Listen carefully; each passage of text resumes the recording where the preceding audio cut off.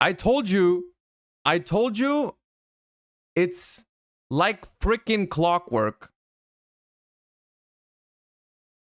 It's like freaking clockwork, and I don't understand what it is.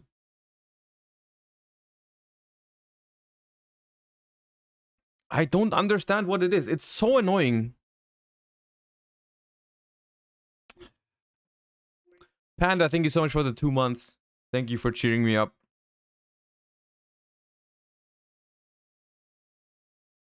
It's just German internet? No, it's not. It is not German. There's no way German internet. That happens always? Not always, but it's definitely been happening, and it's always the exact same time. It's always literally like clockwork, 25 minutes, 20 seconds. The VOD has the music on it? Oh, god damn it. Let me see if I can...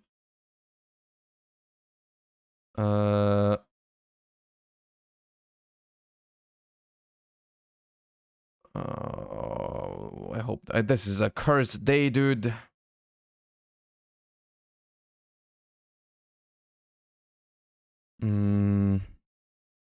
Okay, hold up.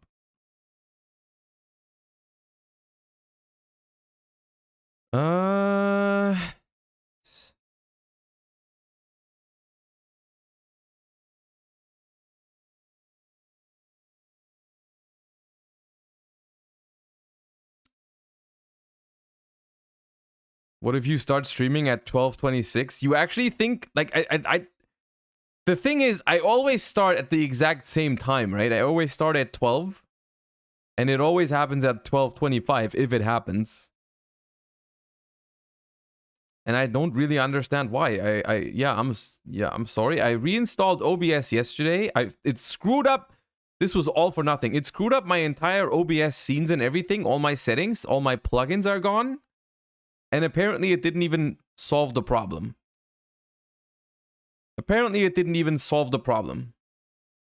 Cool.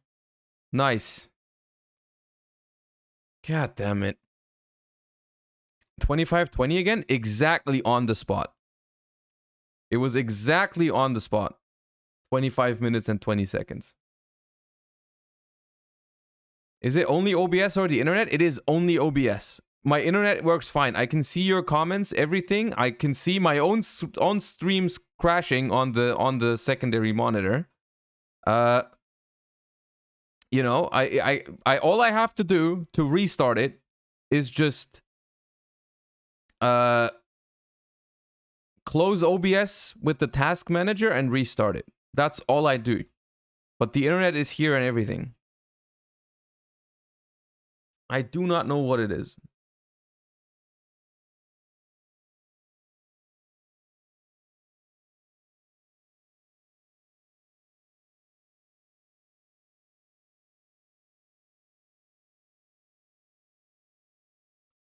Okay, well, I'm gonna look for more solutions. I will see if I can find out what is causing this. I'll look into it more. I'm sorry. I guess at this point now we just have to move on. Yeah.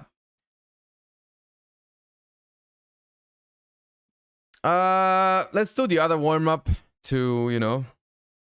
I think in this one I also will have to...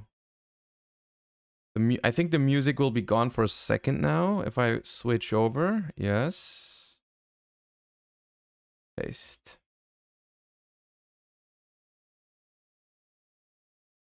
I am restarting.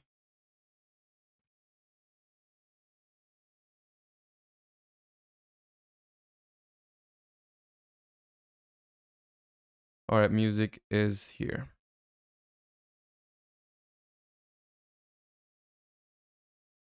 All right, well, wrongo. Effect monster, high level, high attack, high defense. Not that old. Let's take an earth monster. Regulus. Okay.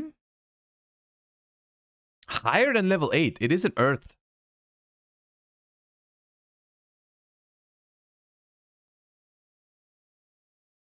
Can you check your router settings? Once a day, your router will disconnect you for a few seconds to refresh your ISP if you're on a Fritz box. I sent an image in sub chat. I'll look at it later. Liebe? Well, it has lower than 2800 attack, though. It's probably some Machina, right? It's probably some Machina. If it's Earth, but it's not machine. Wait, no, it's not machine. It's not machine. It's just high-level Earth. High-level Earth, and it's not just an effect monster. It is not just an effect monster. It could be a... it could be... Sword Soul Synchro? There's a Sword Soul Synchro that's Earth? It can't be a Link monster because it has defense points. Zeph Wrath. That has too much attack. But we can check if it's a pendulum. It's not a pendulum either. Pot of the Forbidden. Pot of the Forbidden.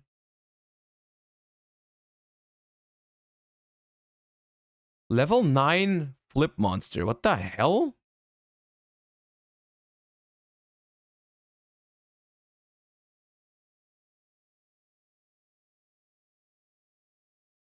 It's a sub... Ooh, you're right. It's probably a sub-tier. What are the stats? 2,000, 3,000. There's no sub-tier with those stats. It's not a sub-tier. What about Crawler? Crawler... I'm thinking of Flip Arc... That's what it was. Deus Ex Crawler. Okay.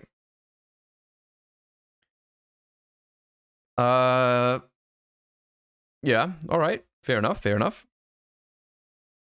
I will believe you this time that you actually that you actually knew this without looking it up. I with this one I can believe it. With this one I can believe it. Yeah. Yep. All right. And with our, I guess, our slow start out of the way, our little turbulences as always, welcome to the stream, everybody. Welcome to the stream. There will, sadly, apparently not be sub notifications today because reinstalling OBS ruined some of my settings. So, but I still hear it. I still hear it whenever someone subs, and all of your messages. I still hear all of them. They just won't be on the. They just won't be on stream. Alamila, thank you for the 3 months. Appreciate you. Hello. But yeah, I'm a little bit annoyed right now. I'm a little bit annoyed right now because it still happened, the crash. But yeah. Anyways, the plan for today, I thought, after we've started looking at Cyberstorm Acces yesterday, and we have the full set list now with all the rarities and all that good stuff. I figured it was a good time to start actually preparing for the format, because the set comes out in what, next week, right? The set comes out next week, and we should start getting ready for it. We have already talked about what I think about the current decks in the format. We've also already done a ban list discussion, which if you have not seen that live, we did that on stream. The video for that is already ready. You know, the video is already ready. All I need to do is click upload. You know, all I need to do is click upload, which I will do. I will do after the stream today. So I'll send you guys to that video later. But yeah, spoilers. That is already out of the way. You know, we've already talked about the current format. We've already talked about the ban list discussion. What is left is talking about the decks in Cyberstorm Acces, right? And so I have taken a first look at some of those decks on stream already. We've done that together, right? We've looked at all of those decks just very briefly on how they work. I want to create this thing today. I want to create this thing today where, you know, we talk about these decks, and we it's not really a tier list, but we're just sorting them into categories. We're not ranking them among the decks that are already in the format, because I've already done a tier list for those. But we will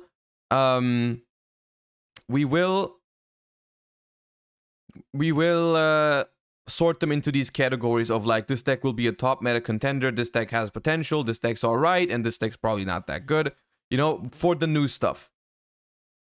The only problem is that for me to do that, I need to look into those decks a little bit more first before I can, like, you know, say something about them, right? I don't have the I don't expect myself to sort everything into all the categories perfectly, you know, because I haven't played with the decks much yet. But I at least wanna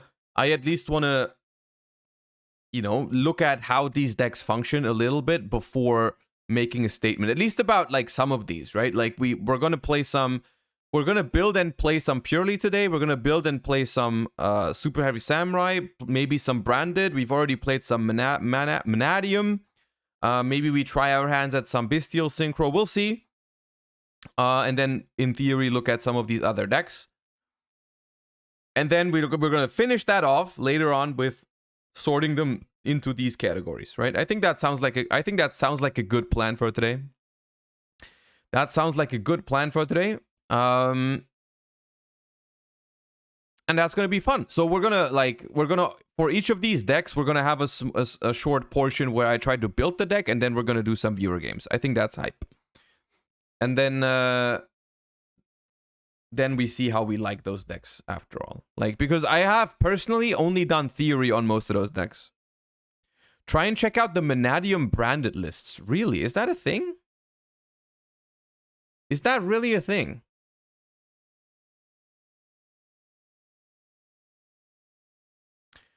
Where's time tiering Morganite deck? I don't really think that is a good card. I don't think it's going to be a thing.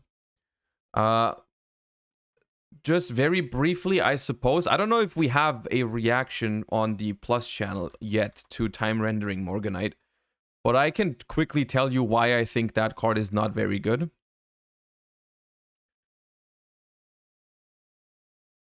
Let me pull it up first, though. Sacrifice, thank you for the Prime. I appreciate you. Thank you so much.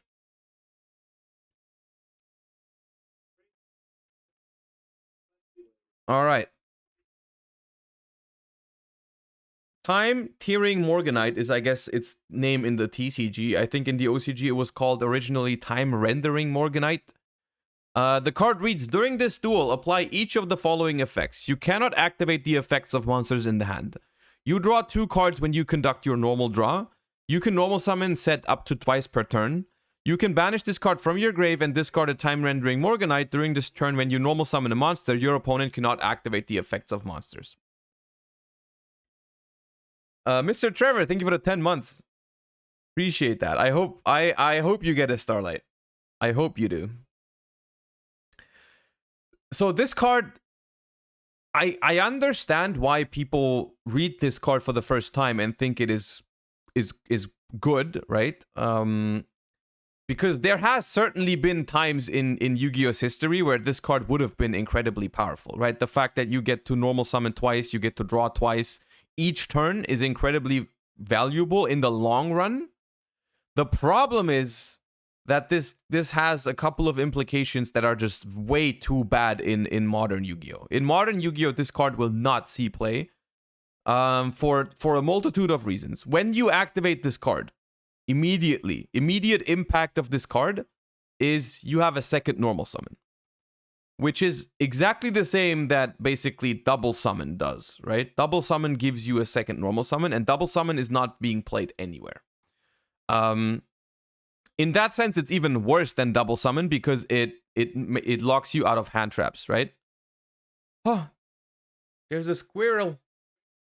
There's a squirrel on the tree outside my window. Oh, goddamn. It's so cute.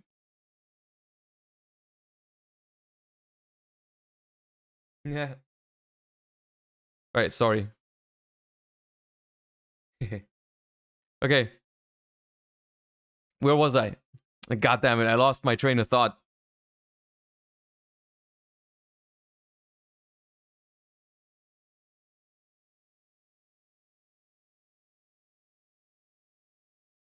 I lost my train of thought. It's still there.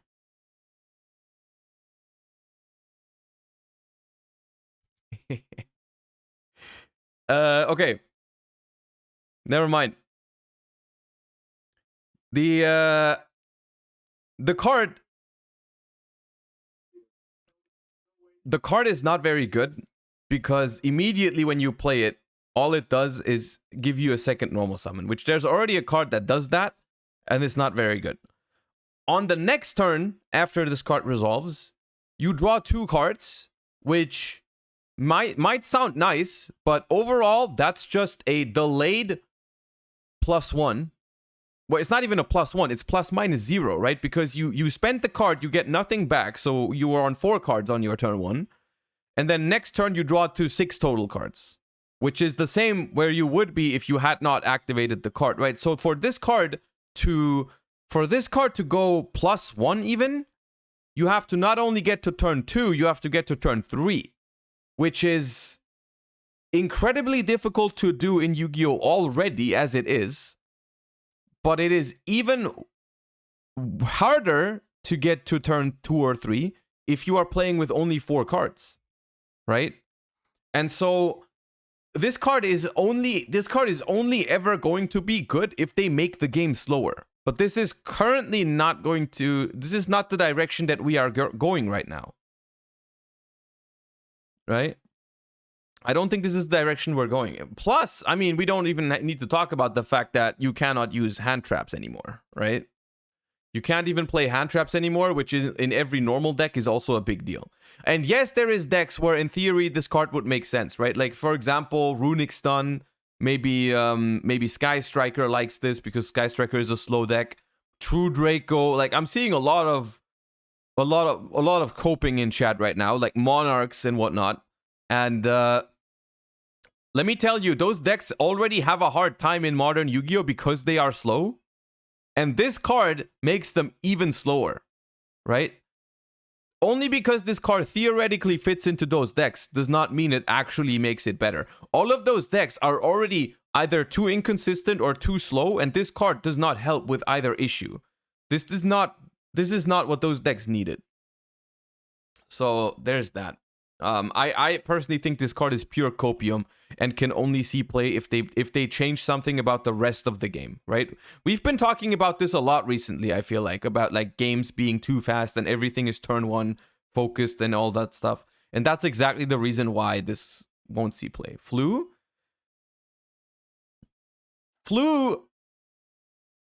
does not need this card because if Flanderies does not break, they don't need another normal summon. And if Flanderies does not break, if Flanderies does not break, they also don't need another draw on the next turn. They don't care. Like if Flander plays on turn 1, they go plus infinite. They don't care about, oh, I can draw 2 cards next turn. Doesn't matter. It does not matter. This card is not helping Flanderies at all. Like, it's pointless. The Tracker, thank you for the 5 months. Thank you for your Prime. Appreciate that.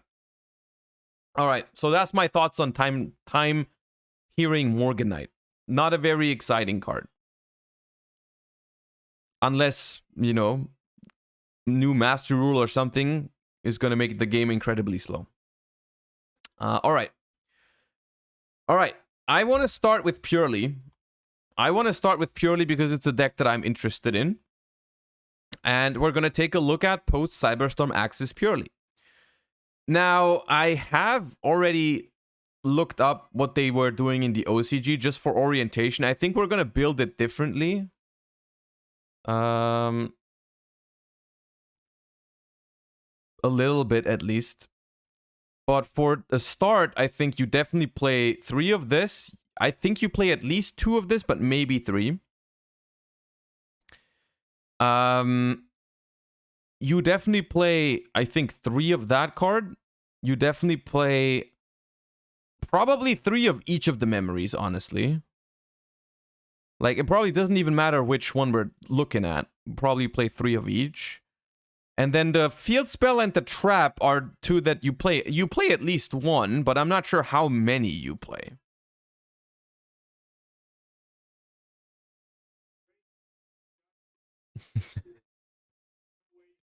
Zeon, thank you for the 6 month. I forgive you for that message. I forgive you. Don't worry.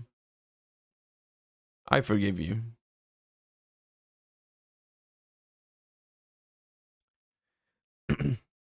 So I think the minimum you play is 1 street and 1 leap. I'm not really sure if I agree with 1 leap, because that makes it a little bit harder to find.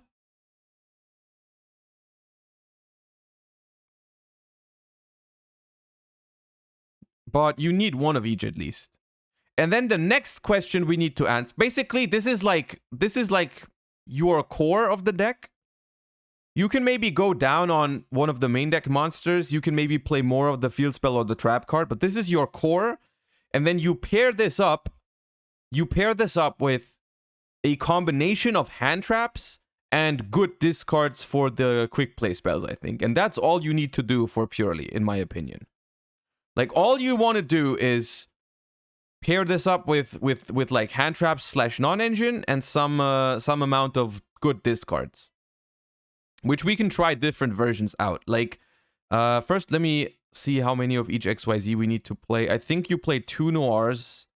You probably play 1 Happiness just for the option. You definitely play this for breaking boards going second. You probably play 2 Plump. And I don't know how many beauties you need. They play 2, so let's just start with 2. Yeah. And then in the TCG, I'm convinced we're going to play 2 Zeus. Definitely at the beginning because of Kashtira, but even if they like ban Diablosis, you might still play 2 Zeus because of how easy this deck can use it. The only reason why the OCG plays 1 is because it's at 1, right?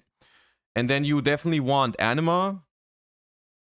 You definitely want, I think, Nightingale, because those are all level 1s, right? And that's Zeus right there.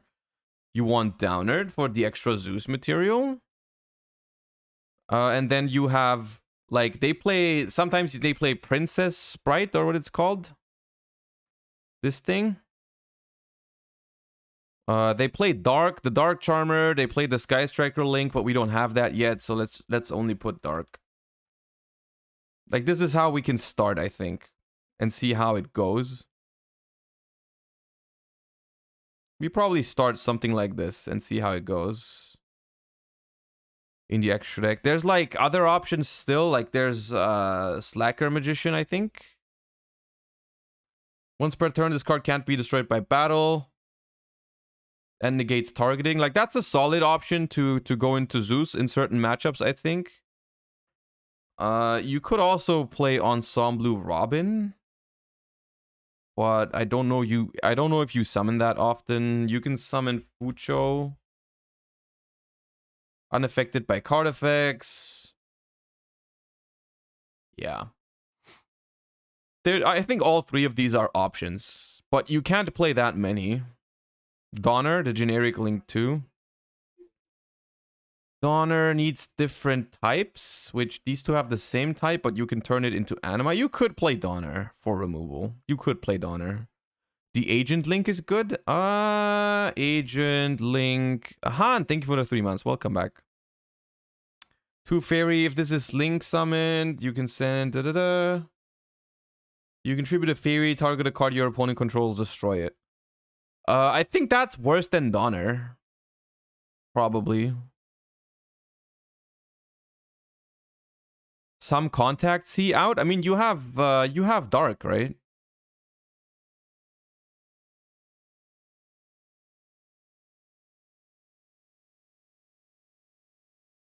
I think you might need one of those for, like you guys are saying, Baguska might be a thing. Donner is too wait, Donner is expensive? No, wait, Donner is expensive. It's not. Okay. Or you mean resource-wise? Maybe they meant resource-wise. Yeah, okay, I see. Yeah, but we don't need to stress too much about the extra deck options yet. We can just do that as we go along. The more important part is what we do with the rest of the main deck. Because there's a few options for Purrely. There's a few options. There's Volcanic Shells. There is Rainbow Bridge of Salvation. There's Dark Worlds.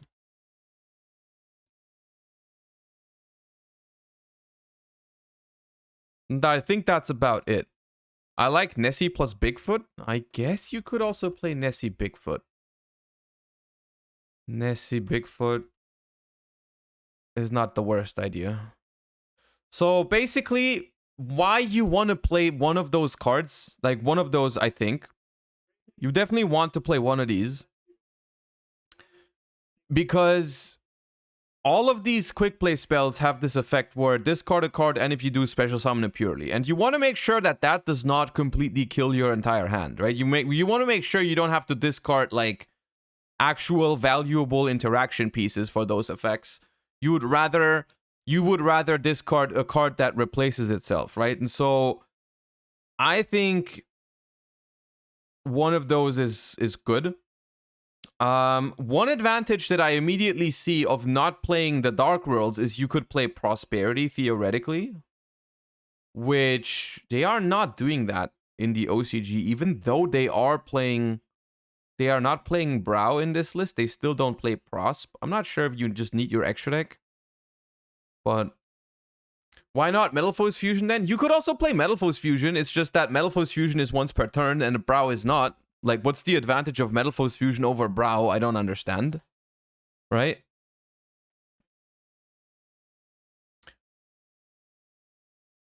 Prosp isn't that good. All your cards do the same. I get that. I get that. Like, the deck's already very consistent. I can see that. Play frogs. I will not play frogs in this. I will not play frogs until they give me back my Ronin Totem. It's not happening. It can't happen. Metalfoes is a spell trap in grave in the worst case scenario? What do you mean a spell trap? Oh, you mean for plump? I don't think you need that. I've seen Nimbles, but I don't see how they work. I guess if you draw Angler, you can just discard it and make a free rank 2, but I don't think that's worth it. I think all of those engines, quite frankly, have too many downsides. I think it's cool that if you play one of these engines, they virtually have no downside, right? It's just like whenever you activate a quick play spell, those cards are going to be good in your hand, right? Like the only downside for Brow that I can see is a Rysard, right? That's the only downside to Brow that I see. Is that when you go second into a Rysard, Brow is not a good discard. But it's still as good as a discard as any other card. Like, I mean, all of these three things lose to a... The only engine you could do is Dangers. Dangers don't lose to a Rysard. Because, just in case you didn't know that, Dangers actually don't have to go to the graveyard. They just say if this card's discarded. Can you explain why they play Santa Claus over Kaijus? I am not sure. I think it's because a lot of them played Roland Lockbird, so very often your opponent can't draw a card. But most importantly, I think it's that you can summon it in defense position. I'm not quite sure why that's so important.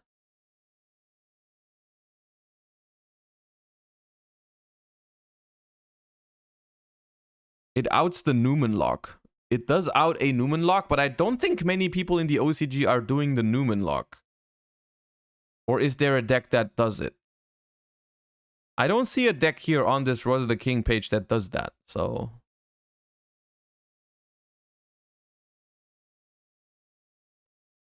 There's an OTK line with claws?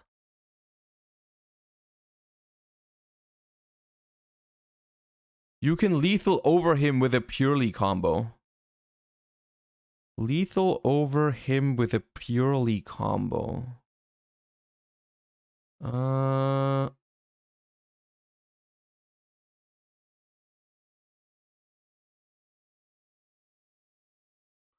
When an attack is declared involving this card that has 5 or more materials, inflict 1500 damage to your opponent. Happiness. I think it's that. I think it is so that you get the initial attack with happiness, probably. Because happiness is kind of busted. I've made a video on that right after Purrely's release in Amazing Defenders, where I showed a combo with happiness that is kind of crazy going second. Because the way this card works, at the end of the damage step, if this card battled, you can add a Purrely card from your deck to your hand. Also, if this card has Purrely Happy Memory as material, you can have the attack of a face-up monster on the field. Up to thrice per turn, when you activate a Purrely Quick Play, you can attach that card on the field as material and then return a spell and trap your opponent controls to the hand. The cool thing you can do about this is you can attack like 4 times because of, what is it, Happy Memory? Lets you attack 4 times because for each Happy Memory, you get an additional attack. So you get a fat happiness because you just keep attacking and keep adding, right? You keep adding more Happy Memories and keep attaching them to happiness. So if you summon this in defense position to your opponent's field, you can just already make like a Zeus with 6 materials or something, right? Because you're going to have a bunch of free memories attached to your happiness.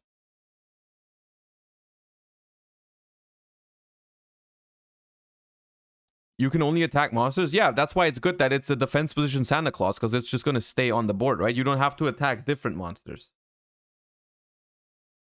Yeah, you don't have to attack different monsters. You can just attack the defense position Santa Claus over and over. Also, there's one of them that switches position. I think it's Beauty. Change the battle position of a monster. Yeah, you can switch it to attack also if you want to. I think that's why they're playing Santa Claus. Of course, I think giving your opponent the draw if you don't kill them is unfortunate, but it is still, I think, fair enough. I think Santa Claus is going to end up being an okay card also for us to put into this deck. If our Ice Heart is still a problem, but also just the mirror match, Santa Claus is probably good. Santa Claus is probably good.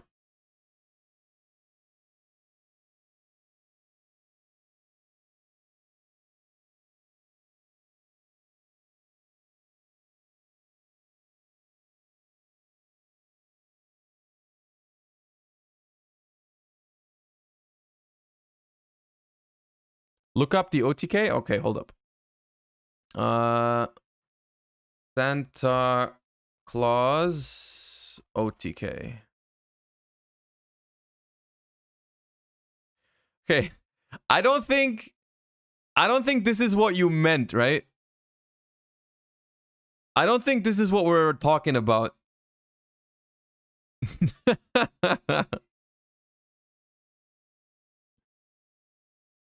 Hold up.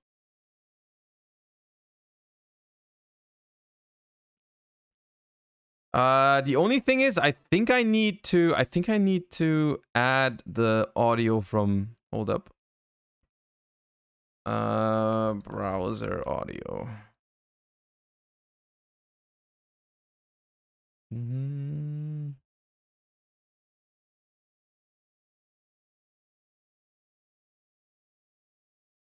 Let me pause the music and you guys let me know if you guys need to let me know if the audio is working. Hello everyone and welcome back to the channel. It does work. Today I'm going to be going over the evolution of the meta with Purrely cards, despite the fact that they're not even out in the TCG yet, because quite a lot has gone on in the meta and there's a very real difference from something I showed you a couple days ago to what can be expected now. Before I continue, please make sure to leave a like, subscribe, but it can be good and it's not dead either. But you have cards like Herald of the Abyss with Thrust, or the Mirror, and then Dimensional Barrier as well for Thrust and Handtraps. This seemed ideal because now it means you didn't have to play in abundance of going second cards like Kaijus or multiple Herald of the Abysses to really deal with the going second aspect of the Mirror match. However, it seems that there are new technologies to defeat Herald of the Abyss. Now, Yu-Gi-Oh! Often feels like war, and the meta evolves in a similar way where when one deck creates Yu-Gi-Oh! Is war. a strategy to beat you, the deck that is being targeted is going to evolve to try and beat it back. It's at the end. And Okay. Hail to the Abyss is something that's been kind of exploding in popularity in TCG and OCG for the last little bit because of Purrely. And there are ways to beat it. We've seen a lot of cards like Kaijus seeing play, like Santa Claus as an example. Now, the issue with that is that will trigger the My Friend Purrely until they get back 3 cards. However, if they're going to be drawing 4 to 6 cards in the standby phase anyways, it's debatable if the floating for 3 makes a difference. You may be pressed to the point where you have to kill them that turn, or you're going to lose either way, and the 3 cards isn't going to make a difference because they don't interact anyways in your turn. And if that's the case, then maybe we just have to go for Kaiju, then kill them that turn. In LCG, though, there's specifically one difference, and that is in Purrely specifically, they are playing Santa Claus, not Kaijus. I would like to clear up why Santa Claus is being played over Kaijus, because it is something that is not super straightforward, but once you know why it's happening, you will have a lot of an easier time. Let's put ourselves into this imaginary game state here. We are playing against Purrely in the mirror match, and they have the Warmup, and that's it, pretty much. They have a Purrely card set, and they're probably trying to play in Herald of the Abyss, where they can trade it to summon the lead from the deck and have that sent off instead. So, we have a Santa Claus, though. We're safe from that. What can we do? We can summon the Santa Claus, and it's going to be forced to summon in defense mode, and they get back 3 cards of the My Friend Purrely. Now, they drew 6 in their your standby phase, and they had 1 already in their hand, and they just had 3 more. So now they have 10. They're going to 11 next turn. How do we win this game? 10 cards. So your ways to deal damage are pretty much limited to Happiness because you can attack multiple times if you have the right materials. However, it only attacks monsters. How do we close this gap now? Well, what we can do is we can get to Beauty first, and then use one of the quick play spells and chain it to attach, and then change the battle position 1 launch controls. Now this will turn the Santa Claus to attack mode. It is rather weak. It's fine. And then we can use Delicious Memory targeting that Santa Claus. So now the Santa Claus can't be destroyed by battle. And from there, we can get into Happiness as normal. And now we can activate Cyrus King, thank you for the Prime. Appreciate you. Or our Happy Memories to give it extra attacks, as well as a bunch of the Delicious Memory, and then it gets really big. So with all this stuff, you get this huge multi-attacking Happiness.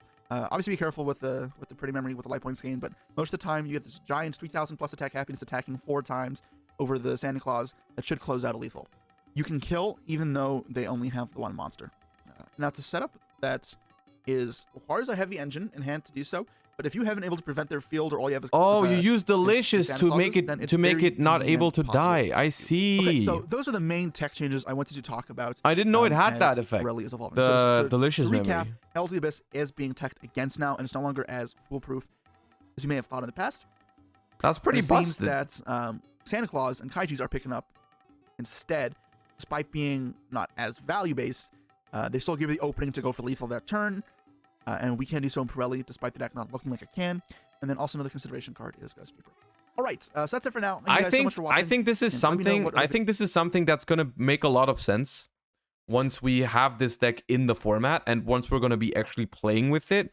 Because I think everyone only ever looks at Purrely as like what does it do going first, but I think the deck plays or is going to play very differently going second, and actually has quite the impressive lines that you might not expect out of the deck. But yeah, there you have it. The idea is behind using Santa Claus over other cards is that you, not because it's in defense position, but rather because it's very small. So you can just turn it to attack position with Beauty and then make it unable to die by battle by applying a Delicious Memory to it. And then you can just Happiness attack into it a lot, like very often. Just attack it a bunch. And then kill them. And if you can't do that, you can just leave it in defense position and then crash into it multiple times. It doesn't die, and you just make a huge Zeus because you get more and more and more materials, right? So that's the idea behind Santa Claus. It is actually okay, chat. We have a Pepe D situation, and now there's 2 things we need to be on the lookout for, because I tried fixing the remix yesterday. It should sound fine now, but I also said the same thing about OBS not crashing, and that happened again. So there's that. The second portion is it's actually because I reinstalled OBS. I'm not sure if you can even hear it. So you need to let me know if you can hear it. I'm starting it now, and then you need to let me know if it's fine. We hear, right? It works. And so far it's fine, right? Not cursed anymore. Easy clap.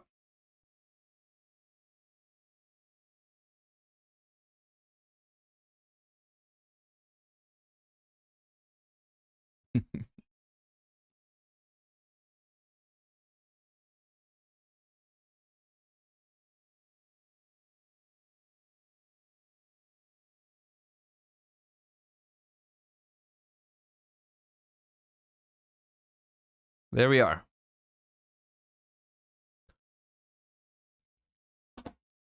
Come on, dude!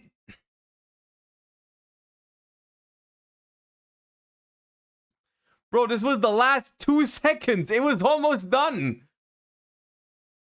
Oh, god damn it, dude. Why does this happen? I re-uploaded it. Oh, come on.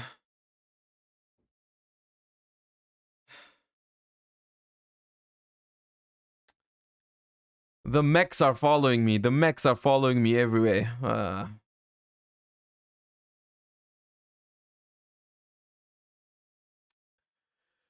Okay, back to Cyberstorm Acces metagame. That was perfect. Best of both worlds. I feel like that was very annoying to me personally because I was like, okay, it's fixed. I fixed it, and then like last second, it just had to do it to me. Okay, well, I'm not sure if I prefer Dangerous, Dark Worlds, or Volcanic Shell. One thing that I am pretty sure about is that I don't want to play Rainbow Bridge of Salvation. That might be a me issue. That might be a me problem, but I hate having to play the Crystal Beast for this. And also, I hate not being able to reach, like, in Tierlist, it was like, if I draw the Crystal Beast, I can shuffle it back into the deck, so I can still use the Rainbow Bridge. So I was kind of on like, I was okay with that. But in Purrely, I don't think there's a way to put the Crystal Beast back into the deck, as far as I'm aware.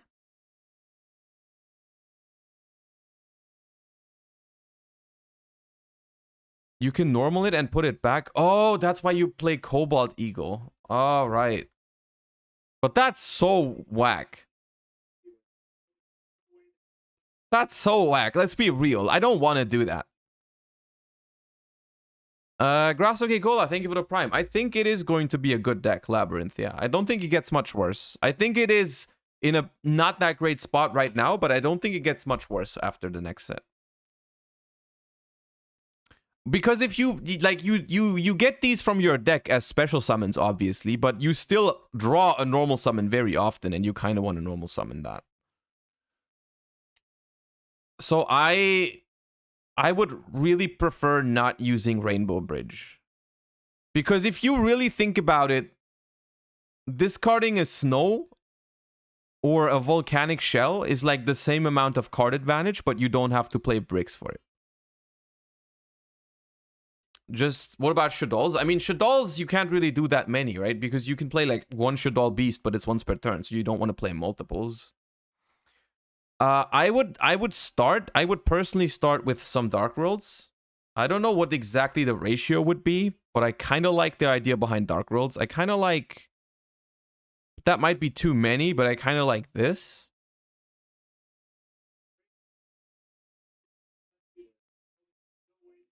Or you can also just play Brow. You don't technically need to play Snow. Yolo Akanikolo, thank you for the 3 months. Welcome back. I played the same with only one Brow. That's also doable. The idea with this is that when you have a Snow, you can basically just decide how often you want to discard in that turn, right? If you want to play multiple memories to summon, you can like Snow search until you want to stop, basically. And as soon as you only want to activate one more, you can just grab Brow, and then that ends it with a draw instead of a search. Because the idea is that, of course, a draw is better than a search, which is the reason why I'm not a huge fan of Volcanic Shell. Like, yes, Volcanic Shell is card advantage, but it's kind of fake card advantage because it's always just more shells. Right?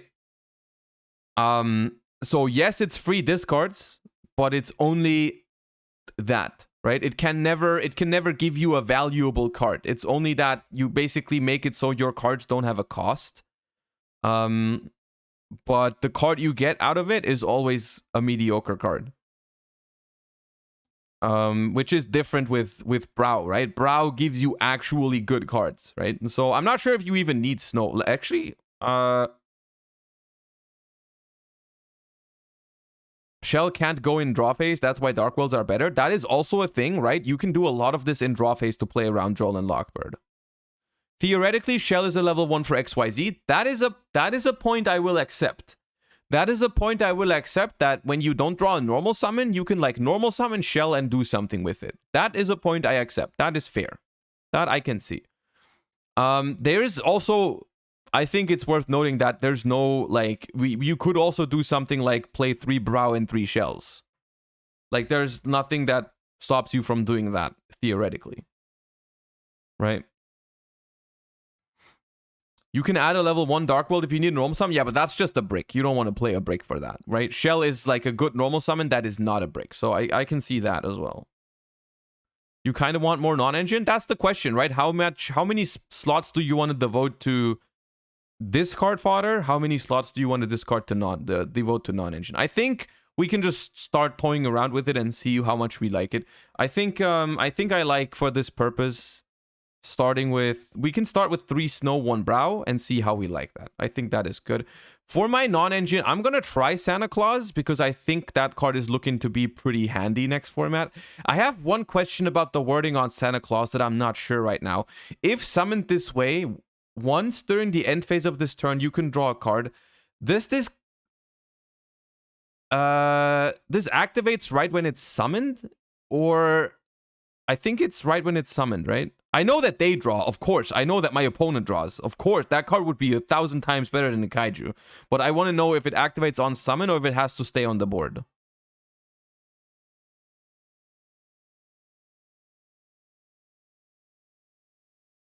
The opponent gets to draw no matter what. Okay. That's fair.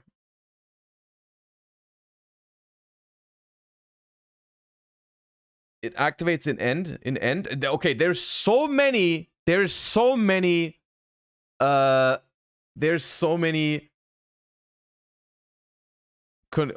activates during the end phase. So if I clear it, they can't draw?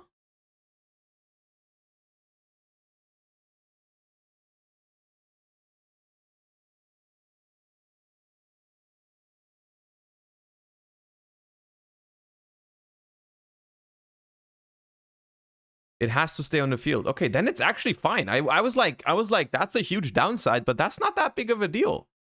This card is actually not that much worse than a Kaiju then. Okay. Well, like, I mean, in general, but like, okay. Okay. I like that. Okay. The question then is, what is the best non-engine to play? And now I think that will depend a little bit on the format that we're expecting. By the way, I am planning a Handtrap tier list too, probably this week, but I need some more time to like basically understand the next format before I can really do a Handtrap tier list. Because for now, I think that 2 cards become a lot more interesting after the next set, and that is Ghost Ogre and Droll and Lockbird. I'm going to put both of those in right now just because I want to see how they perform. I think both of those cards are interesting with the new set, but I'm not sure if they are, like, you know, going to be strong. Like, for example, I think Droll and Lockbird as of now is probably going to become a main deck staple in next format, I think. Simply because the card is already decent against Kashtira. The card is already decent against Sprite. The card is decent against all kind of runic versions unless they do a majority of their plays in the draw phase, but it's still fine. It's okay against some branded hands. But I think if you add Superheavy Samurai and Purrely into the mix, the card becomes very, very good. Right? If Santa Claus activated immediately, it would make TTT very base. True. That's a good point. The one thing that I don't want to do here in this deck, the one thing I don't want to do is I don't want to play cards like Talents or Thrust or whatever. I don't think that's a good idea in Purrely. I think Purrely wants to draw into Handtraps in the opponent's standby phase. So I'm really looking for the best possible Handtraps to draw into. And that's not, I'm not sure if it's Ash, if it's Valor. You know, I'm not sure. Valor is also a level 1. Droll is also a level 1. Let's try those. And I guess we can just play a second street to fill it up to 40. I think this looks like something that's worth... Like, that sounds like a solid start. That sounds like a solid start for Purrely. What Trick? Thank you for the tier 1. Appreciate you. Thank you. Welcome to the channel. Thank you for your support.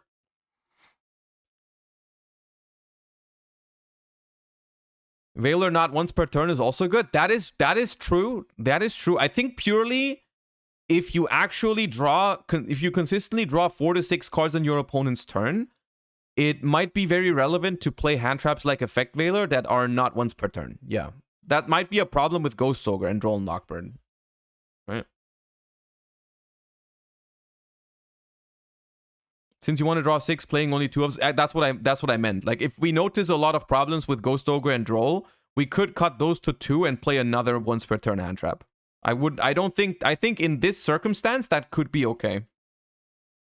How good is Nibiru here? I have to evaluate the format for that. I don't know yet. But with this in mind, we're gonna do viewer games. I'm not gonna build a side deck yet. We don't have to go into that much detail. It's fine if we play best of ones. Master Duel Andes. The only rule is, chat, the only rule is please play a meta deck.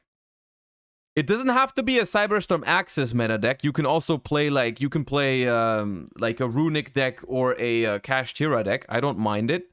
But I want to play this against meta-relevant stuff after Cyberstorm Acces. And we're going to do a couple games with each deck against different people. So I'm going to make a password. The password is just Josh as always.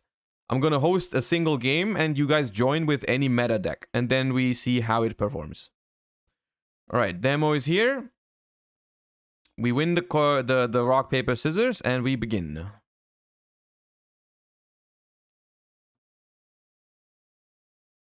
All right, now,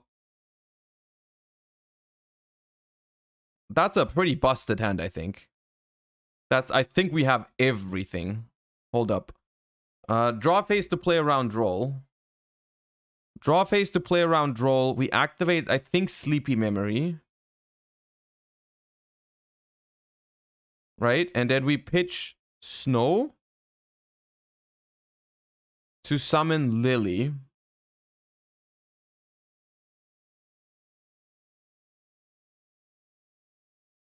And this is like the first time I'm actually playing this deck. You want Plump, so you activate Delicious. I can't activate Delicious as the first one because it has to choose a monster. That is not a legal thingy to do.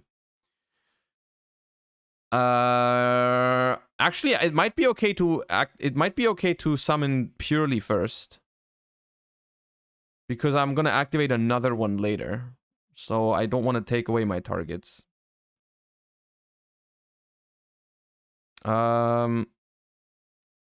Gamba.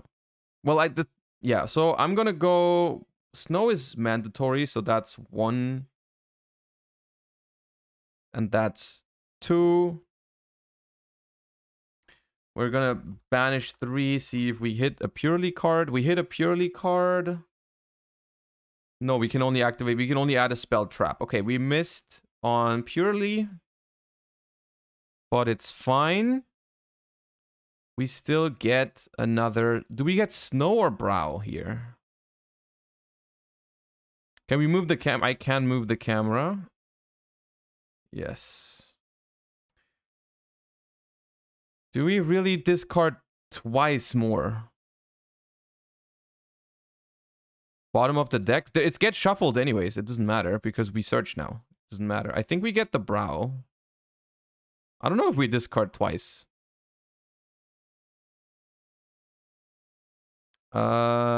This goes to the graveyard and we still in draw phase. Activate Delicious Memory. Discard Brow, special summon Lily. And now we go Chain Link 1 Brow. Chain Link 2 Lily. Now Lily has to add the trap card here, right? Like we have to add the trap card. Which is the downside of only playing one leap. If we played multiple leaps, if we played 3 leaps, we could just get my friend Purrely. But I think we have to go my friend. But if we have my friend, we have no way to guarantee the trap card, right? Because we only play one leap. How can we guarantee the trap card if we get my friend here? I think you are chatting right now. I think we need to do this. Draw. Stand by main.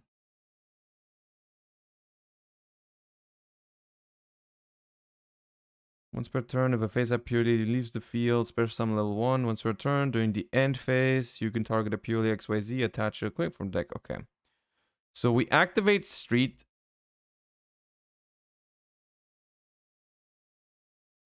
We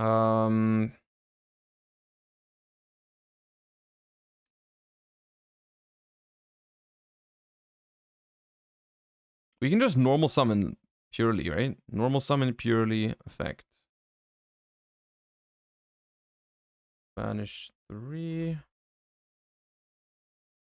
Ooh, we have another sleepy memory. Bottom.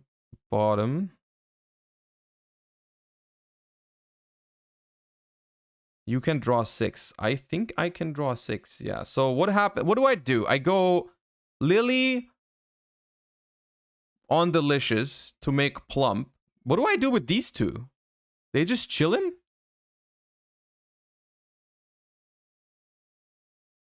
If I just leave these two here, I play around Nib, right?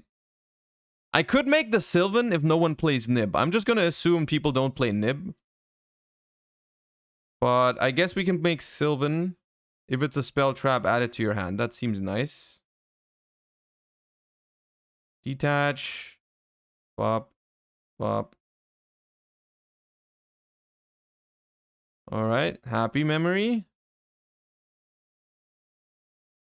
That's why you play Robin. You can make it almost every game. I just copied the extra deck from a Japanese tournament, but that makes sense.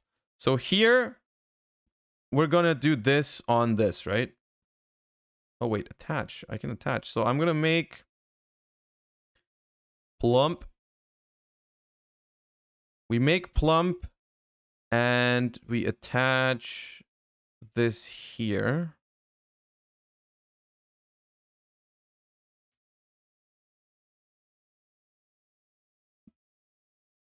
Do I just set 3 pass now? Because I can also just activate this on my opponent's turn to attach it to Plump. Or do I just activate it now? Do I just activate it now? This card happy? Even? Just to get another Purrely?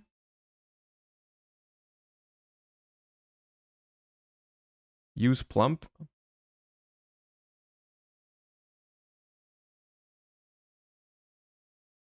I only have 1 in the grave so far, though. I could also activate this to have both in the grave right now. Like, I can just activate Sleepy. It's whatever. Like this.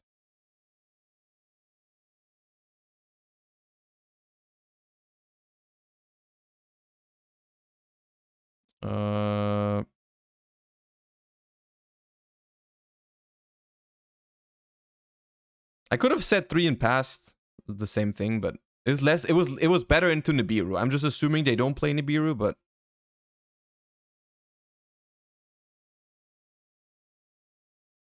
that's a lot of draws.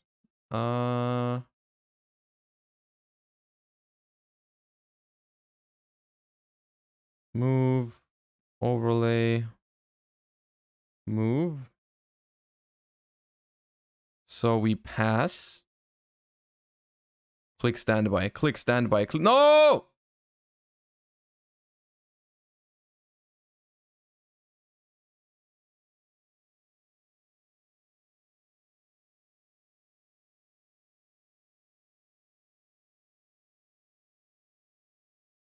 Well, that's a problem, right? Well, we can still leap into the next one. We can still leap into Noir, draw 3. Well, you lose? I don't lose. What do you mean? What do you mean lose?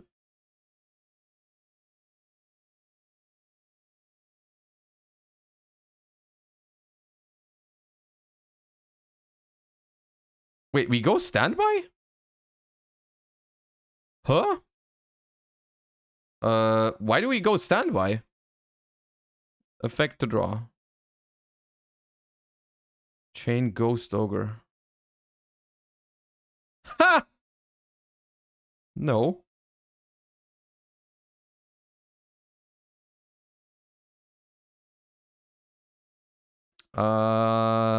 Then I will chain leap.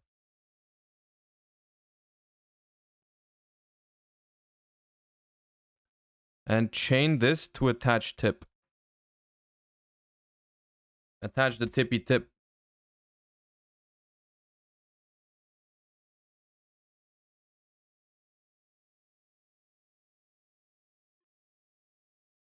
Oh no, it's not a quick effect. Is it? No, I have delicious memory. I can.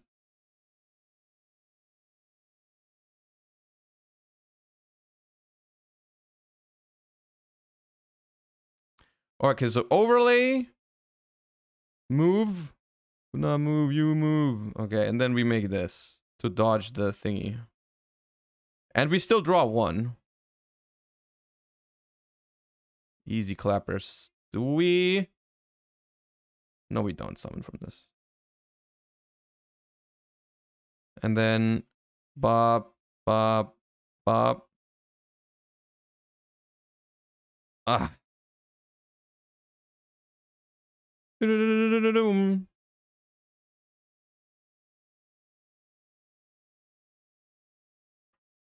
know.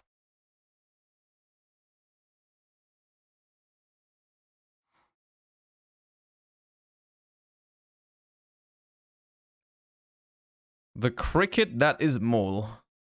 Okay.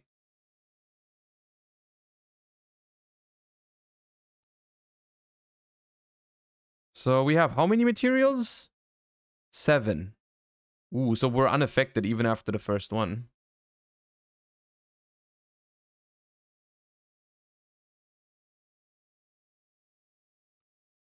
We're unaffected, which is nice. Not miscounting, right? There's 3 memories, this tip, yeah. So Camellia activates.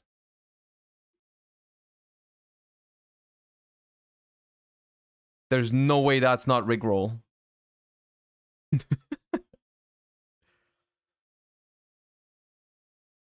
All right. Think here.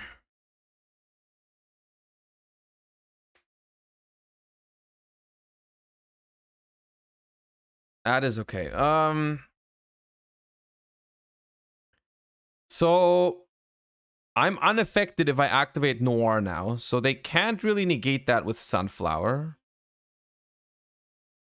They can't really negate that with Sunflower. Maybe I should have done Noir already.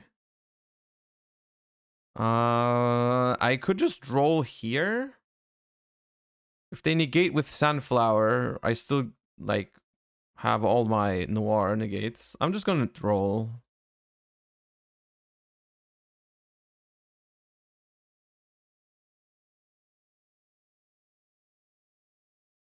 And then also... Actually, do I need to do anything else? No, I don't. You're fine. You're good. Noir on Mole Cricket was better. It's a quick effect. They just chain it. End phase. What do you mean end phase? Bro, that's GG's. Do I even need to do this in the end phase? No, I can just attack their shit. Yeah, I mean, that's, yeah.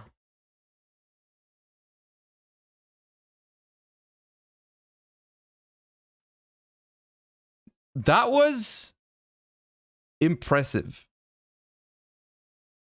Let me show you. Hold up, because I think some people were confused right there as to what happened. Hold up. I'm not even sure if I played this turn perfectly. Probably not, but I think it was fine. I mean, we got to draw 3, so we got to draw 6 rather. But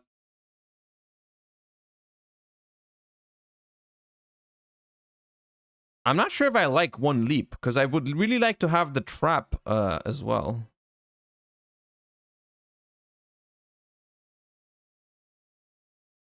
This was pretty nuts.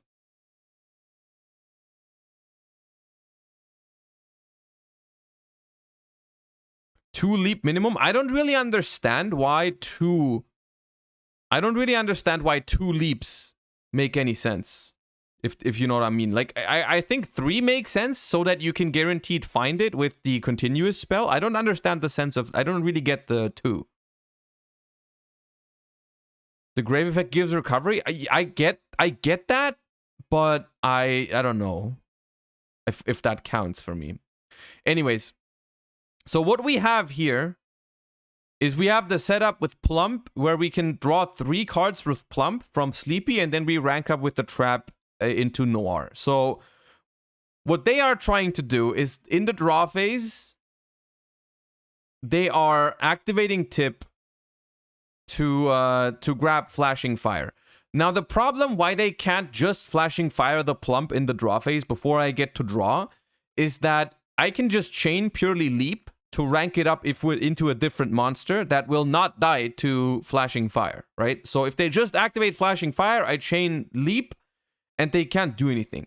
So what they are doing is actually also correct. What they are doing is they are letting me go to the standby phase.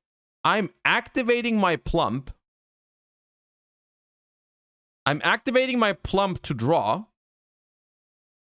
They can't under Field Spell. No, Field Spell only protects the ones that are summoned this turn. This one is not summoned this turn. So they are they're letting me activate. They're letting me activate the Plump to draw a card, right? For Sleepy Memory. What they do now is they chain Ghost Ogre, which is trying to destroy the Plump. If I chain Leap now, if I chain Leap now, they can chain Flashing Fire. They can chain Flashing Fire to pop my Plump and to make my Purrely Leap not resolve. So they had the counter. They had the out. Unfortunately for them, my Princess Sprite drew exactly this card, which was choose a card on the field, and until the end of next turn, the first time it would be destroyed by card effect, it's not destroyed. So I protected my Plump from Ghost Ogre. And of course, they still chain Flashing Fire, because otherwise I draw even more cards off of the Plump. The Flashing Fire here forces me to activate Leap, so I don't get all the draws from Plump. I know everything, but I can't do anything about it. Yeah, I mean, as if I have the happy memory, then you can't do anything about it. And this was the interaction, I think, in this turn. That was crucial. To be honest, all you had to do was just keep flashing wait until you try Noir. No. No, it goes the same way. He can't beat it. If I go Leap to make Noir and they chain Flashing Fire, I just chain Happy Memory to protect it anyways. It's the same thing. They hold flashing so you can't ever use the trap. I'm not afraid of flashing because I have Happy Memory. If they wait with oh,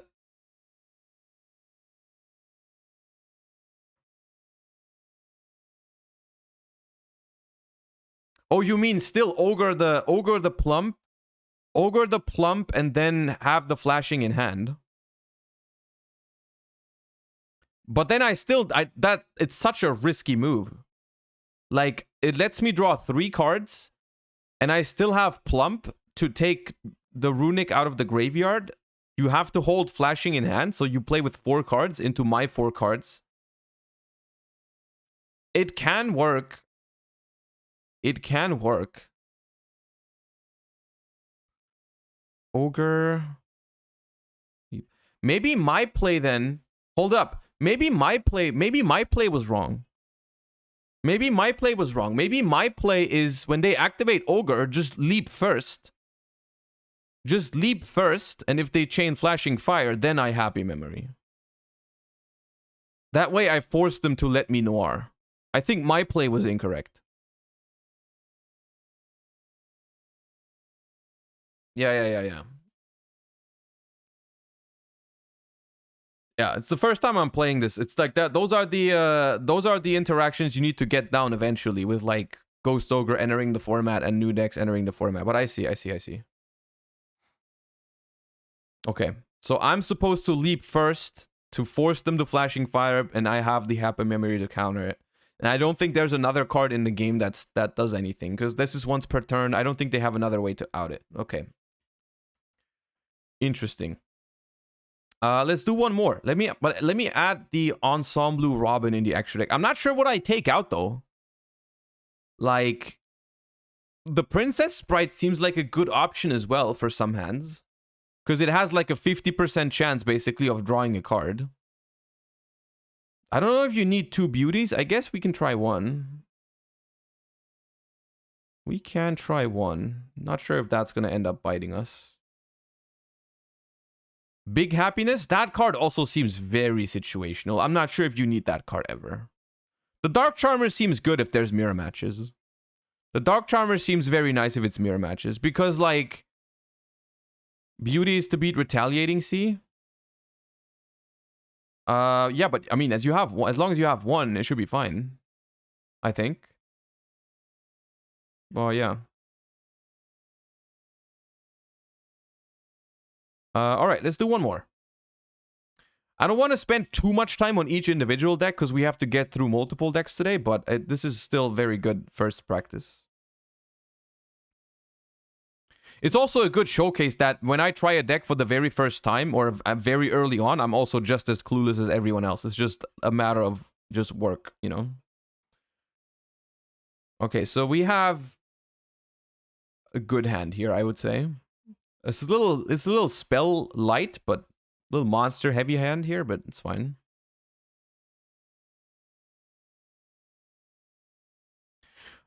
Actually, Drollin Lockbird and Ghost Ogre seem only okay against Purrely. Like, if the Purrely player plays it right or has an average hand, they probably do a lot of their searching already in their draw phase. So Drollin Lockbird might actually only really happen on your turn, when they draw in your standby phase, which is kind of stupid because you don't really want to draw yourself, right? All right, we have a Stovey Torby here, so they're playing Labyrinth with the Furniture Labyrinth build.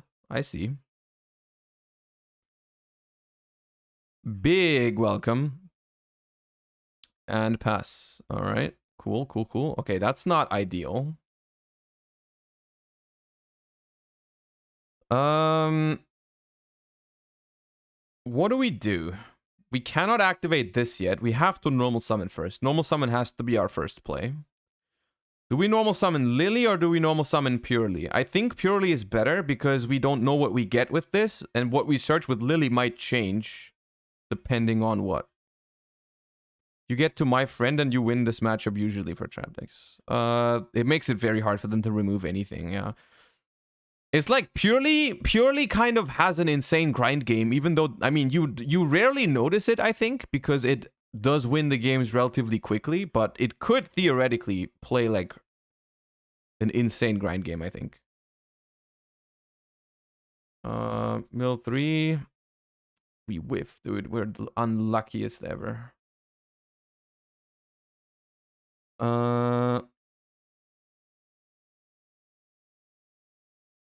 I guess Happy Memory is the only thing we can do, right? Happy Memory. Target Purrely. We're gonna discard a Lily, even though Ogre. Now, Ogre is okay against Lab, right? We can at least pop like Lovely or Lady, like get rid of those. Lockbird seems awful. Lockbird seems awful. Let's get rid of Lockbird. We just special a Lily here. Declare the effect. Is there a world where I just get my friend Purrely and just try to go for a Zeus play before I do anything else? What are my rank 1 options again? I have the Sylvan. I have Nightingale, which is quick effect, can't be destroyed by card effects or battle. That's not that helpful. Nightingale doesn't seem like it's that good. I mean, it does stop Lovely Pop. I'll try it. I'll try to go for it. I'll go for my friend Purrely. And then they think about it. Okay, they think about it. They'd roll me here. That is a little annoying, but it's actually okay because they're playing Labyrinth. So we're probably okay.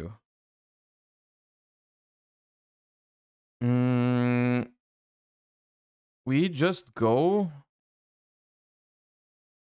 Nightingale, I think. It loses to stuff like Compulse, but everything else should be fine. Maybe.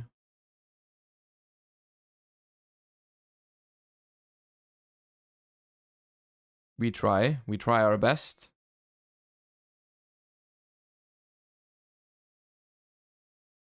$200 attack for each material. That is only 400. Only 400. Right? Am I missing something? Oh, it can attack twice. All right. Oh, yeah. My bad. The question here is, do we risk the Downerd in between to have a double Zeus situation? Or do we just go Zeus immediately? Someone didn't play during bird up format? No comment. So, do we risk the Downerd? Do we risk the Downerd? I don't think we can. Whee. The question is, do we actually use it?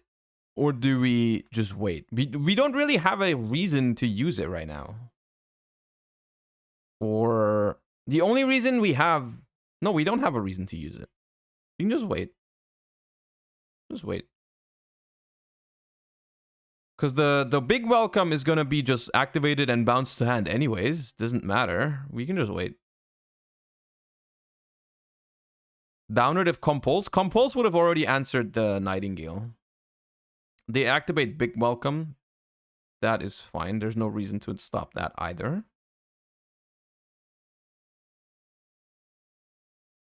That needs to return to hand, yes. And then Chandelier and Stovitorbi activate. I hate those little guys. I don't hate them. I actually like them. Can you explain why not going Downward? Okay, I'm not going Downward because it would play into cards like Dogmatica Punishment. Because Assembled Nightingale is a card that can't be destroyed by card effects. Okay, they go that. Interesting. They commit a lot into this Zeus. They are committing into this Zeus. Interesting. What does that say about that back row? What is it? Main phase 1 is fine, yeah. Imperm? I mean, Imperm? It's not imperm. It could be skill drain, but it's not imperm. Huh? Oh, we're linking. Oh!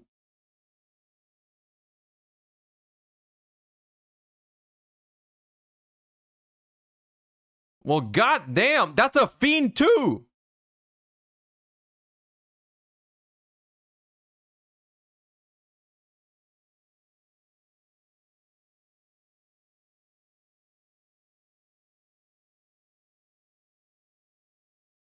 Thank God it's not unaffected. Thank God it can die. That is cool.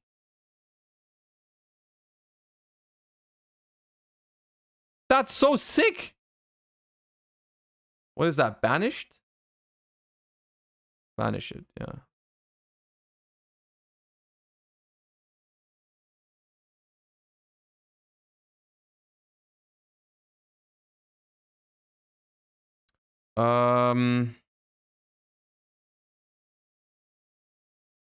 That is that worth ghost ogering? I'm not sure. I'm almost like it might almost be worth ghost ogering that thingy, because it will draw them cards later, and I don't know what else I can ghost ogre. I think I might also hold rabbit ghost ogre as a discard, but let's ogre that. I don't want him draw cards. This might be bad though, but I'm not sure.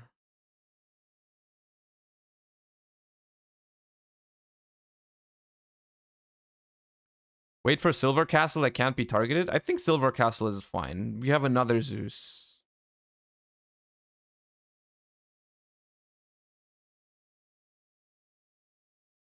God, Labyrinth without Floodgates, it's such a cool deck. I love this deck so much. When they don't flip Skill Drain.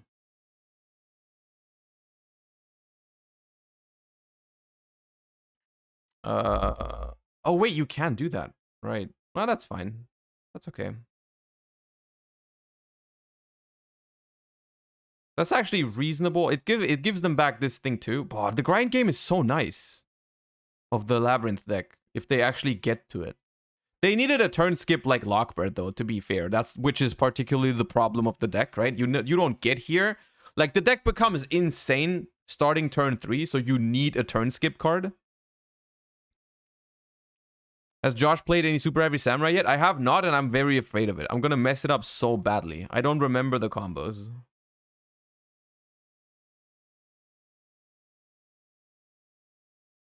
Okay, Stovey Torby.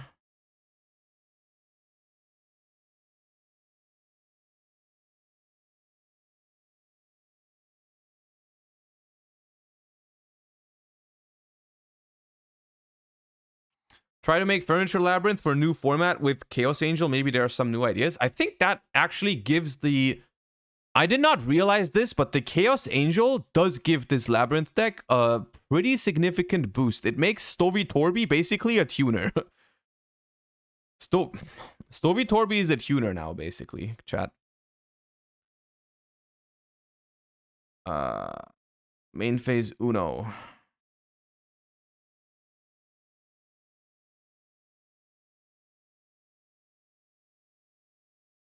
How does Lab out Noir? It's not easy, but they can run over it. Because their things are bigger than it. Declare minus 500. Resolve effect. So the question is... We probably want... What do we have in the graveyard? We have a Happy Memory. That's the best one to have in the graveyard. Do we want... We probably want the one that protects us from destruction, question mark? If a face-up Purrely XYZ you control leaves the field because of an opponent's card, even during the damage step, you can add up to 3 Purrely quick play spells in the graveyard to the hand. Okay, so we have that in case they pop our XYZ. I could grab the field spell, but I don't think that's wise. I think I need an extender that special summons. So I will resolve the effect. Wait, how does this work? Resolve effect. Ah, yeah, okay. I will just choose 3 sleepy memories for the grind game, I think. Choose. Up.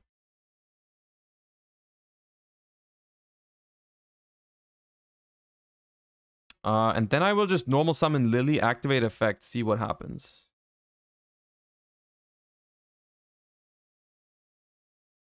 Effect Lily. They imperm. They do run imperm. Interesting. Okay, so what is the set card? That was one. That was a welcome, right? That was some welcome. Set big welcome labyrinth in S3. Okay. Yeah, fine.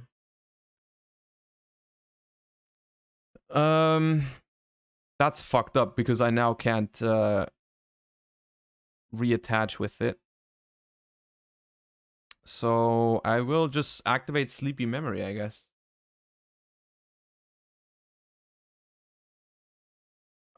Just activate sleepy memory, I guess. The problem is now if they just go, yeah, they can outplay me here a little bit if I don't hit. Big pop your summon, GG. I mean, it's like if I hit with Purrely, it's not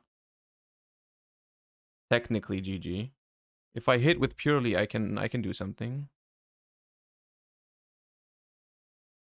Effect. Okay. Yep. Damn, I miss Waver. Oh, Waver's here in spirit. Waver will be back in a few hours. Don't worry.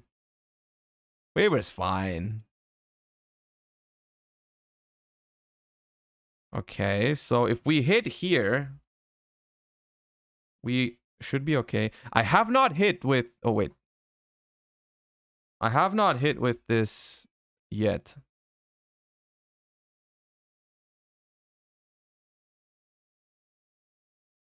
Yeah, cool. Now they pop this and we pass.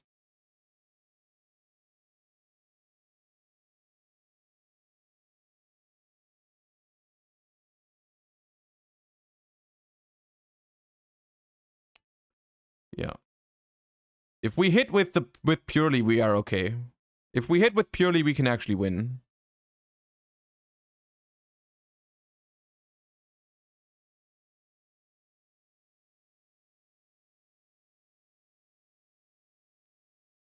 If we hit with Purrely, we can actually win. But we miss every time. Let's do one more with Purrely and then move on to the next one.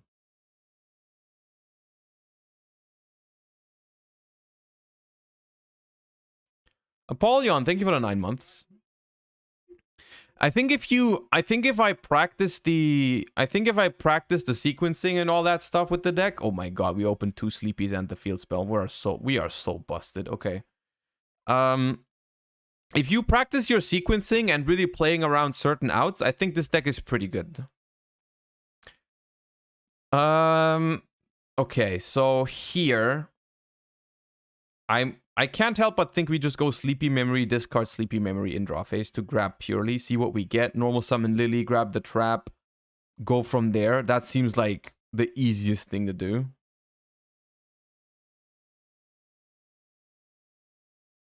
Right? Or do we go pretty? Because we don't have... What we do not have is the memory that lets us go into plump, right? We need for that one, we need delicious memory, which is not what we have. We don't have delicious memory. Pretty memory lets us make beauty. Let's see. We might actually end up discarding pretty memory. But no.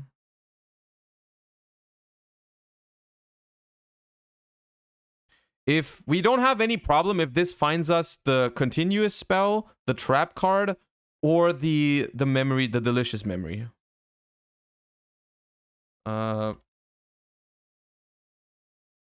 It finds happy memory, which is good to have, but it does not solve the problem.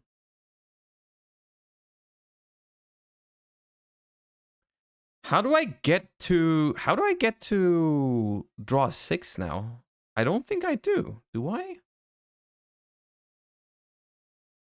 Cuz I can't make, how do I make plump?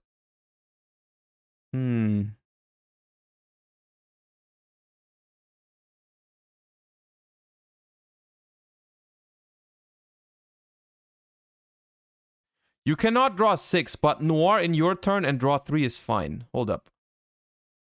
Noir, 5 materials are needed for that. And how do I do that? Just like Lily grab Lily effect my friend into delicious. Yeah, I see. Or not.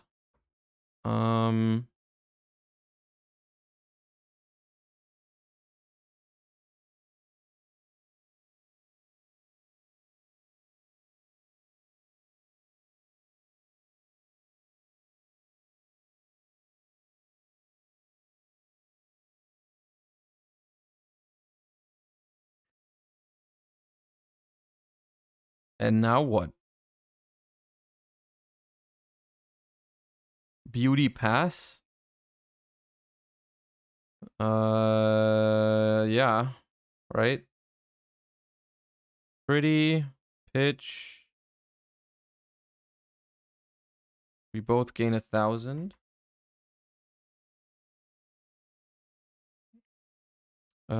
We special summon another Purrely. Where is it?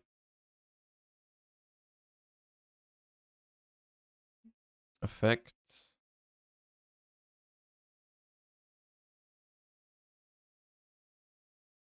There's delicious memory. There is delicious. Does that change anything? Oh yeah, it does. We get there. Easy clap. We're the best. We are just the best. We cannot be stopped. It's easy. It's so easy. It's never been this easy, chat. It has never been this easy. So effect, reveal, make plump,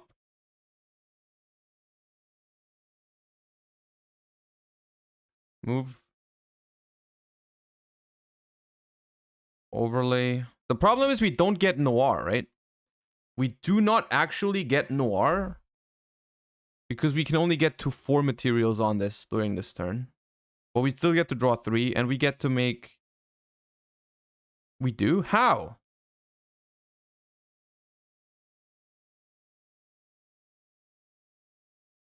Effect field? Yeah, but that's end phase.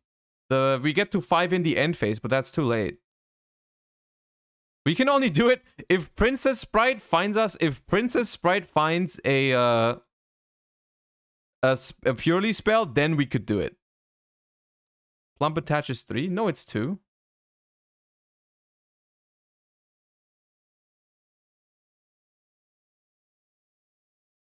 Attach. The question is, the safe play is to just make a beauty here, which is a negate, right? But then we only really have a negate and draw 3 cards. Only. We could also make Ensemble Robin for 2 bounces. That is one thing. We could Gamba. We could Gamba into Oblivion with Princess Sprite. If we find a Purrely spell, which is a chance of... We have 15 plus my friend, which is 18. 5 are already gone, so we have 13 hits, so it's less than 50%.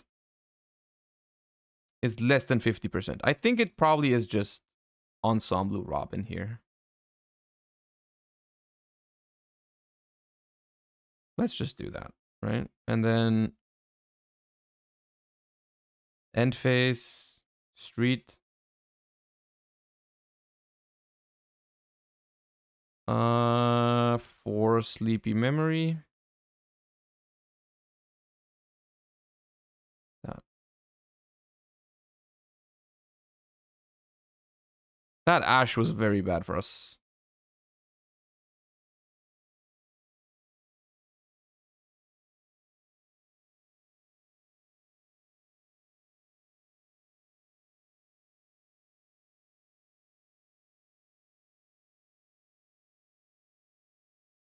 Okay, we found a hand trap. That's not too bad.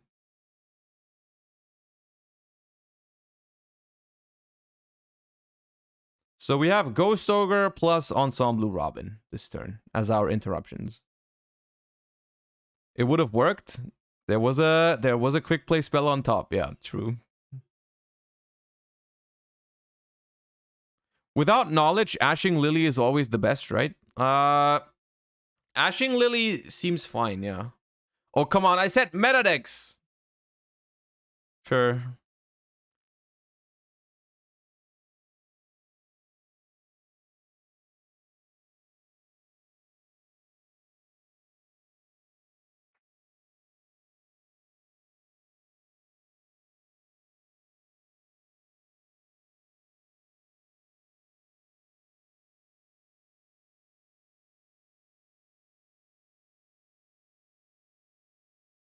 Attach Chaos Space. I'm aware of the play. I'm aware of the play, but not now.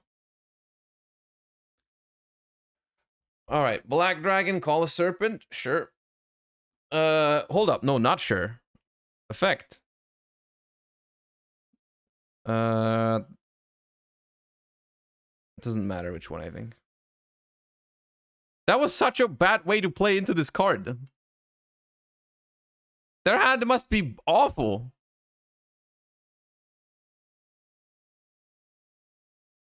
Their hand must be absolutely god-awful. Okay. Lubellion, yes.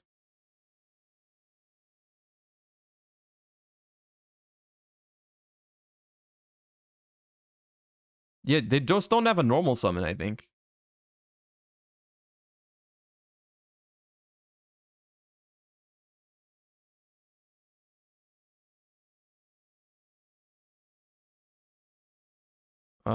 Do I just bounce this or do I Ghost Ogre it?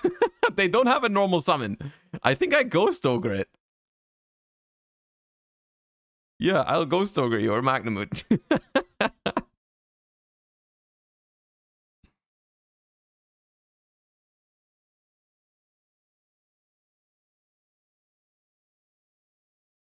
It's still only 2 light or dark, so still no Levianeer.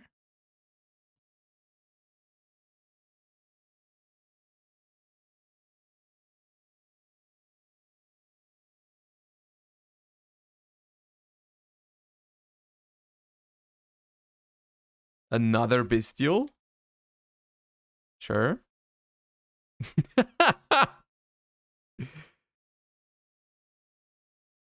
I take your Chaos Space. I take it. It's mine.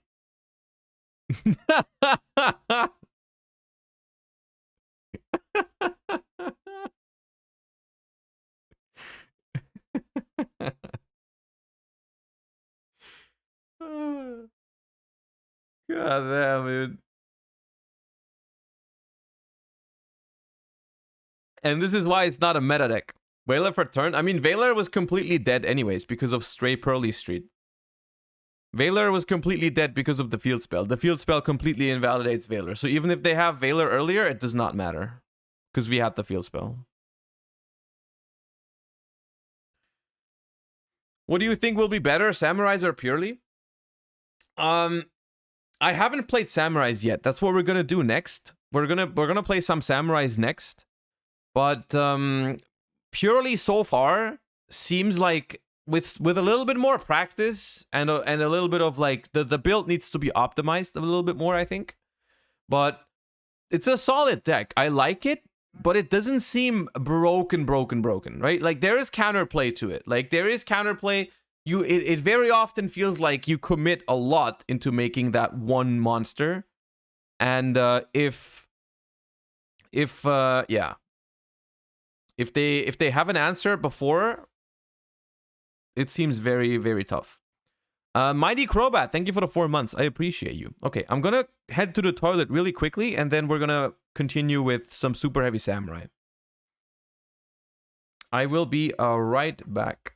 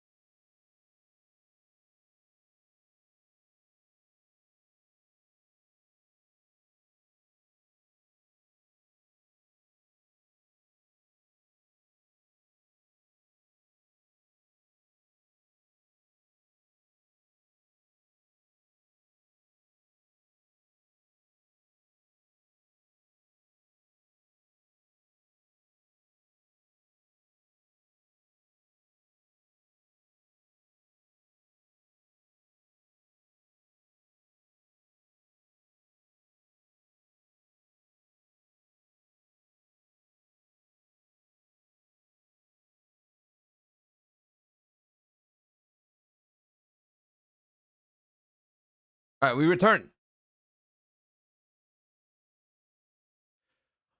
What is the best cherry target against Purrely? Between Plump and Noir, probably. If you want to go really safe, then you can go Noir, I think. If you just want to get that shit out of there, then Noir. But Plump is also pretty important in the grind game, I think. Like if they get a couple of sleepy memories in the graveyard, it can also be really hard for them to even attach them. But if you get Noir, they definitely can still draw 3 cards, right? So it's tough. It's not as easy. Niels, thank you for the 14 months. Appreciate you. Welcome back. Anyways, Superheavy Samurai. There we are.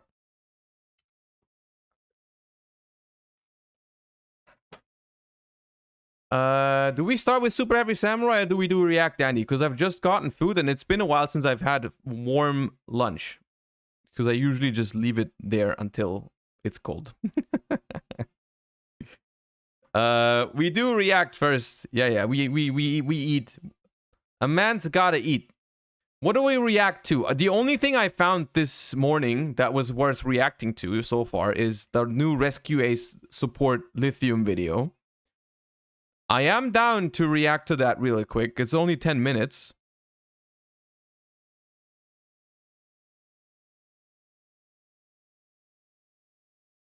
Two new cards are quite good. We've already reacted to the new cards. So let's just quickly... Let me quickly change scene. Pause the music. And we see what Lithium is able to do with those new cards.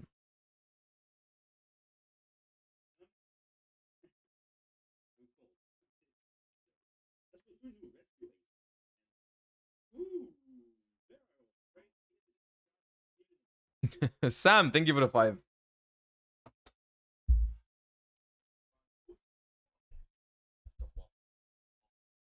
Wait. Is Lithium muted? Oh. Why is Lithium muted? Oh, I see. Okay. Hold up. Yo, what's up, guys? Welcome back. So, you missed the yo, what's up, guys? It was a good one. All right, there we are. I was cold. It's fine, though.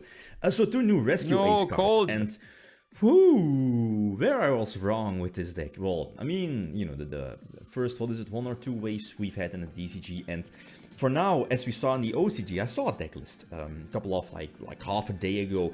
I believe it was a first place deck list in the you know, OCG, you know, locals level.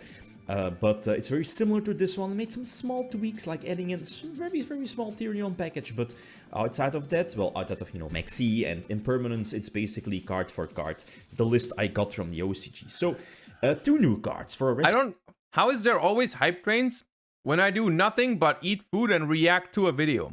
Why is there no hype trains when I like do actual content? Like, what is that? Am I doing something wrong?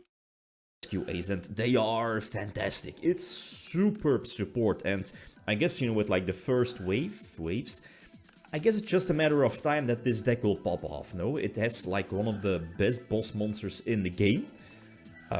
You know, something that it's not that hard to get on the field. Turbulence, right? As you know, Turbulence can set, what is it, up to 4 spells and traps from your deck to the field. Of course, rescue 8 spells and traps, right? But together with level 1, you can immediately activate those at least once during, you know, that yo, turn. What's up, guys? Kind of wants me. Plus, you know, they makes me want to like, spend money. I get an that. impermanence, an in-themed impermanence, a monster effect negationer. They have a popper, you know, a Raigeki break alike card that's always searchable, and their field spell, you know, recovers stuff from the graveyard, plus gives you a draw. Very similar to True, what is it, True Draco, is it Heritage? That gives you, you know, sends back 3 to draw 1. Here it's 4 to draw 1, plus the field spell gives you an extra normal summon, and it's searchable. So, serious question. Why is it that whenever someone makes a yugioh Pro replay, this deck is broken, I was so wrong about this deck video, the first replay is always against Sword Soul? Nano, thank you for the 2 months, and Remy, thank you for the Prime. Appreciate you guys. Why is that a thing? I don't get that.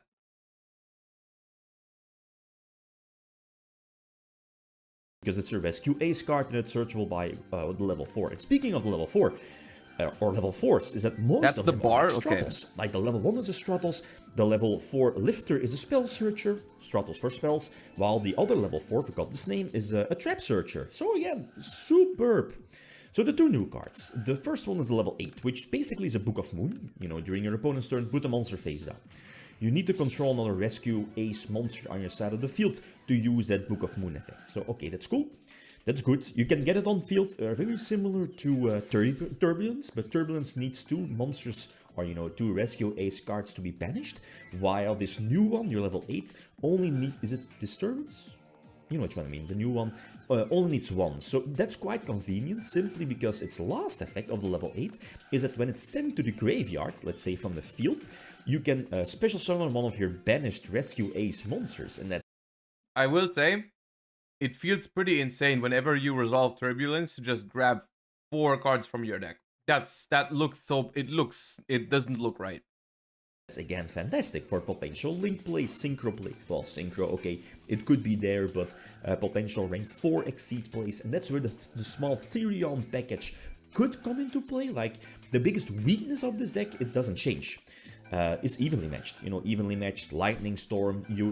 Even though you're, you know, searching multiple potential negations, disruptions, you know, with the monster board as well, there is nothing that could prevent evenly matched or Lightning Storm. So that's why I guess you could go for Solemn Judgment. The Therion package is there. There's, you know, I guess 1 replay for that.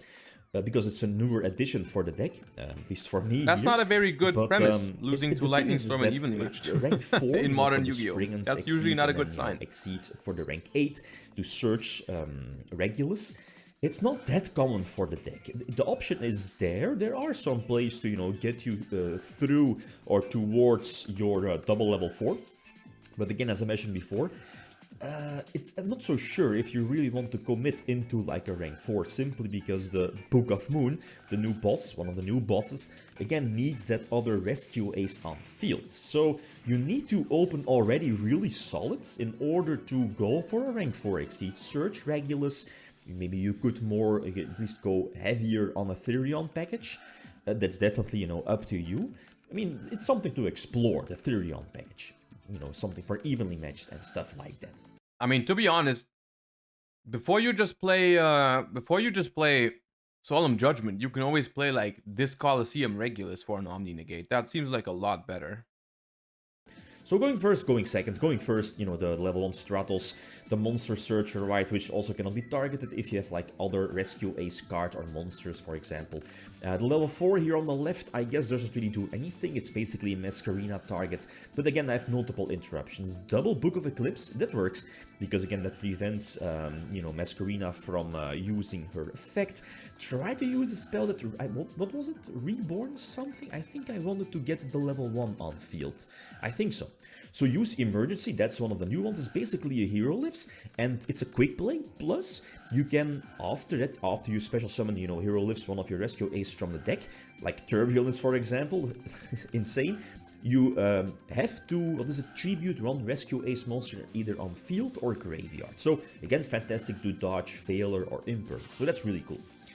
Extinguishes, was it one of the newer ones? I'm not so sure. No, it's not Extinguished, but Reinforced, that's one of the newer ones, I think. Wait, is it? It's okay-ish. It protects one of your bosses against like monster effects, plus gives you an extra attack boost. It's very similar to the Fire Fist trap. Tensen? Is it Tensen? I think it's Tensen. Bro, Tensen came out 10 years ago. So again, another draw. What do you mean? Hydrant. This is perfect. Again, use its effect to try to search something. Use Turbulence to again reset for...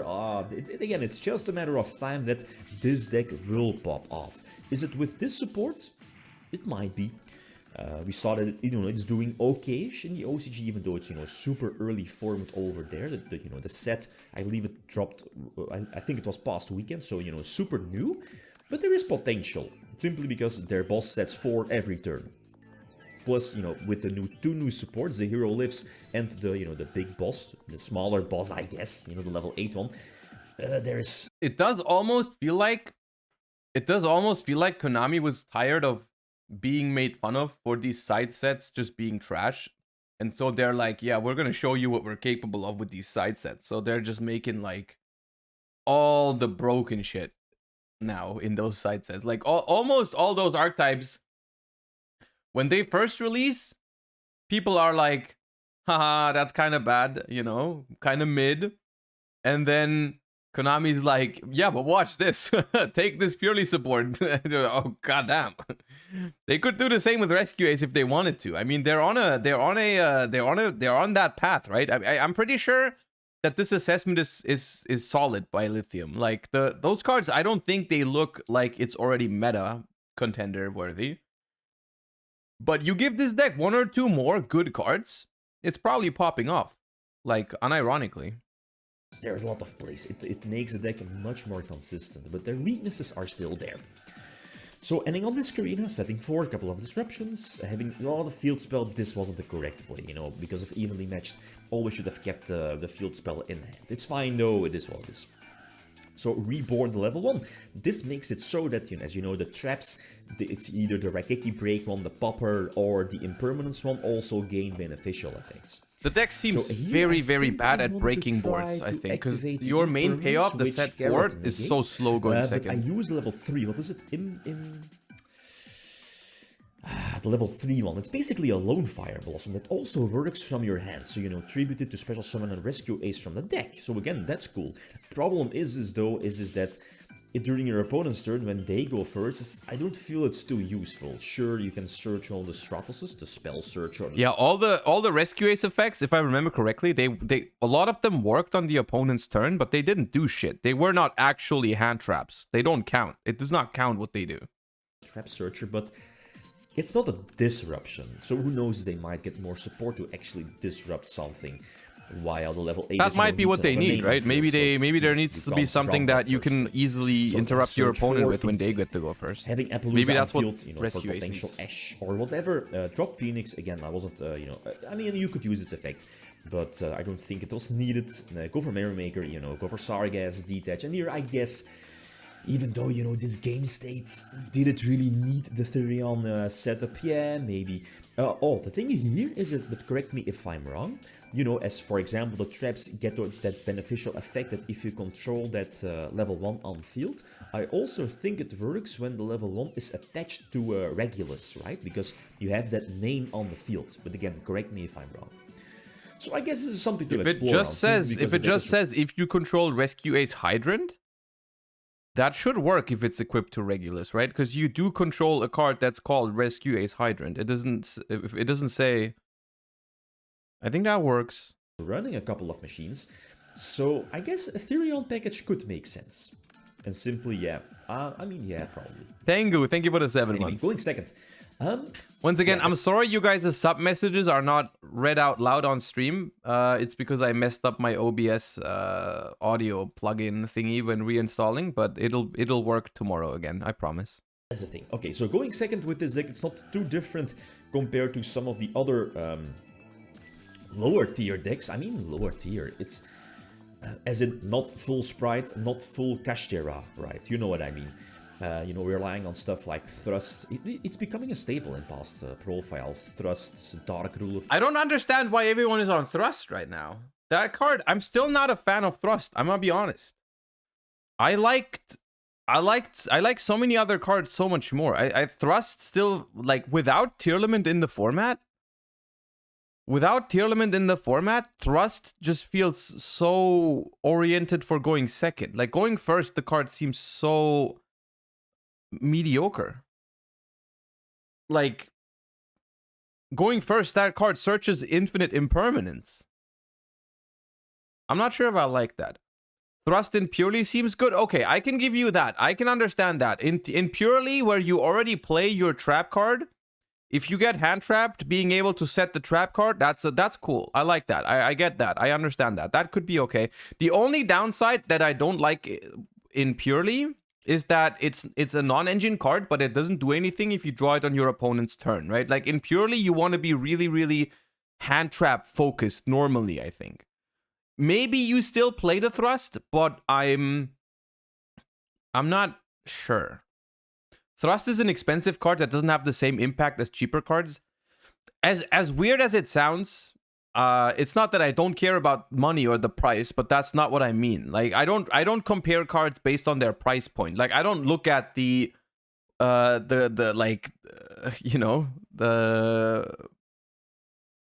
if a card is if I think a card is good and necessary, I feel like I have to play it even if it's expensive, right? Even if there's maybe a cheap card that does almost the same thing. If it would be optimal to play Thrust, I would play Thrust, right? Because at a competitive level, card price does not go into my consideration of whether I think a card is good or not, right?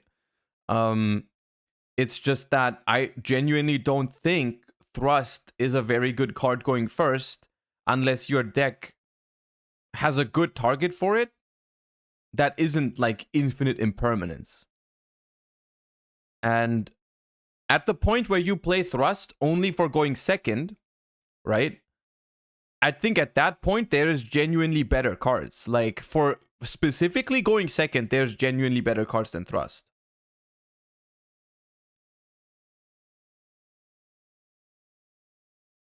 Why play Thrust rather than play the cards like Ruler itself? Thrust can be negated. I mean, that is not the point. That is also not the point, Tomato Head. Like, the thing about Thrust is that it can be multiple different cards, right? That's the cool thing about it. You don't have to play multiple cards, multiple targets for Thrust. Like, in a universe where you have a good target going first, Thrust, I think, is a very good card because you don't actually have to play 3 Dark Rulers to have a good going second card in your deck multiple times.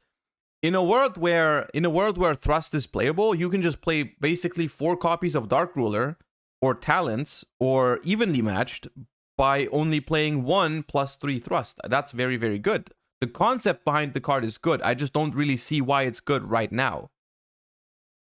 Or like, I don't agree with the fact that it's good right now. We're going to talk about this. Once I have looked at the format a little bit more, we're going to make my usual hand trap and non-engine board breaker type tier list. We're going to talk about this. I need to think about this a little bit more. To search from thrust. The before tactics, we can do that. Probably next week. Double prosperity, you know, if you have the space. I think I dropped one. No, I dropped one imperm for Regulus, yeah. But again, it's up to you, right, where you want to, you know, go for your searches, etc. and choices. Use one of the spells to either add something back from the grave to the hand or search something, a Rota, right? Surge level 3 Impulse, that's the name, I think, yeah. Because again, that's basically your Lone Fire Blossom as soon as your opponent activates a monster effect on field. The BLS link is insane. Again, you have a couple of high-level monsters. Turbulence is an easy high-level monster to, you know, pump out a BLS and give it some of those beneficial effects. Immediately during my opponent's turn, use the Monster Reborn to get a level 1 on field to potentially get those beneficial effects. Can you activate Thrust to set under draw? Absolutely, yes, you can. Even though the Turtle Element is going to mill, and Yugioh as well, mill 5. Luckily, no Turtle Element names. Then again, Foolish is there for Reno Heart. Okay, so Reno Heart triggered, but I think Reno is going... No, okay. No. I'm keeping the effect negation one for Kaleido Heart, I think. There it is, and that should be targeting... Okay, so yeah, discard so I can summon potentially the Book of Moonwell, yups, and then use one of my traps to negate the effect. So now the monster cannot attack as well, so you know, this gives me some more protection. This kind of makes sense, but nope, we're not going to allow that, simply because, as you know, like if you have that level 1 on field, your popper, what is it? If it pops a particular monster, that monster cannot activate its effects, or you know, from that name during until the end of that turn. I believe it's something like that. So we beat Tierlist. The deck has to be good. Okay. I don't know, man. This looks okay. This looks okay, but it doesn't strike me as incredibly strong. I think it's going to be a fine deck with this support. The new cards are solid. I think for it to be a top tier threat, like in the realms of Purrely, Runic, and so on and so forth, I think it would need more. I think it would need like maybe 1 or 2 additional new cards that fix like 1 or 2 of the issues of the deck. Viking, thank you for the 10 months. Appreciate that. I do think, in all seriousness though, if you look at what's been happening with these collector's rare side set archetypes recently, I think it's not completely unlikely that at some point they decide to give it that 1 more card that it needs, because they've done the same thing with Purrely. They've made Runic really good. They've even given it more support. We'll see. But it is, I think with these new cards, I think at the very minimum, it becomes like playable, right? It's not like the meme anymore that it was, I think. I think that we can agree on that probably. Like, I don't think you'll ever bring it, like in this stage, I don't think you'll bring it to a YCS if you want to do as well as possible, but I don't think you're gonna like completely scrub if you decide to bring it to like locals or regionals. Like, you can probably do that. All right, back to Super Heavy Samurai, Troll Despair, something that no one has ever said.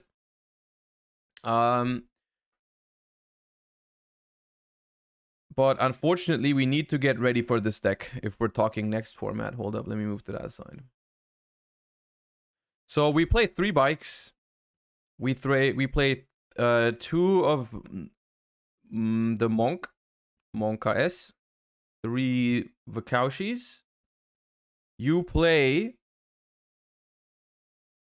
a Scales. Chat, I made a mistake yesterday. I looked at the price of Super Heavy Samurai Scales, and it did not really go well for my mood. Because I have been betrayed by you guys. Because when we talked about Super Heavy Samurai a couple weeks ago, everyone was like, yeah, look at Soul Piercer. That card is now going up in price. And I was like, okay, cool. Thank you, chat. I'm going to pick myself up 3 Soul Piercers and be happy about that. And then I did that. and I thought I was ready for Super Heavy Samurai.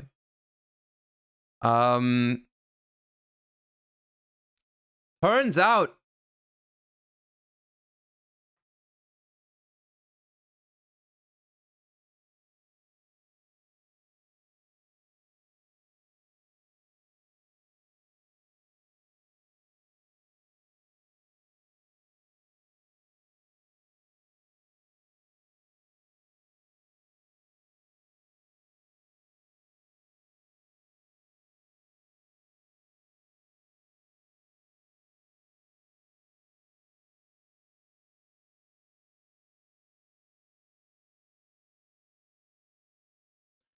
surely the Mega Pack reprint.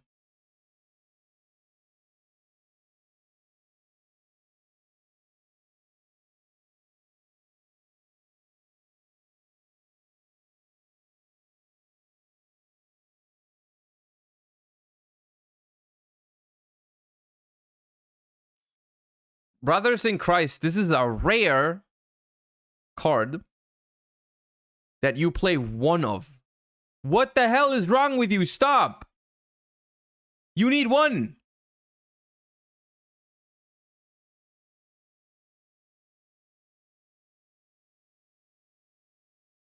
It's 1 to 2. Still, beside the point. Beside the point. Not helping. Not helping. God damn, dude. I am okay at this stage. Okay, so let me tell you what I did yesterday when I thought about getting myself the Super Heavy Samurai cards just so I'm ready. Let me tell you what I did, and I think it's the most reasonable thing ever. What I did was, I said Super Heavy Samurai can fuck off, and I'm just gonna hope that I don't need this card. I'm just not gonna get it unless I'm 100% sure that I want to play this deck at a tournament.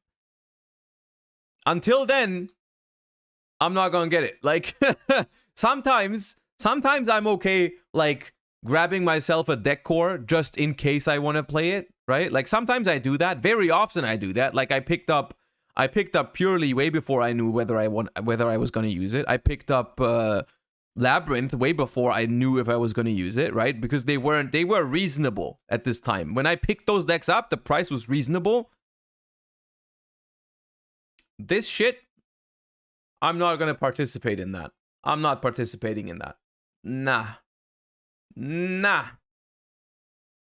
Anyways, let's test some Super Heavy Samurai and hope it sucks. Let's hope it sucks. Alright, so we play Soul Peacemaker. We play, where's the wagon? Last time I said Wagon, and you guys made fun of me. Is it not Wagon? It's probably wagon. I don't want to be made fun of.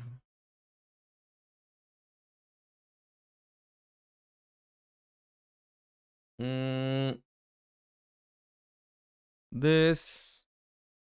I'm looking at a list, at a sample list right now, just to make sure, because there's a billion, trillion Super Heavy Samurais.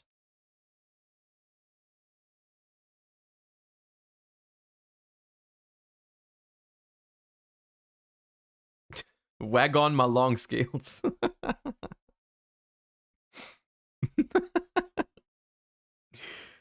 Wait, where's this thingy? There's 19. What am I missing? This little samurai guy, this thing, and one more. Oh, that head thingy. Where is it? Oh, there.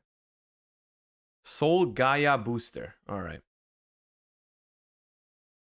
We're gonna mess these combos up so bad. We're gonna mess these combos up so bad. Okay, we play one of that. And we play...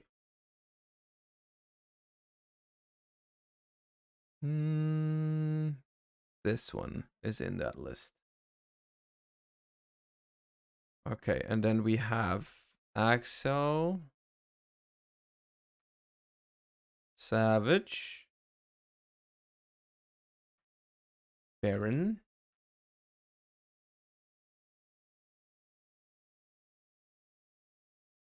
Gear Gigant,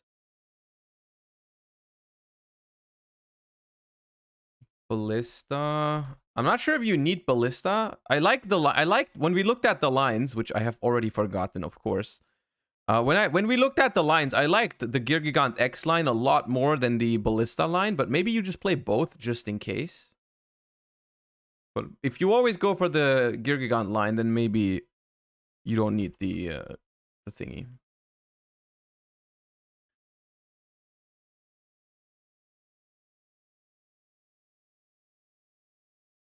Oops, wrong IP.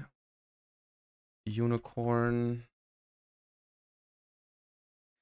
Did they ever print, just now because I'm seeing this randomly, did they ever print the alt art unicorn in not gold rare? Because I actually think that one looks pretty good. That alt art is pretty sick, but they are just, I think they're refusing to print it as a non gold rare, which makes it immediately unplayable, which is unfortunate.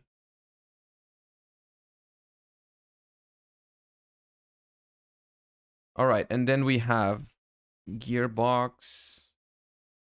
I don't really understand that, to be honest. I don't really get, like, they must hear the feedback on the gold series, right? Like, there's no way they don't know that no one likes those. I'm not sure. Except for Waver. I know Waver loves those gold rares. And he can't even deny it right now.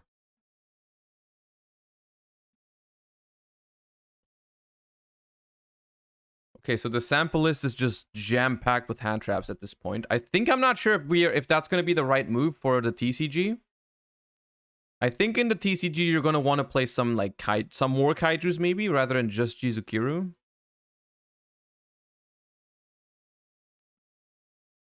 I'm just copying the list that I have. Which is this. This is the list that I have. Before I hop into a game, I need to do the combo one time myself. Otherwise, I'm just gonna be lost. All right.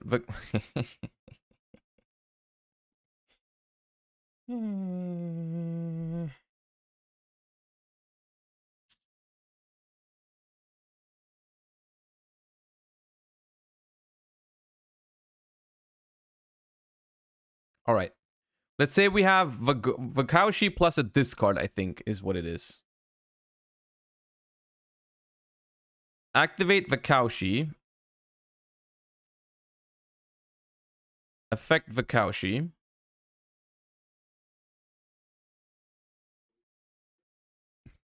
Okay, Waver's here. No, he's not. We have not silenced him effectively. He still has a voice in this chat. Oh, nah. They found a loophole. That was not the deal.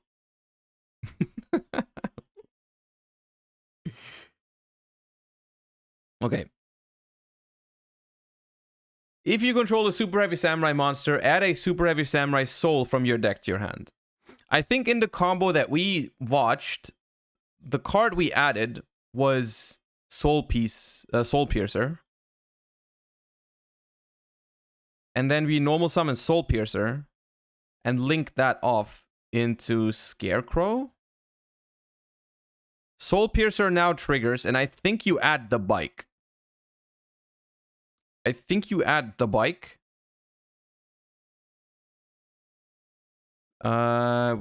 where's the freaking bike? Oh, they're all three here. Okay. And then bike is discard, add a Super Heavy Samurai. Now I forgot which one we added here. Was it this thing? Yeah, it's that one, right? Because we can equip it and then summon from deck. Okay. And now we're gonna revive from grave, right? With Scarecrow.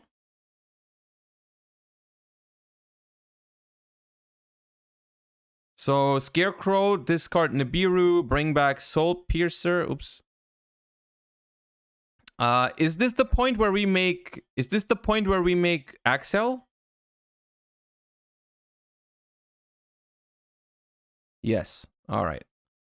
And this goes back into the scale, right? If this card uses a synchro and add it, yes, that activates theoretically, but it's going back into scale. Of course it goes back into the scale. Where else would it go, dude? Where else would it go? Why would it go to the extra deck? And then we go, this activates and this activates. The bike is being summoned back. Soul Piercer adds, now here I forgot what we added. Is it scales? I don't think so. Gaia? Soul Gaia booster? Or Ninja? Add another bike? Depends, are you going for Gigant? Let's go for Gigant, yeah.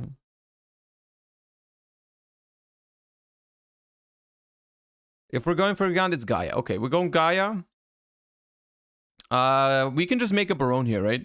We don't need these two anymore.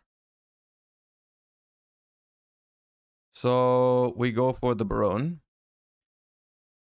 What's the next thing? Just Soul Pierce Maker equipped to the Scarecrow?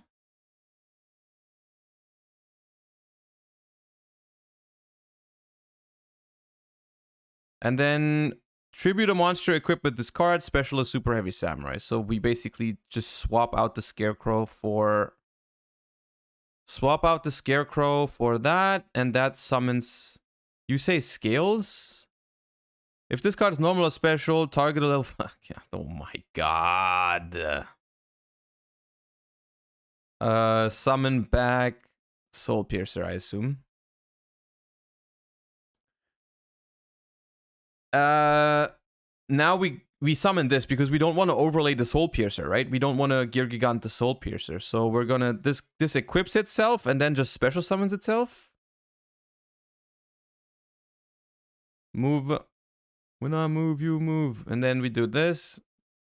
Detach one. I don't think it matters which one we detach. And we grab box. We grab box and tunneler. Where's tunneler?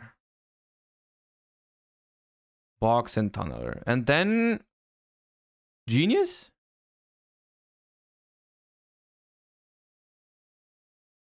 Yeah. Genius. Now, you know what I would be really interested in, chat? Genuinely? I would very much like to speak to whoever designed Clifford Genius back then. And I would like to ask them if they thought that it would ever be used in this fashion. That's what I would like to ask them. Okay, we get a Soul Piercer search. I'm not sure if it matters what we add here. Probably you search for Kawashi for follow. Is that follow up? Is this ad purely for follow up?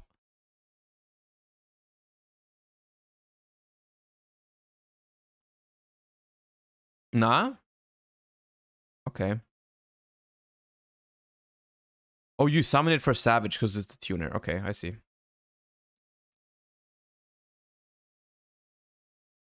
So now we pendulum summon all them thingies. Right? And this...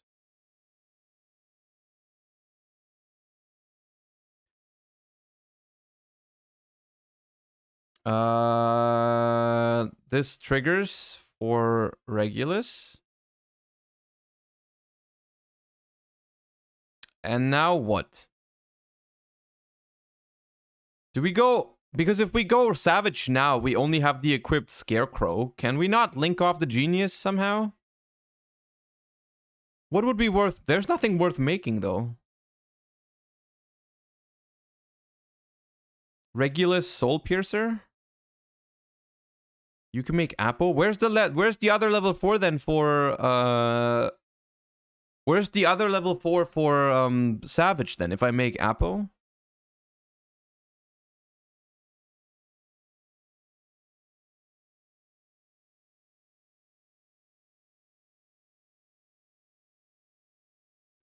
Pop Piercer at Ninja.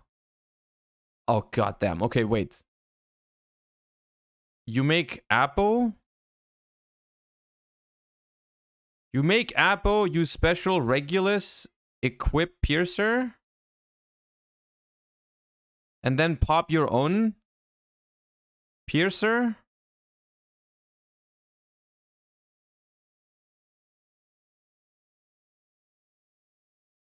You make Apo later? Oh, Spies of 1. Okay. Okay, I see what you're saying. Okay, wait. We do the Apo first. We do the Regulus first. Pop the Peacemaker. And what does Ninja do? Where's Ninja? Samurai Spy. It just special summons itself. But I can't do that right now.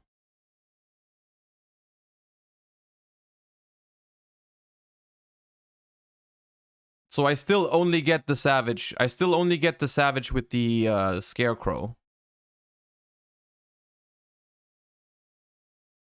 You know? But it's, I mean, I guess that was the one card combo. We probably have more cards, right? So it's probably, in theory, this is already busted, but in practice, it's probably going to be even better because we're going to be able to do it slightly differently, right? Because we're going to special summon this now. Make Apo. Make Appaloosa. Right? So what we have is we have 3 Omni negates and 3 monster negates. Plus we draw 2 cards with Tunneler. So we have 6 cards in hand. Right? We have 6 cards in hand.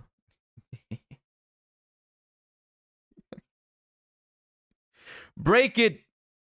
Break my board! Oh no, we have 5 because we discarded one. Yeah, sorry. We don't have this one.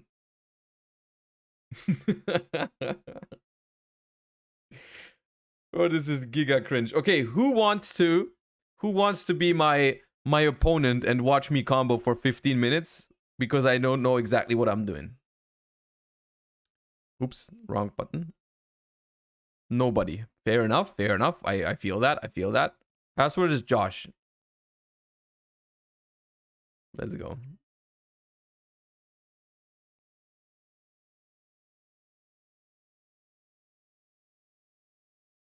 I think that was the right mode. Yeah, fair enough. I see that. No, Treeborn, come back.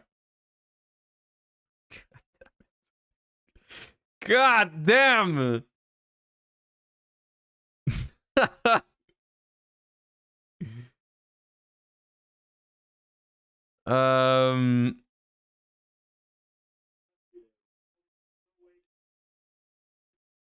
Yeah. I mean, I can let you add. You can add.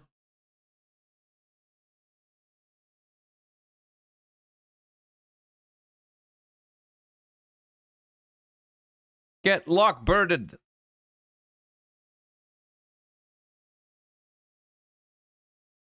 Drewski, thank you for the 5 months. And Neps, thank you for the 11. Welcome back. Thank you for the long time support. I appreciate that. I'm gonna ignore that you said that. The thing about the M word. I'm gonna ignore that.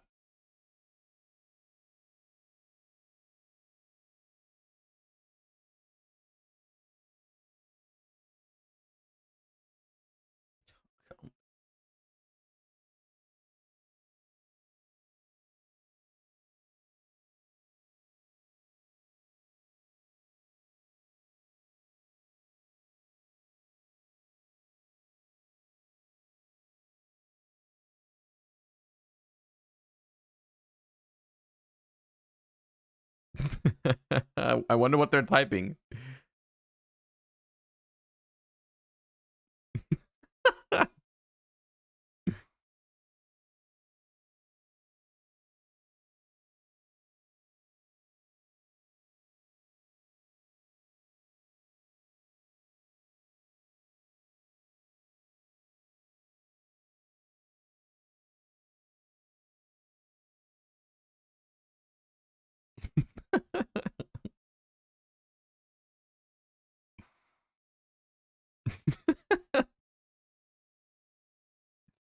Bro, the mirror match is so freaking bad.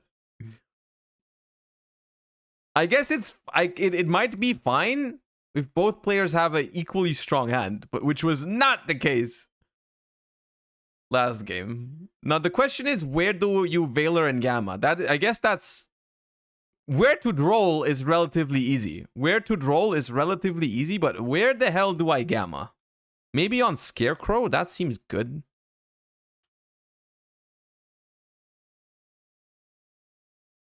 Or Veiler the Link, maybe? Not sure. Do I start with Veiler or start with Gamma? Yes.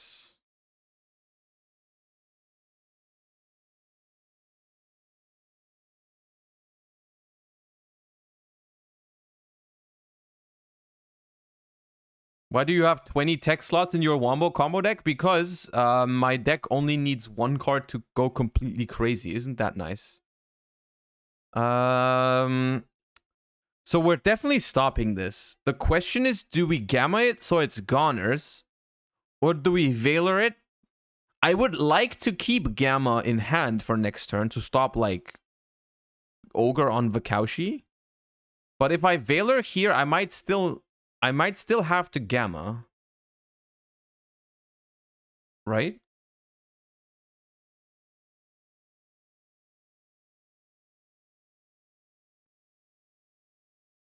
I'll Veiler it. If they have Maker, you have to Gamma. We know they have Maker.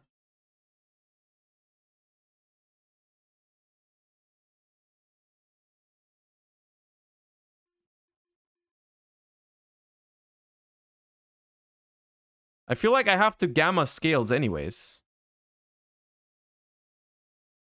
So I'm not sure if I like this Veiler, but...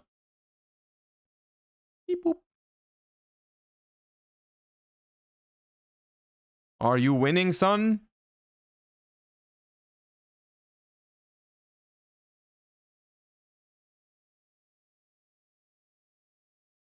It's so stupid because we died to Ogre so hard now because I had to use the Gamma, but you can't expect to stop that deck with one Veiler, which is kind of stupid. It's kind of stupid that there's a one card combo that does not lose to one hand trap unless the hand trap is like droll.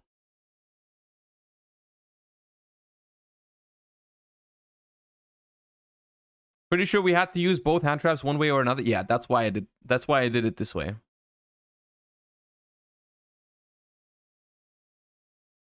Hello, second starter. Ah. But we still, I think, get this demolished by a hand trap on the Vakaushi. We'll see. No Ogre. Okay. No Ogre is pretty good for us.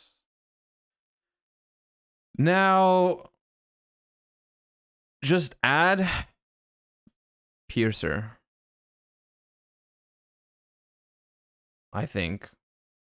Is there a way we can play through hand traps? I think there probably is ways to play through hand traps if you have multiple cards. Like in this case. But I am not familiar with it. Like that's something that you probably at some point are able to do if you know the deck a little bit better. But we're just gonna... They have Droll and Lock a Birdo. Okay, so that's a little bit inconvenient, but we can probably still do some stuff. I want to get rid of the big Benkei. Maybe I should have started with Bike. No, just to have the tuner in the grave, I'm thinking.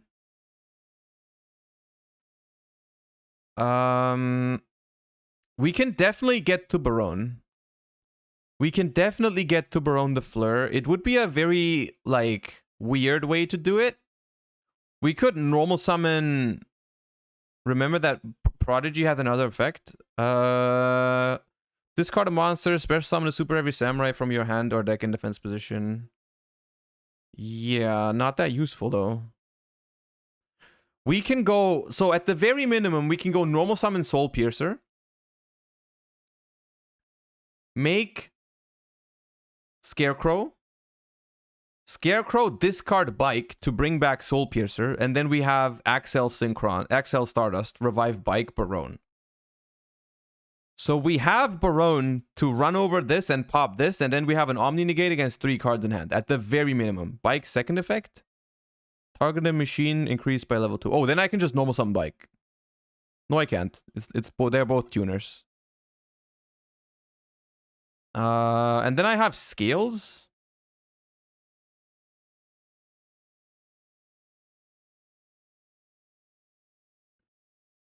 Target a super heavy, equip it. I can also do the same play by doing... Can this summon level 4 or lower? Okay, I will do the following. I will normal summon Bike. I will activate Soul Pierce Maker to target Bike. I will use this. You can make Barone. I can make Barone and Savage. Oh yeah, no, I'm in the process of doing that. Yeah, I think I know what you mean. Special this effect. Bring back Bike.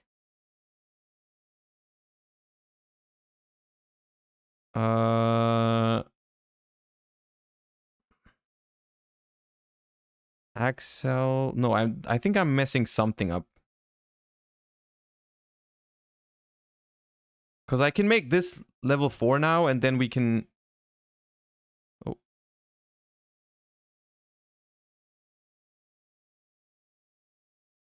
Smaker tributes for... Oh, then...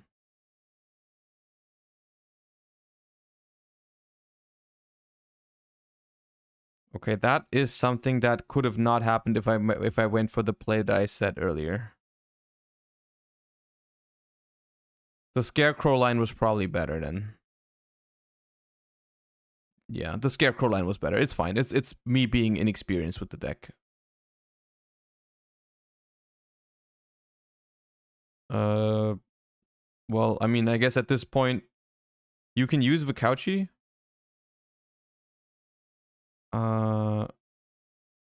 If you have no spell traps, discard a monster, summon a super heavy samurai from hand or deck. I could have done that. Oh yeah, that was probably better.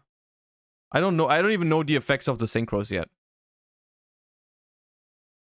I don't even know the effects of the synchro yet. I lose to that. We probably would have won that though. It's fine.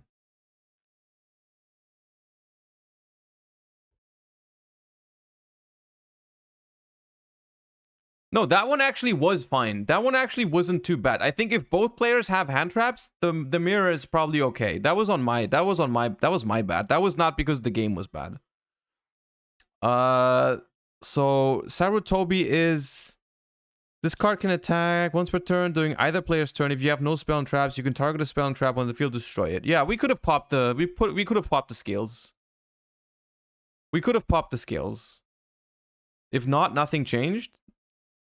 Oh, it definitely would have changed. We would have popped this, and if this was only a starter because they kept the scale. Because we would have popped their scale with Sarutobi. And it could have also, it's a quick effect, right? Yeah, it's a quick effect, so we could have also stopped another Vikaushi. It definitely would have mattered. It definitely would have mattered. All right, next. I'll play this deck again. It's something that needs a lot of practice, I think. Even though I think the 1-card combo in theory is relatively easy to, you know, learn. It takes some work, but you'll get the hang of it. But like if you actually take it into a match, it's going to be a lot different. Like you're almost never going to just do that 1-card combo only and then that's it, you know? Oh, we would have bricked going first, but... Actually, no, it's not a complete brick. right? We can go normal summon scales, equip Gaia booster.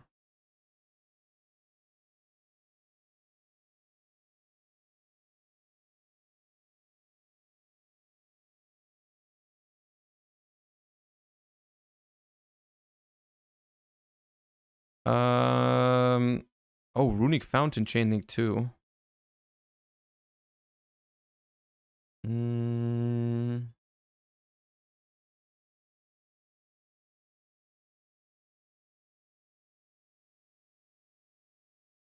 Yes. I'm not even sure if this is a Lockbird situation. I'm not sure if it's a Lockbird situation. Because depending on what they play, they might not add here, but I will Lockbird, but I'm not sure if this is that necessary here. Depends on their hand and their deck, but if it's Sprite, this helps. If it's a Sprite version, that's good. Which it's likely that it's a Sprite version. It is Naturia. That card I think is worth gammaing. Boop, boop. I am drawing Gamma like it is my job. They can protect it with Hugin. Actually, I'm not sure if I'm supposed to Gamma that. I don't know why I Gamma that. They can't send tree anyway, so that's fine.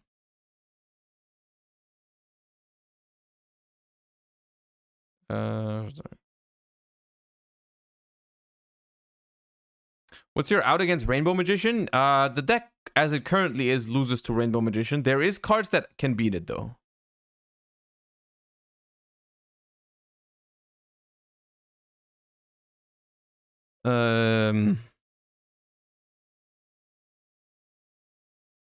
Rainbow Magician game 1 is probably not going to happen, no. Well, it's definitely not going to happen.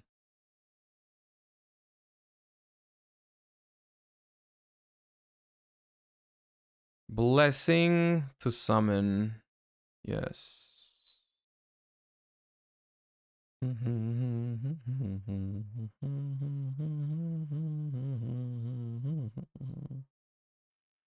This is awkward. I do not like this situation very much.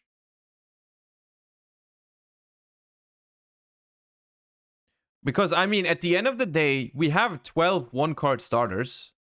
But if we don't find those, the deck is pretty poor, right? We can calculate the chance of actually just not seeing one of them and in a second. But that definitely happens, I think. So I want to clear the Hugin.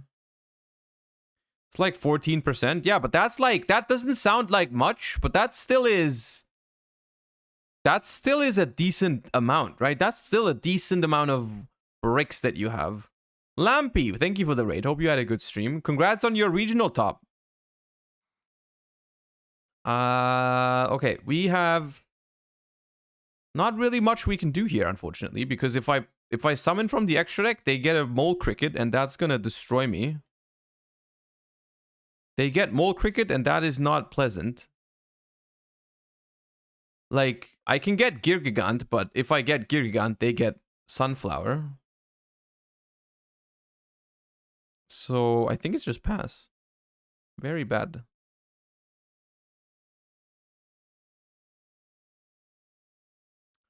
I'm not sure if I played that well with the hand traps, but I think we lose regardless of what we do, but...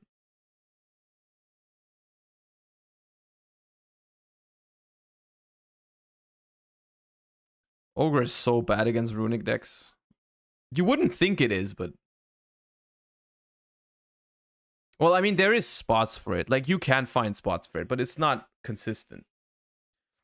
Is runic even good next format? I don't see a reason why it gets much worse. Yeah, I think it's fine. Like, it might not be the best deck in the format, depending on how well it does into Purrely and Superheavy, but it's fine.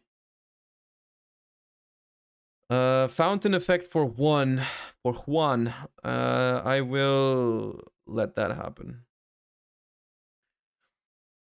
It's funny because even though your deck is Monster Mash, basically, you still have to be worried of Naturia Beast because you have the Pendulum Scales. So you still... keeping Ogre is probably fine for Naturia Beast.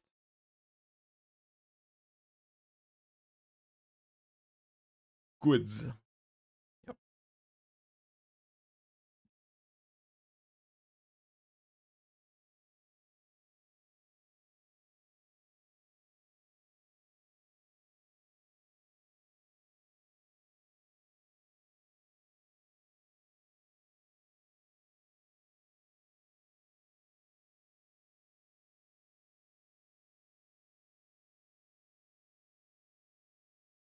No droll? I'm pretty sure they did that in draw phase. So I didn't droll. At least, unless I missed them going to main phase just for that. I don't think they did. I think they did it in draw phase. I don't think I could have drolled.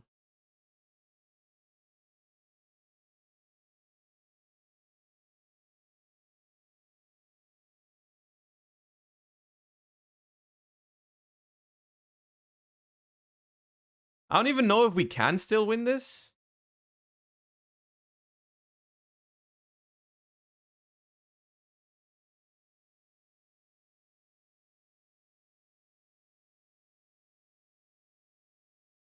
Why since when am I not allowed in here? We don't talk about it. We do not talk about Mathmech Circular in here. Oops, I said the word. I take it back. No one heard that.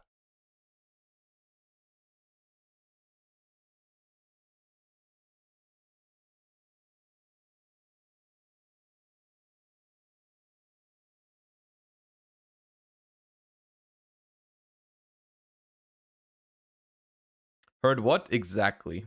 Thank you.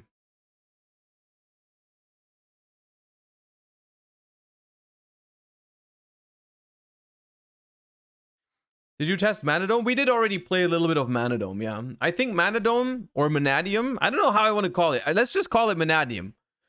I think Manadium is a fine deck. I actually think it's fine. I just think it's... like, that deck is just Sword Soul 2.0.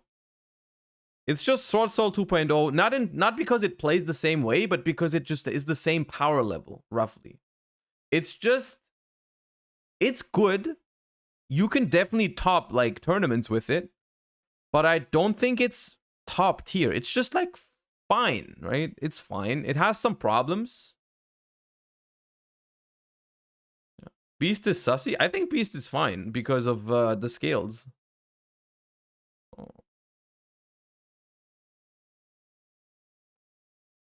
So we just attack. We attack the Sunflower and then we can maybe even win. Maybe? Question mark? We don't have Zeus in this deck. We don't have it. Berman, thank you for the 4 months. Welcome back. Thank you. The problem is that all 3 of my monsters in hand have 0 attack. And I kind of need to attack over this Hugin. But I can't. Hugin is too strong for me. Because... let's say I make Gear Gigant. Let's say I go... Gaia Booster, main phase 2, special, Ossa. The thing is, I can't do anything in my main phase 1 because there's a Sunflower. I need to attack the Sunflower first.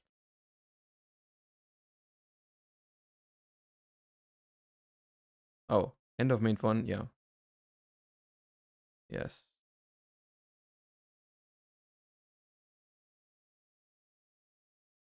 We need Zeus, Merrymaker's Hargas, and maybe even Baguska in extra deck. Zeus would be pretty nice here. Zeus would have been popping.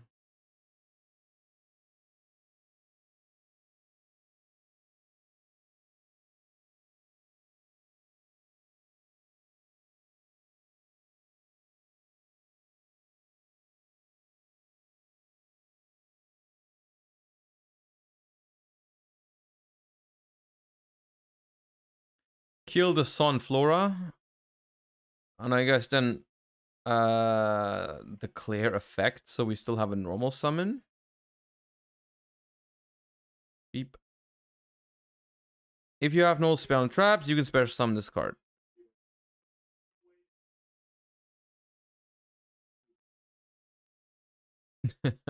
Diet Mountain Dew, thank you for the 4 months.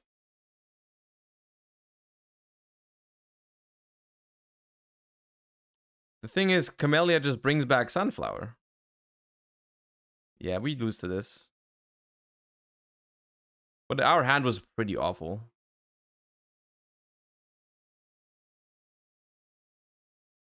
Yeah.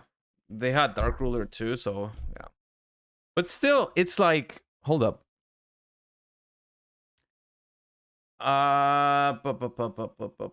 Yu-Gi-Oh! Probability calculator. So, we play 40 cards. We draw 5. We have 3, 6, 9, 12 one-card starters. Everything else is not one, right? There's no other one-card starter, no other one-card starter other than these 12. So we have one-card starters, 12. And we need to draw 1, which is 85%. Peacemaker can end on Barone by itself? Wait, what the hell? Peacemaker?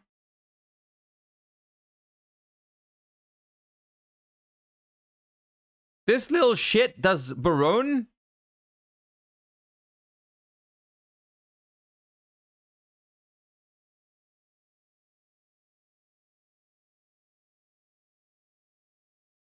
How?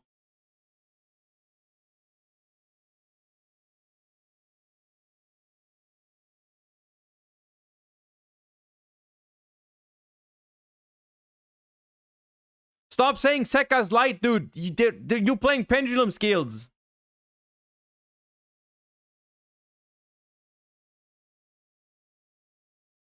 Not alone with a normal summon. Okay, but you need another super heavy samurai, right? Not just this thing. Because I really don't see it. How?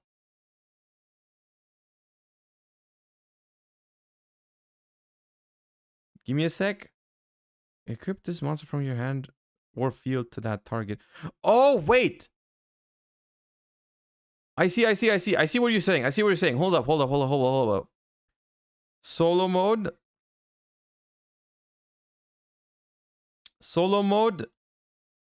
Oops. You have a replay anyways. Okay. But I assume it's you revive it with Scarecrow. And then you equip it from field to Scarecrow to go into, like, yeah. Wagon, add booster, special booster, Gear Gigant, bike.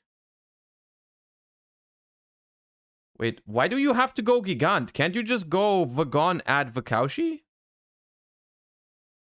Or Vagan, sorry. Oh no, Soul. It has to add Soul. Okay.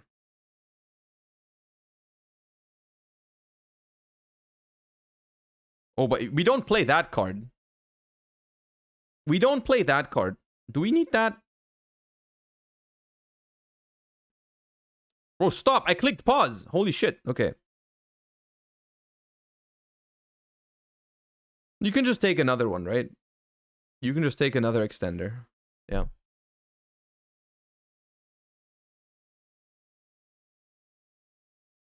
But we might need General Coral for it. I'm not sure.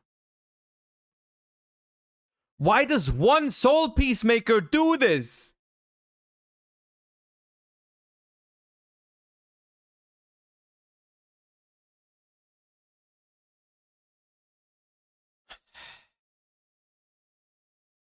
Alright, I guess we count Soul Peacemaker. 87% chance to open one starter. Which, once again, I will say, that seems like a very, very, very, very high chance. And if you really wanted to, you could even play more, right? You could play more, theoretically, if you wanted to. But there is still a certain chance that you break with this, right? There is still a chance where, you know, you draw a bunch of your other shit, right? What percentage do you aim for starters? There's one thing I will say. I am not super familiar with the best possible math in a deck that is specifically like this one, because I have never really played a deck like this that just needs to draw one card to just pop off and wants the rest to be like non-engine. if you know what I mean. Like normally I play decks that need more than one card to play for 10 minutes. Like that's not something, you know. But in general, never played Zoo. Well, Zoo format was a little bit different than this one. Like in Zoo format, if you didn't draw a Zoo, you would draw like cards that would make you live a turn at least, you know. In this format, you probably die, but yeah. I do think that in general you do want to have. I think you do it the other way around. Basically, is I don't think you do hold up. What did I do? I don't think you go and you optimize the number of starters that you need. I think you do it the other way around. I think what I would do is I would try to optimize the number of non-engine I need to play. I would try to find that number. I would try to find like a number of non-engine that I'm happy with. Then I see how much engine I can fit. And if that yields a result I'm happy with, I'm maybe interested in playing the deck. But if there is no way to make the deck basically play enough non-engine for me to be happy, plus have enough chance to not brick, then I'm just not interested in the deck, right? If I have to decide between my deck is either consistent or it has enough non-engine, then I'm not happy with it in this case. Like in the case of, it's the same with Mathmech. Like Mathmech, for example, I know we were not supposed to talk about it, but it's a very good example. The reason why I don't personally play Mathmech is because I think the deck is it has a lot of non-engine, but it's not consistent enough in my liking, right? I don't think it's actually consistently drawing circular. I think the chance of not opening circular is too high. Now.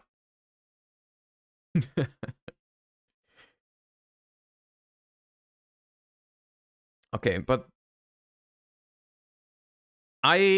even though I don't think I can play the deck well yet, I think that gave me a very good idea of how this deck functions in the grand scheme of things. Those couple games. It was only my first couple games with the deck, but that does help in understanding how it works. I think if you play it well, it's a pretty good deck, to be honest. I think it looks like it's a pretty good deck. Purrely more oh yeah, Purrely is very consistent, I think. But okay, what else does that leave from here that I really need to look at? I don't really need to look at Teller Knight. I don't think I need to look at Branded even more, Manadium even more. We've already done that. We've looked at Gold Pride. We're not going to do a single freaking Cybers one card combo on this stream ever. That is not something we will do. That is not happening, chat. That's not happening. We could just go right into the rating and record the YouTube video. I think we could do that. I think I'm ready for my first impression. Bestial Control. I have thought about... We've talked about that one yesterday. Have we done Libromancers? We haven't. I'm not even sure why I included Libromancer. What is it? Origin? But I felt like I wanted to include some fun stuff, not just like, hey, a Superheavy Samurai and Purrely, and that's it.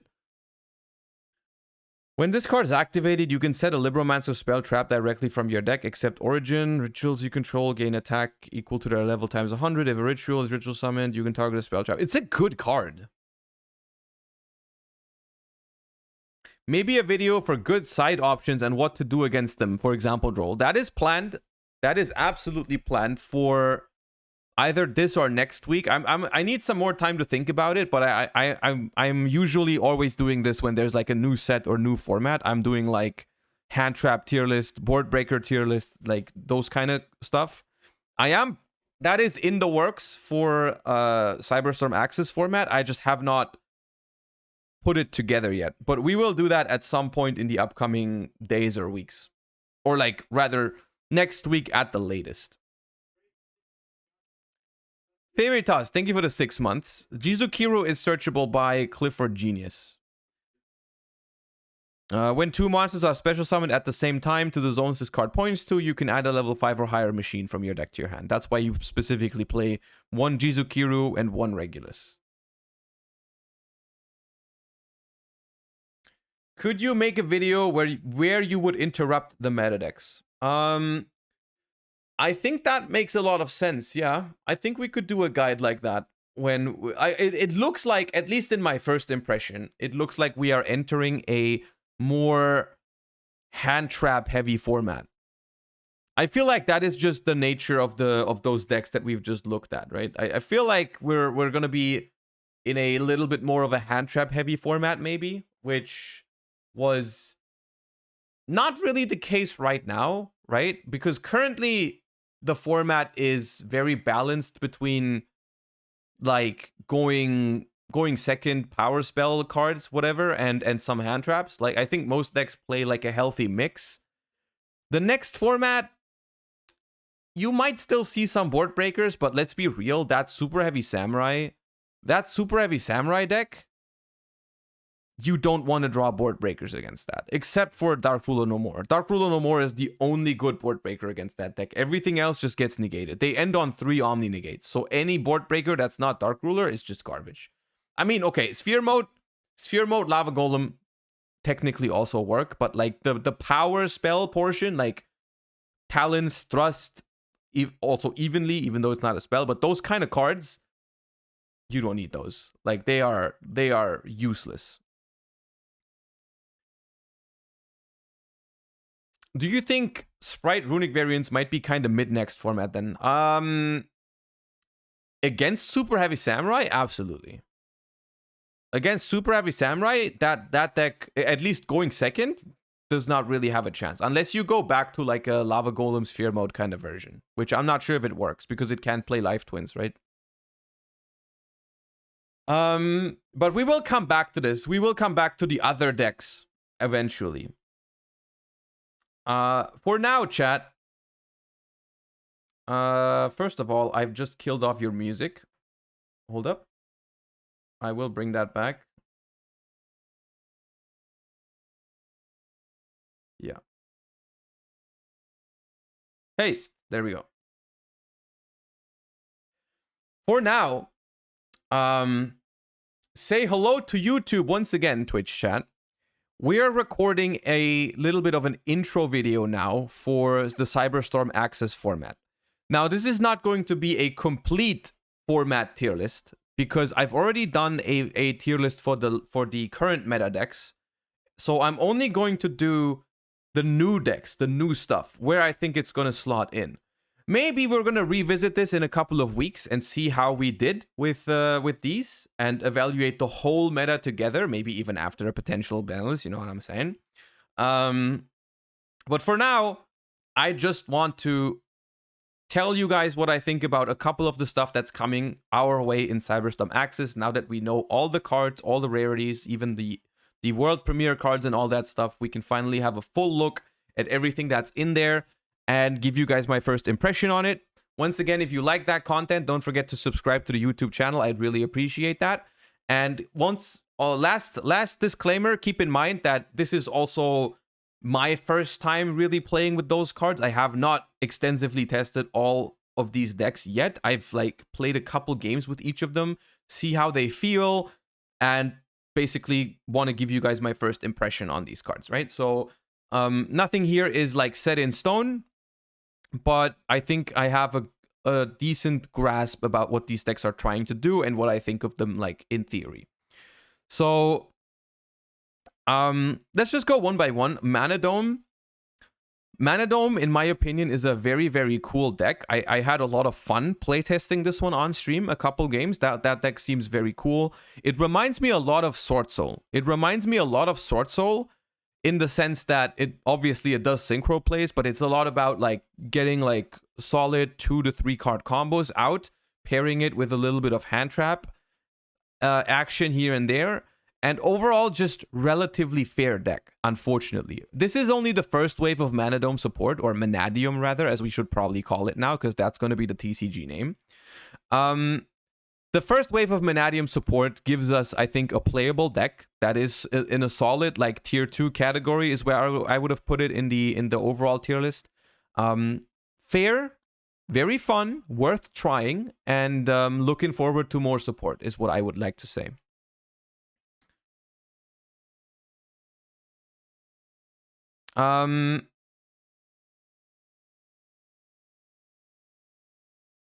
Actually, I can even let me take off the music just in case it's still in the VOD. Okay.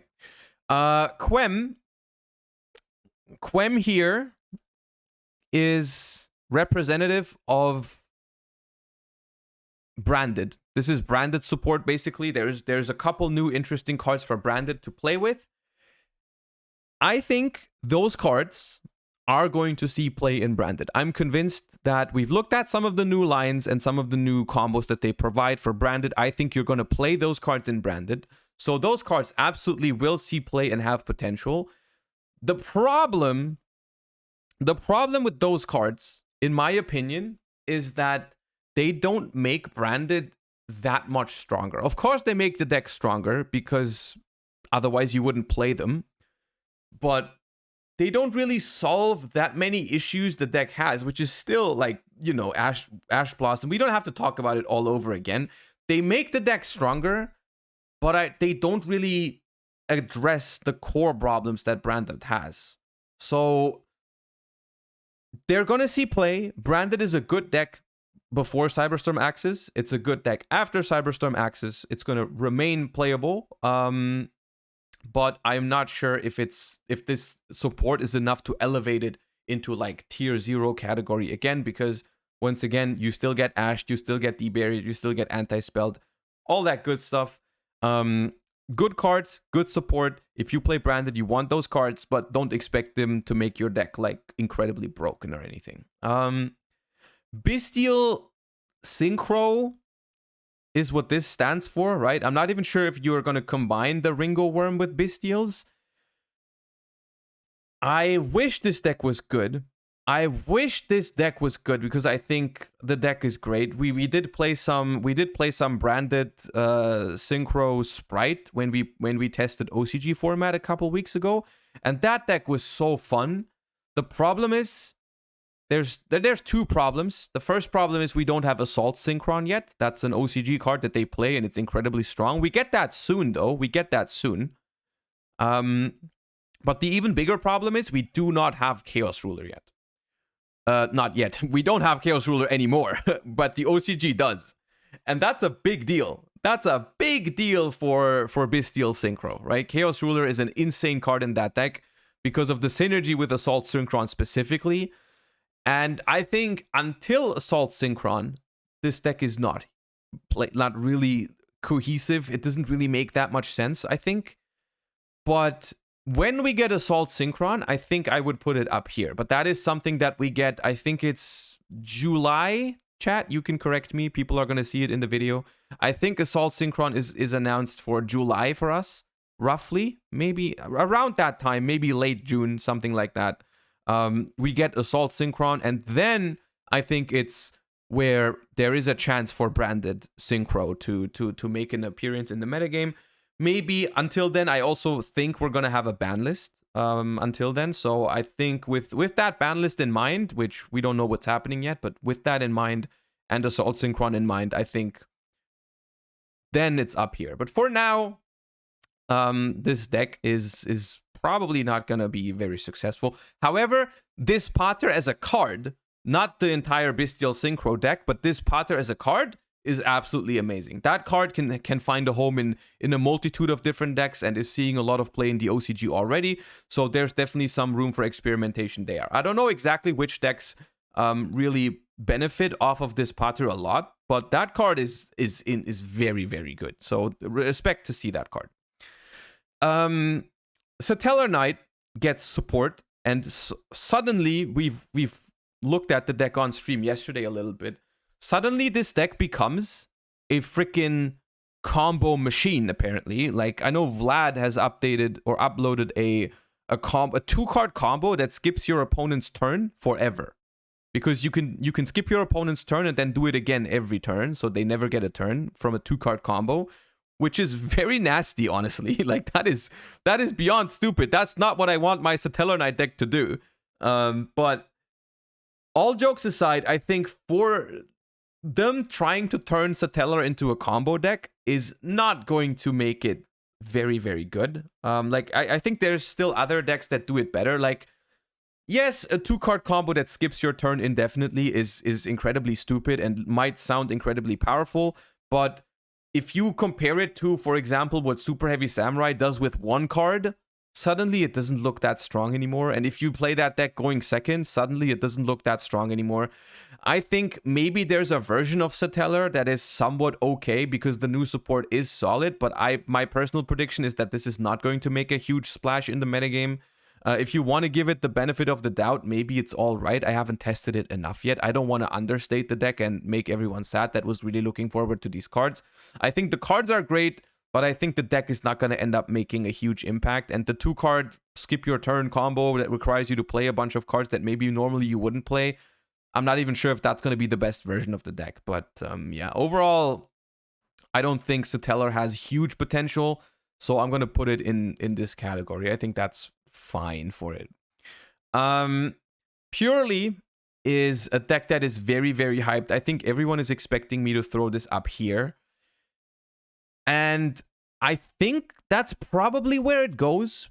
But I will say that while we have the current, like, Purrely has a specifically not so easy time against Kashtira. Like, the deck is very good. I like it a lot. I like the concept. I like that it gets to play a lot of Handtraps and play a really, like, grindy game with drawing cards on your opponent's turn. I like the deck a lot. I hope it's actually, actually hope it's a good contender and a top meta deck. However, I think until we get a ban list, I think this deck does not go into the top meta category just yet. It's definitely playable. It's definitely gonna do well. I think some people that play the deck are gonna do well, but I think until we get a ban list, the deck is not, like, top notch, right? I do predict that we get a ban list that does not touch Purrely at all, and then after that, it's probably a top meta contender. That's how I predict it to go. That's exactly what happened in the OCG, by the way. In the OCG, those cards came out and they were fine, but they needed another ban list that hit all the other decks but ignored Purrely for it to really go into, like, the top meta spot. And I think it's going to be the same for us. I think this deck is going to be here. It's going to be good. It's not going to be, like, insane. And then we're going to get a ban list that probably ignores this deck because it hasn't done anything yet. And then it's going to be sick. That's what I think is going to happen. The Mikanko support is not really that much support. There's only 2 new cards. The monster is fine. The equip spell is pretty solid. But overall, Mikanko as a deck or engine, not that good, I think. It still needs a little bit more than what it gets. And potentially something that we could revisit after a potential ban list. There's that. We need to talk about Superheavy Samurai.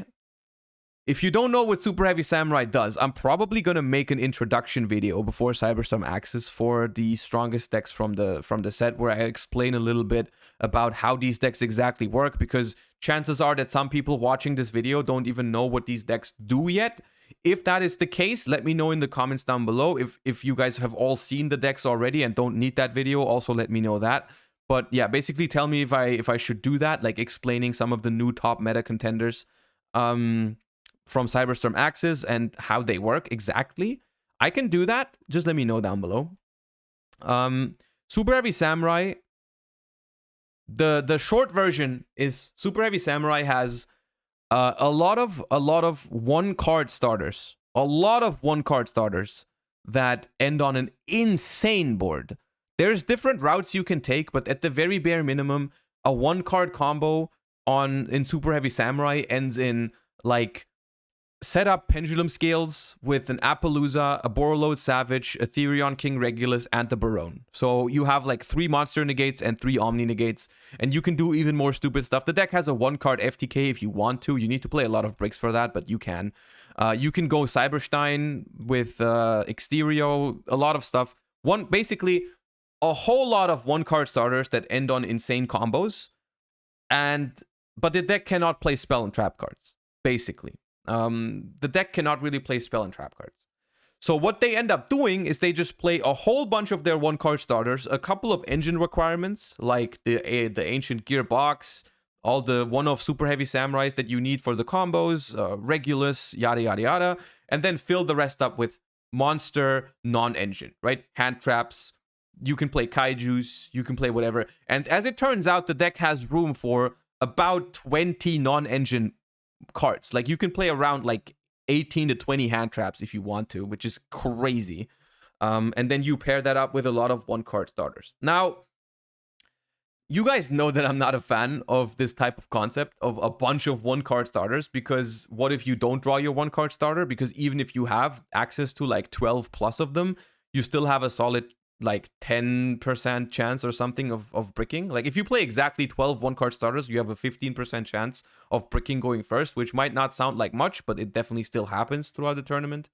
And in general, I'm just not a fan of like 1-card combo, 10-minute lines with 1 card. I don't like it. Regardless of that, I think this deck is still a top meta contender. There's really no way around it. Like, that concept just is strong, right? Just having a lot of 1-card starter that are all insane and pairing it up with like 20 hand traps is just not a bad concept. It is very, very weak to specific cards because it can only play monsters. Like, there's cards like Dark Ruler No More that are really strong against it. There's a couple hand traps that are really good against it. There's going to be a video on that too. I'm going to update my hand trap and board breaker tier list soon for the new format. Don't worry. There's weaknesses, also some funny stuff like Performapal or 5 Rainbow Magician, which randomly just FTKs this deck because you can't set anything. But still, that is still a top meta contender. Whether it's the best deck, I actually doubt, but it's definitely strong. Like, there's no way that concept is not really, really powerful, right? 20 hand traps, 20 engine, where like most of the engine is 1-card starters. That's just a solid concept. There's no way around it. It's just a solid concept. I wish I could say I don't like this deck in terms of its power level, but I think it's powerful. Like, I just can't help myself but think it's powerful. Libromancer gets a new support card, which I quickly just wanted to mention because I didn't want to only cover the really, really good stuff. I also wanted to give you guys my opinion on some of the more niche stuff, like Mekanko, like Libromancer. I think the Libromancer support is solid. It's a good card. It fills a nice niche. Because it gives you another target for Geek Boy to search, which I think is cool. But I don't think it makes the deck like meta relevant. I still think it's like probably not good enough. I want more Libromancer support, Konami. Please let me play Rituals again in a deck that's not Drytron, okay? Firewall Defensor. I am including this card because I have to. If I could follow my principles, I would have not included this. But it's a good card, and it makes a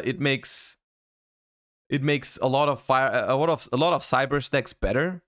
So you guys know I don't like Cyber's 1-card combo decks, but this is a good one. It has potential. I don't know if it's gonna see immediate play, but this is solid. I think it's a solid card.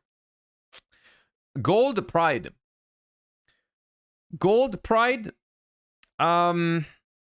Last but not least, is, in my opinion, a very cool concept.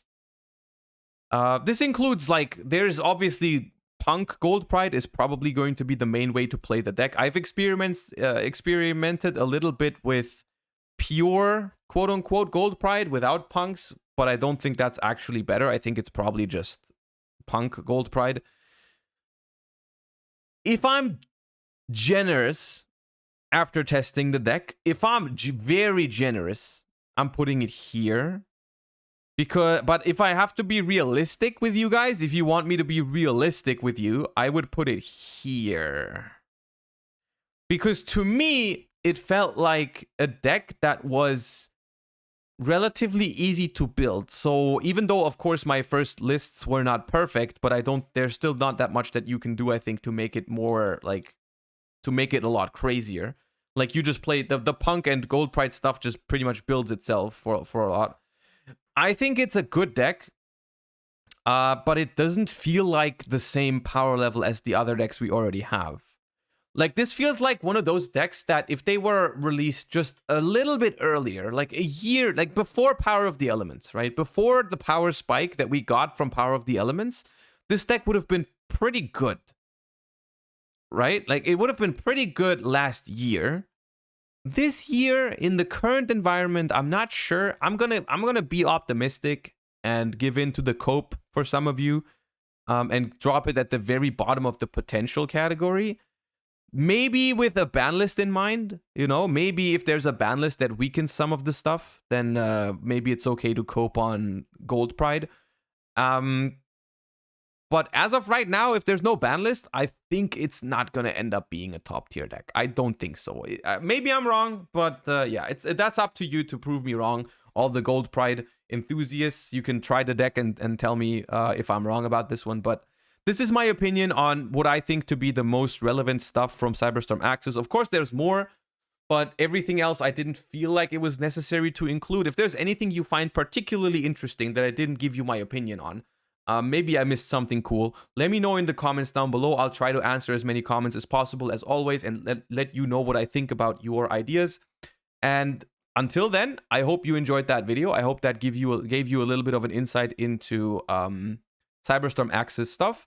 And let me know if you want those introductions to like Superheavy Samurai and Purrely and stuff like that. The really meta-relevant archetypes. If you need a more in-depth guide on these, I can provide that. Just let me know in the comments down below. Until then, thank you for watching and have a great rest of your day. Bye-bye. Goodbye, YouTube. All right.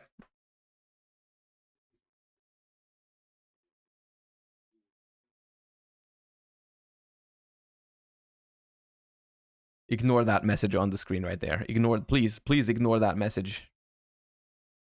Please. Yeah, you don't hear it, and that's good. That is good that you don't hear that. Content Karma, GSimB. Thank you guys for the subs. I appreciate you guys.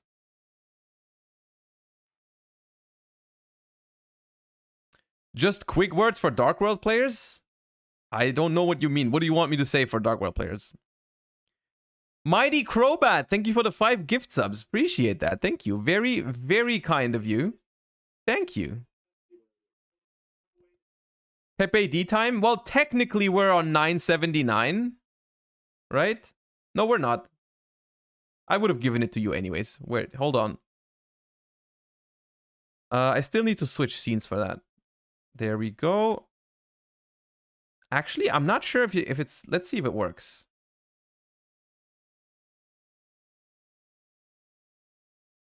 It does work. No, we've tried it earlier. Of course it works.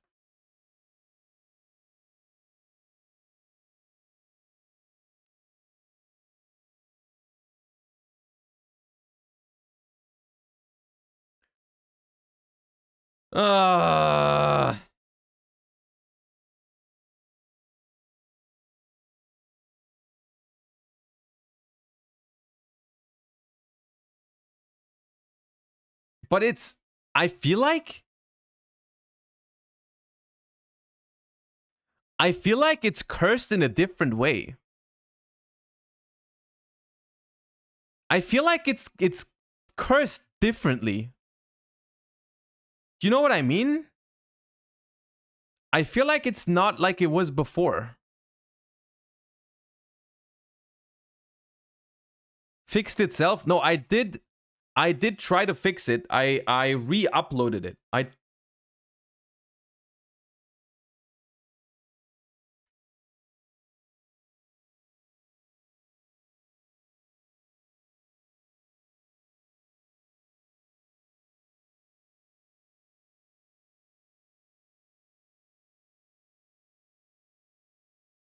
All right.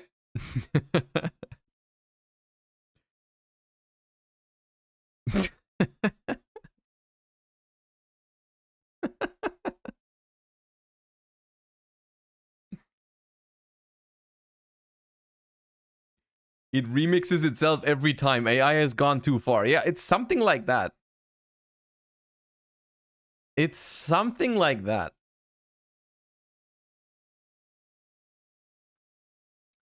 All right, chat. I think a cool exercise. I think a cool exercise right now that we have gotten a first look at these archetypes is we could start looking at the hand traps and where to use them in this upcoming format for the new decks, right? Everyone knows how to hand trap Kashtira, but like mainly like Superheavy Samurai and Superheavy Samurai and Purrely. We could think about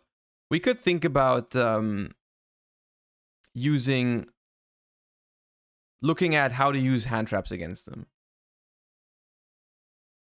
So what's the best way we do this? I think the best way is I just do the combos myself, or we do the combos together, and we just think about where the hand trap would hurt the most, right? I think that's what we do. Oh wait.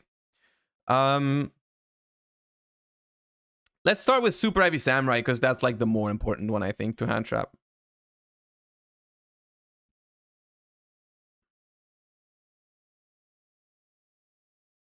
The thing is,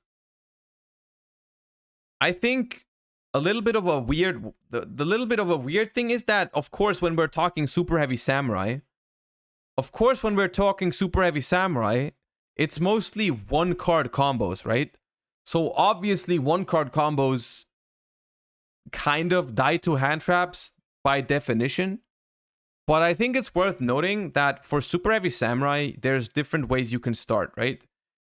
You have Bike, you have Wagon, and you have Soul Piercer, and you have the Scale, right? Those are your 4 one-card starters, in theory. Of course, you can also do stuff with other cards, but those are your 4 one-card starters. And where you hand trap in these combos, I think depends a little bit on what they have, right? Because if you start with, like, for example, I would make an argument, and let's see if we agree on that. Maybe some people in chat that have experimented more with the decks already. But I think Vakaushi, when you have Ghost Ogre, I think it's incredibly dangerous to Ogre Vakaushi.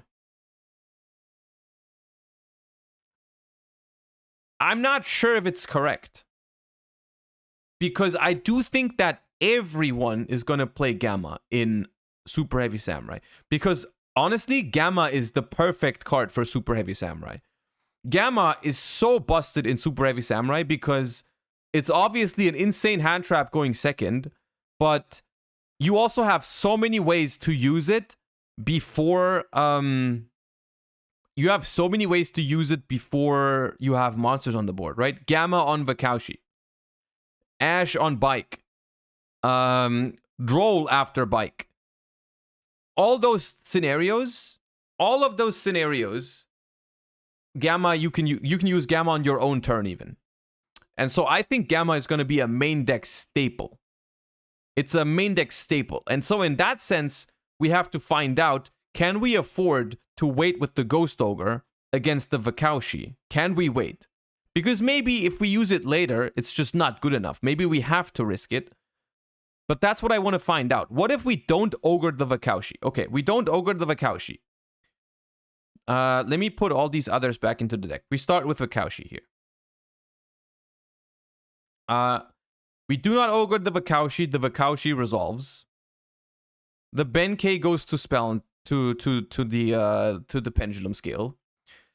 Do we ogre the big Benkei? What do we lose to if we ogre the big Benkei? I think there's two options. One is this, one is the link one. If they have, the problem is we get punished if they have the bike, or if they have, I think Wagon is also not great for us. And I think Soul Piercer is also pretty bad for us, right?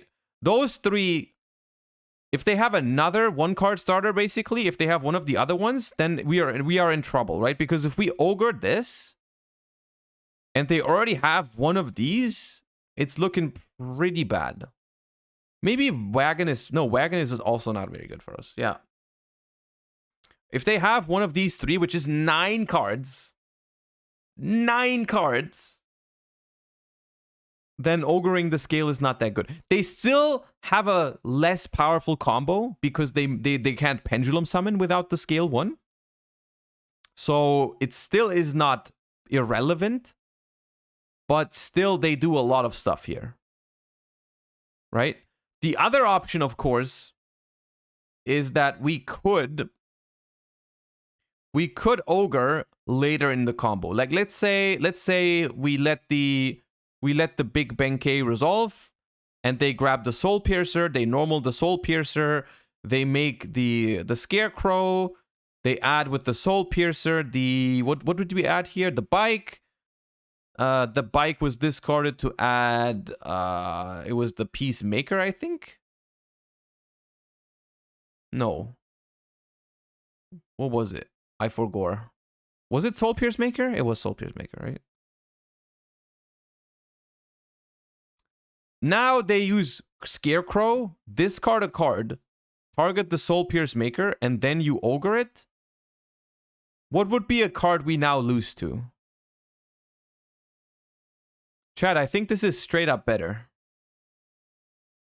I think ogering this is straight up better than ogering the big Benkei.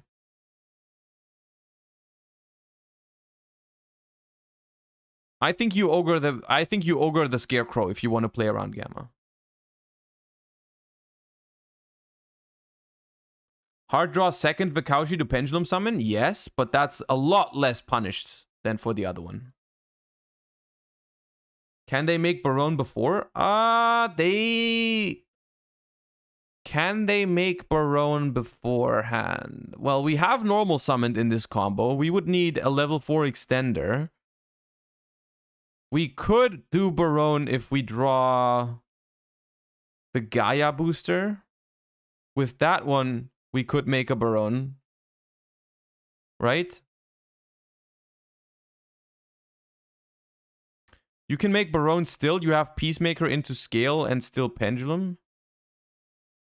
If you get Ogred here, we have Soul Pierce Maker. This is in the deck.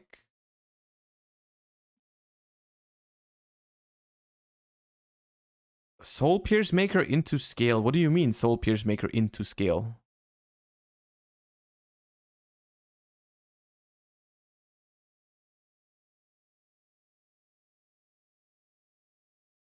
Oh, you mean this? Yeah, okay, I get it. But then this goes into... This does not go into your scale then.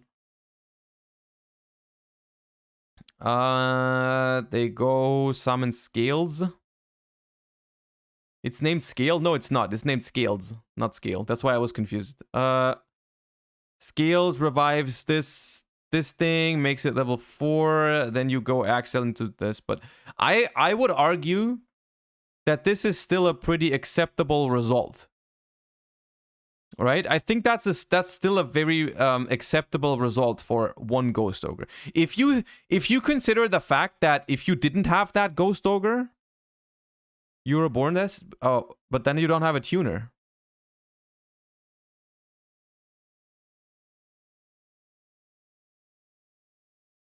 Make Ancient Gear Link? Yeah, maybe. I don't know.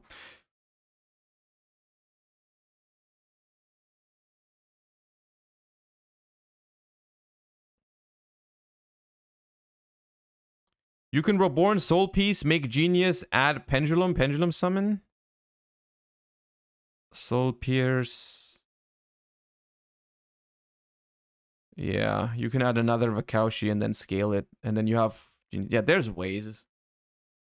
So what are we saying now, chat? What are we saying? Do we have to Ogre the Vakaushi because all the other lines are too strong?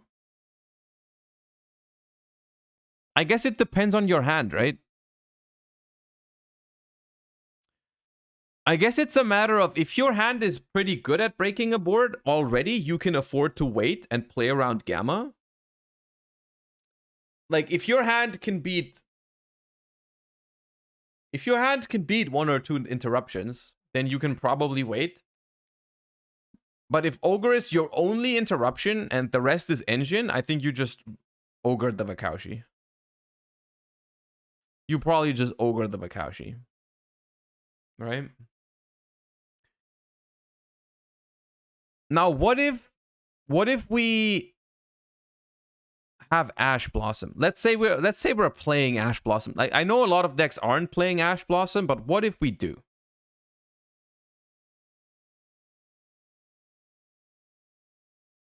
We can't Ash the Vakaushi. That does not work. Do you just Ash this and hope they don't have it? Or is it better to Ash the Soul Peacemaker? There's like three possible targets. You can Ash Big Benkei, you can Ash Soul Peacemaker, or you can Ash the bike. I would not advise ashing the bike, I think. I don't like ashing the bike because the bike, like if you let them get the bike from Big Benkei, then they have a level 2 tuner in the grave as a target for Acces, and that makes it a lot easier to get to Barone. I think if anything, just ash the freaking Big Benkei and hope they can't play. By the time they resolve Peacemaker, Barone is on board. Yeah, right? So let's say we have only Vakaushi. This is our 1-card combo. Ignore the other cards in hand. We would go Bike with Benkei, normal summon... Oops. Normal summon Peacemaker. The music's very fitting. And then we go this. Add... We would add the Peacemaker, right? And then we discard, bring back here. Yeah. We get Barone before we Peacemaker. Yeah, we get Barone before we Peacemaker.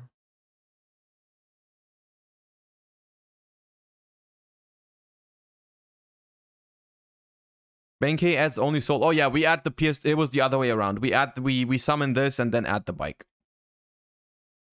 Benkei adds soul pierce, normal soul pierce, get scarecrow, get bike, that way around. It's the same result. It's just I misordered it. No one is negating Ash with Barone. If your turn ends after Ash, you can negate Ash with Barone.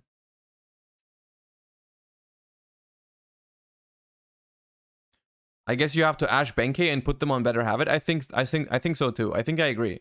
I think you just Ash this thing in the scale and hope they can't play, because that's the best Ash gets against this deck. I think that's what you do with Ash. Or if your hand beats the board without Barone, you Ash Peacemaker. You could do that. You could force the Barone, kind of. You know what I mean? Like, if you have a problem with the Barone specifically, but like the thing is, if they get to Barone, they also get to like Regulus and Savage. So like, if you can't beat one Omni Negate, you're also not gonna beat the other two. Like, that does not make sense. I don't think trading Ash for one Omni Negate is ever gonna, you know, the other two don't destroy. Yeah, if you have a card like, I don't know, I guess if you have Performapal Rainbow Magician or 5 Rainbow Magician, you could Ash force the Barone. Right? That would make sense. That would make sense in that scenario. In that very specific scenario, you could force the Barone and then and then just Mystic Mind him. Okay. Droll and Lockbird. One other question: if they have the wagon, you always ogre that, right? We always ogre the wagon. Do we agree on that? I think if they start normal summon wagon, I ogre that shit with the quickness. Because then even if they have an extender, or even if they already have Wakaushi, it's not going to be the standard combo because they don't have the normal summon.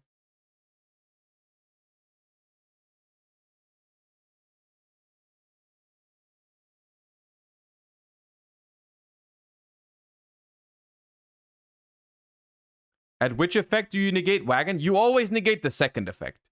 You don't have to negate it when it tries to put itself into defense position, because the effect reads, hold up. The effect reads, if you have no spell and traps in your grave, you can change this face-up defense position card you control to attack position, and if you do, add a Super Heavy Samurai Soul from deck to hand. So if you ogre this on activation, they cannot search.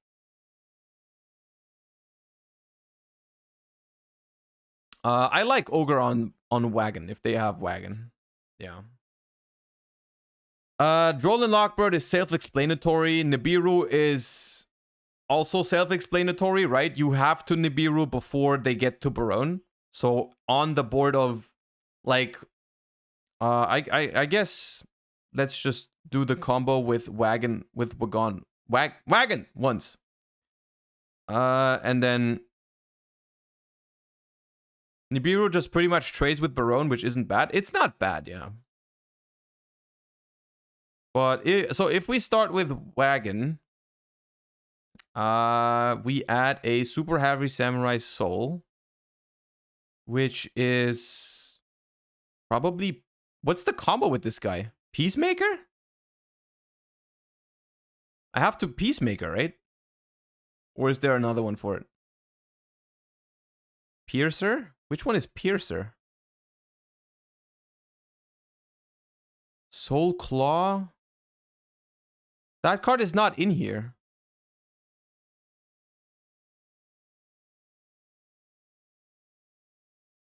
Oh, wait. Piercer is the crossbow? Oh, oh, God. It can equip from hand. I forgot it can do that. It doesn't trade with Barone if they play Stardust. If they play Stardust, yeah. Which, that's nasty if they do that. So we link off Soul Piercer, grabs us Vakaushi, probably. Surely. Activate.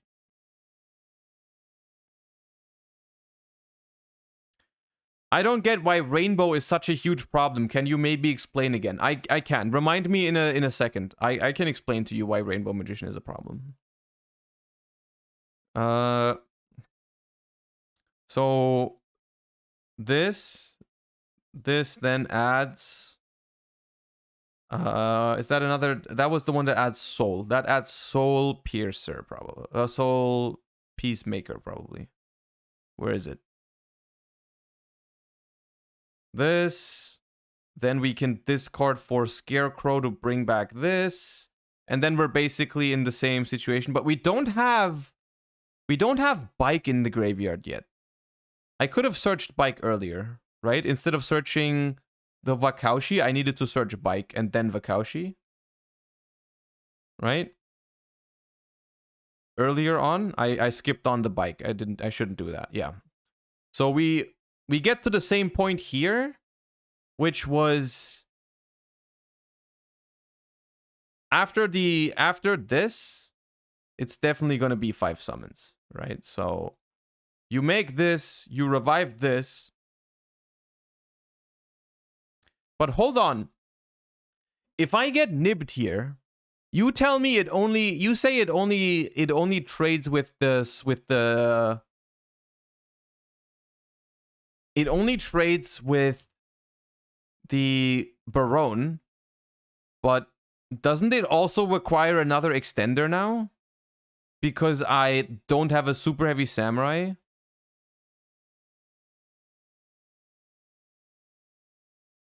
Or did I do the combo incorrectly? Or I forgot Piercer Search. Oh, that's what it is. The Piercer Search probably makes it beat that.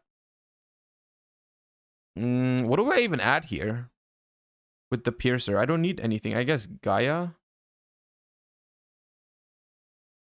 So if I get... Or not even that. It's probably the little spy that special summons itself, right? Spy. Yeah. So if I get nibbed here, where's spy? If I get nibbed here, first of all, I can dodge the Nibiru with the Acces Stardust if you play a Stardust in the extra deck, which is an interesting option. I'm not sure if people are gonna do that. I don't really see it in the OCG, right? They don't really do that. But theoretically, during the main phase quick effect, you can tribute this card, special summon a Stardust Dragon from your extra, treat it as a synchro summon. Immediately after this resolves, synchro summon using monster you control's materials. For the rest of this turn, the monsters synchro summoned by this effect are unaffected by your opponent's activated effects.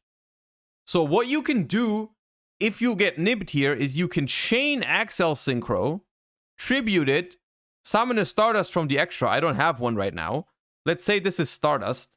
Summon a Stardust, synchro with those into Baronne, and the Baronne is unaffected. The Baronne is now unaffected, so it doesn't get Nibiru'd, only this gets Nibiru'd, and you keep your Baronne. Of course, that requires an extra deck slot.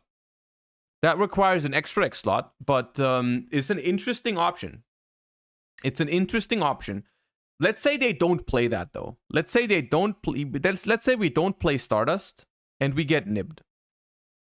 So we grab the token. We have the token. And what we can do from here on out is special spy, equip this, tribute, summon scales. Unaffected helps versus Nibiru tribute? Yes. Unaffected by card effects will make you unaffected by Nibiru's effect because it tributes for card effect. So we can go into scales. Scales revives Piercer. Oops. In this scenario, you really want the Ballista, right? You really want the Ballista in this spot. Because I'm thinking we could go Girgigant to add the thingy, but we really would like let's say we have Ballista in the extra deck just in case. We go Ballista. We trigger Soul Piercer and Ballista, which adds box to hand and a level 4. Or, like, do we need we want the tuner, maybe? Let's grab the tuner. And then this adds us the tunneler.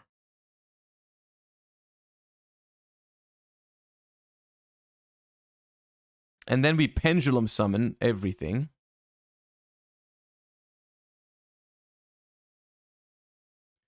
We pendulum summon everything.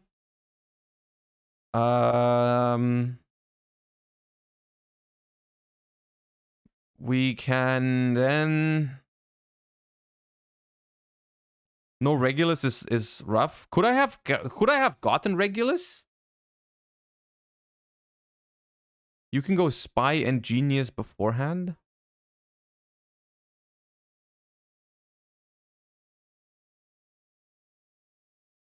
Search Spy into Genius. Spy...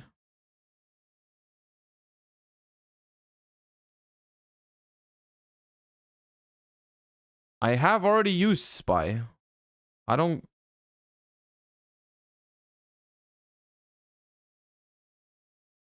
You can't Genius because your opponent just summoned... Yeah, okay, yeah, right. You should just give them the token here so that they cannot make Genius. So that... If you give them the token in the middle, then there's no way to summon Genius and summon 2. Pure Chaos, thank you for the 4 months. I'm not sure yet, but I'm gonna let you know. But welcome back. Thank you for the Prime. Appreciate the support.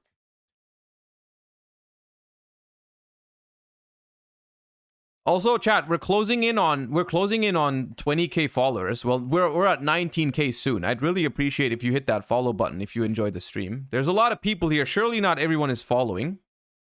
We'll see if we can hit 20k by the end of next month. I'd appreciate it. So I think Nib seems solid. There might be better ways to play around it, and of course I'm only ever looking at the 1 card minimum combo, right? If we have more extenders, we probably get there. But who would have like, you can't really expect more from a hand trap against this deck, I feel like. Even though they still get a lot of shit here, right? They still have like Savage, Appaloosa, draw 2 cards. That's still pretty insane. Right? Savage, Appaloosa, 5 in hand. Yeah, it's still tough. It's still tough.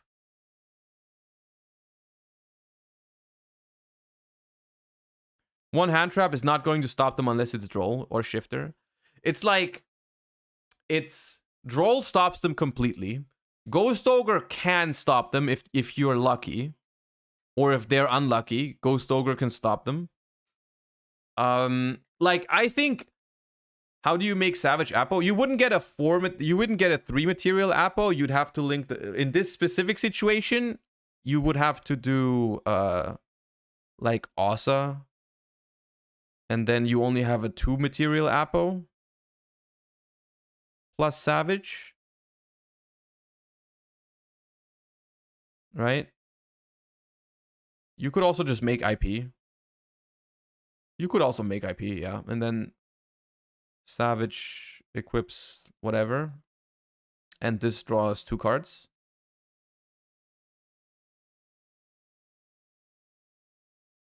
You do have to contest the nib. The nib is there still, right? The nib is here, yeah. We aren't on Merrymaker. I copied the list. There's 100% the possibility that this is not the optimal extra deck and that you have other options. Appo Savage draw 2 through 1 nib for 1 card is still kind of... It's absolutely ridiculous. It's absolutely ridiculous. But apparently it's as good as it gets. I will say, I think Ghost Ogre seems very good here because I think Ghost Ogre is the one that for 1 hand trap, if we're talking those one-on-one hand traps, like not like lingering effects like Droll or Tribute everything like Nibiru. If we're talking just discard me whenever and do 1 thing, I think Ghost Ogre is the best one against this deck because if it resolves on Vakaushi. If Vakaushi actually gets negated, I think that's the biggest impact you can do. Like, that's really nice because it loses the level 4 tuner body. It loses both scales, right? Because you don't have the high scale and you don't get the low scale. And you don't get the search from Big Benkei. So it's like, that's like the most value you can get from 1 hand trap, I think, in this matchup. The only problem with that is that you play into Gamma, right? You play into Gamma because they usually Vakaushi without cards on the field. Depending on their starter, though. I mean, actually, very often you already have the Scarecrow, but like there's ways. Yeah. You gotta take the risk most of the time. I think that's unfortunately true. I think most of the time you have to risk the Gamma with Ghost Ogre.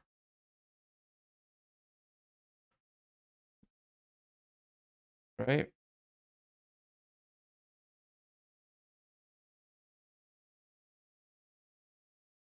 Are you hating Super Heavy Samurai? I'm not a fan of the concept. I don't like it. I don't hate it. I think there's been worse in the history of Yu-Gi-Oh! Like, I genuinely, this might surprise people. I don't I really don't like it, but I also don't think it's like the end of the world. Somehow. Maybe I'm gonna think differently when it comes out, but I personally don't for example don't think it's much worse than MathMech for the game. Here we are again. Oh shit, here we go again. He's talking about MathMech again. I think it's not as bad as MathMech, for example, for the game. Like I think it's better in the sense that the restriction of it's better than MathMech.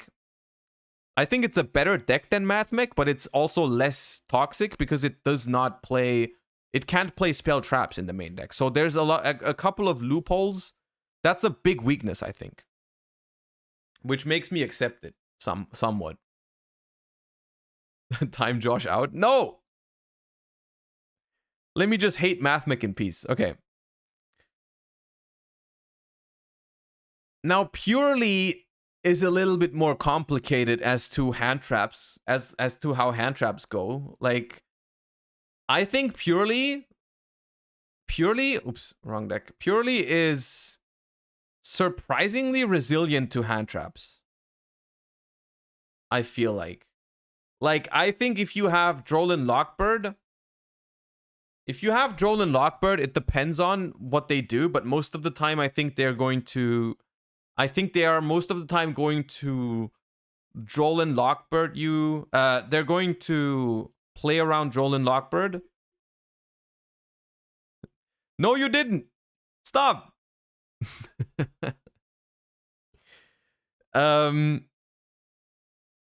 Most of the time, you're going to play around Droll Lockbird by activating your quick play spells in the draw phase, which also plays around Effect Veiler. Droll Lockbird... I think people are gonna actually not like Droll Lockbird that much against Purrely. The reason that is that Droll Lockbird is at its best against Purrely in your own turn.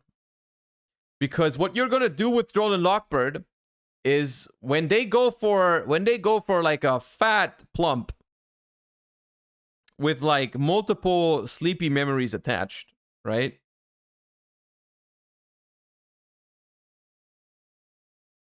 And they have leap, right? They're gonna activate the first sleepy memory in your standby under it's attached to the plump. They activate plump to draw one. They draw one. You draw them to stop all the other memory draws and the leap rank up to also draw more cards, right? So in this case, for example, if you have 2 sleepy memories and leap, right? If you have 2 sleepy memories and leap, normally you would draw 4 cards. If you discard Droll, they only draw 1 instead of 3. They only draw 1 instead of 4, so you save you get rid of 3 draws, which is pretty good. The problem is that you are also under Droll. You can't Droll in standby. Brothers in Christ. The card has 1 sentence. The card has 1 sentence, chat. 1.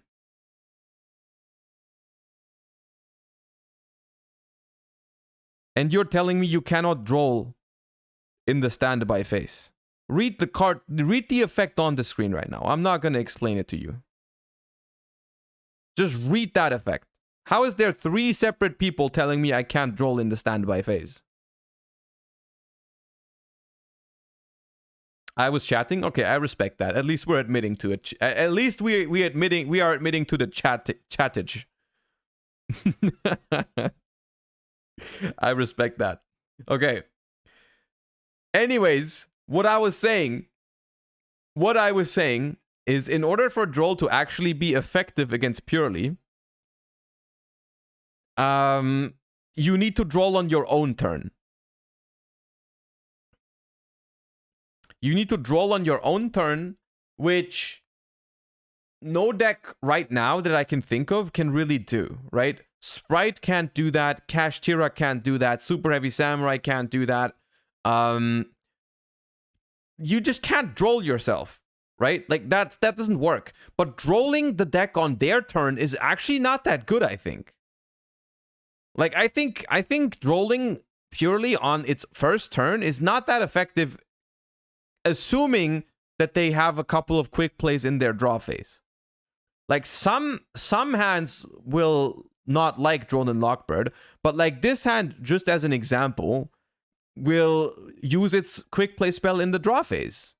This hand is a terrible hand, by the way. Well, it's not terrible. It's pretty bad. But if this hand goes first, it doesn't get rolled, right? Like, it...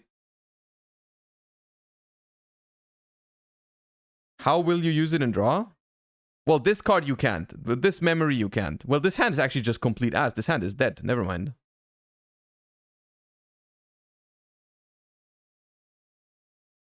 Bro, can I not draw Happy Memory for once?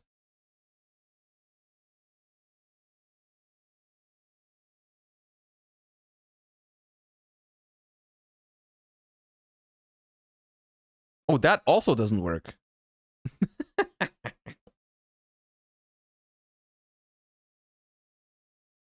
There we go. Out of the 4 Purrely memories, you can actually only activate 2 in your draw phase. You can only activate 2 of them, so 6 cards in your draw phase. That makes it a little bit better. Looks like this deck bad. Okay. We're saved. Purrely is not a good deck. Mert the Jill says, looks like this deck bad. Alright. Saved. You can sell your Purrely cores now. It's bad. Twitch chatter said it's bad. Wrap it up. It's over.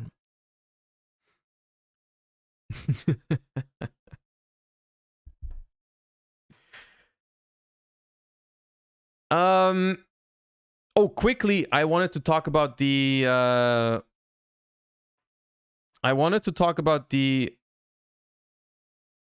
the 5 rainbow and explain why it's good. It also looks like it's calming down in price a little bit again. That's good, because it had no business being that high. It's not that good.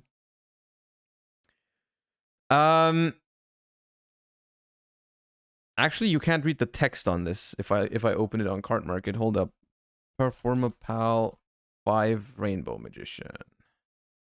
Let's head to the database, shall we? I actually think this card is very funny.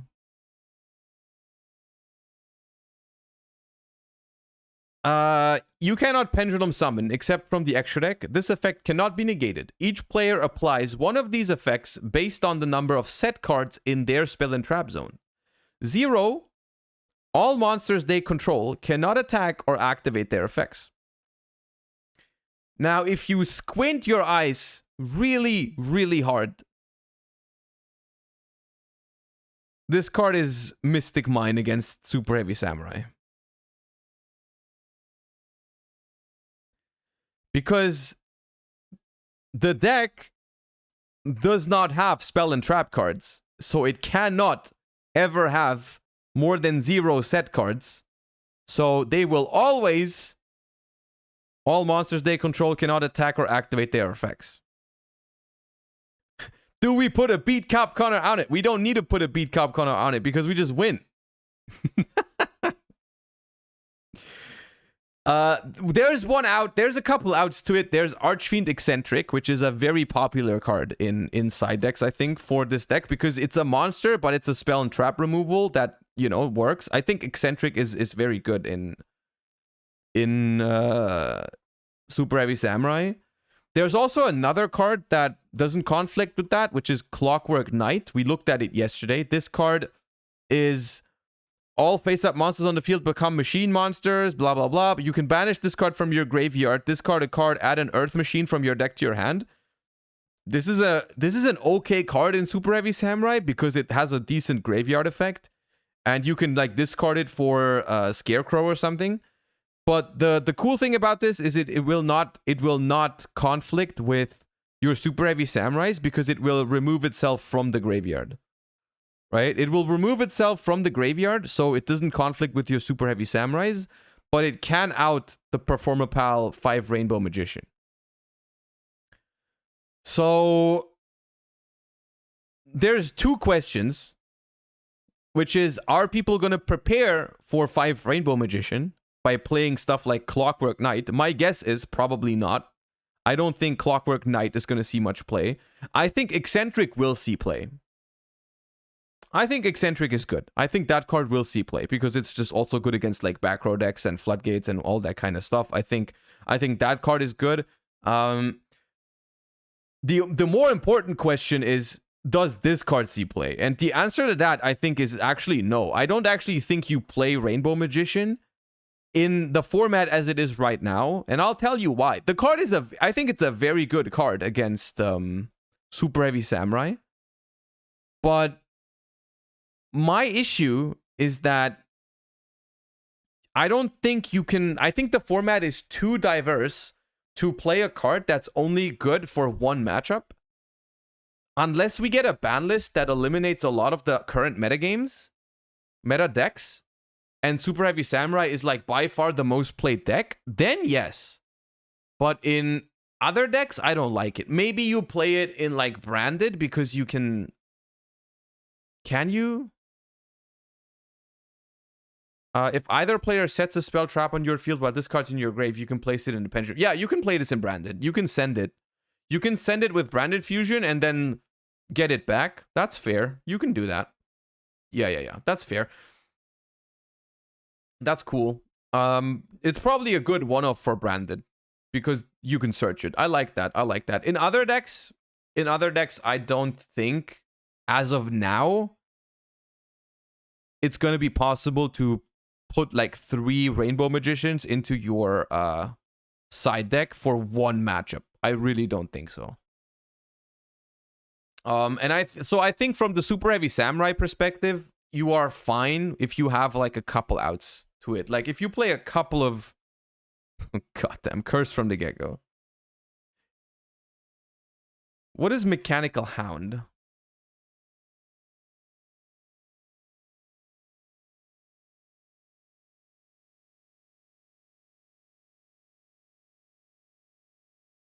While you have no cards in your hand, your opponent cannot activate spell cards. Well, wait, that card? Oh, Magical Hound.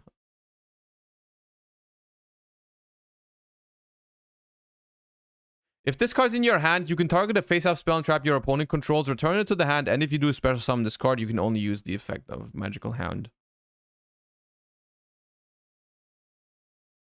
That seems fair. That seems fine. Yeah, maybe. Maybe Magical Hound is fine. Not sure.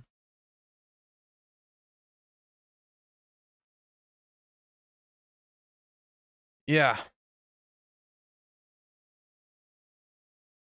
Aren't they just gonna out 5 Rainbow with Genius? Wait, what? Genius. This Link Summon card is unaffected by spell trap effects and the activated effects of other Link monsters. Once per turn, you can target a face-up card on each player's field. The second two cards, both those cards have the effect negated. That does not work on cards like that, right? Because it says... Because Rainbow Magician... Yeah, that...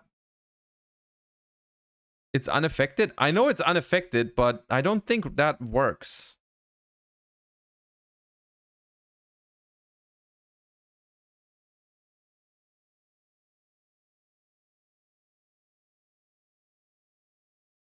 I think when...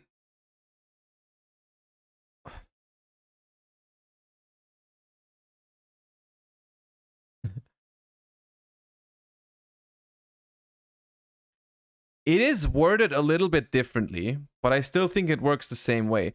Because Mystic Mind says, your opponent cannot activate monster effects, but Rainbow Magician reads, the monsters cannot activate their effects.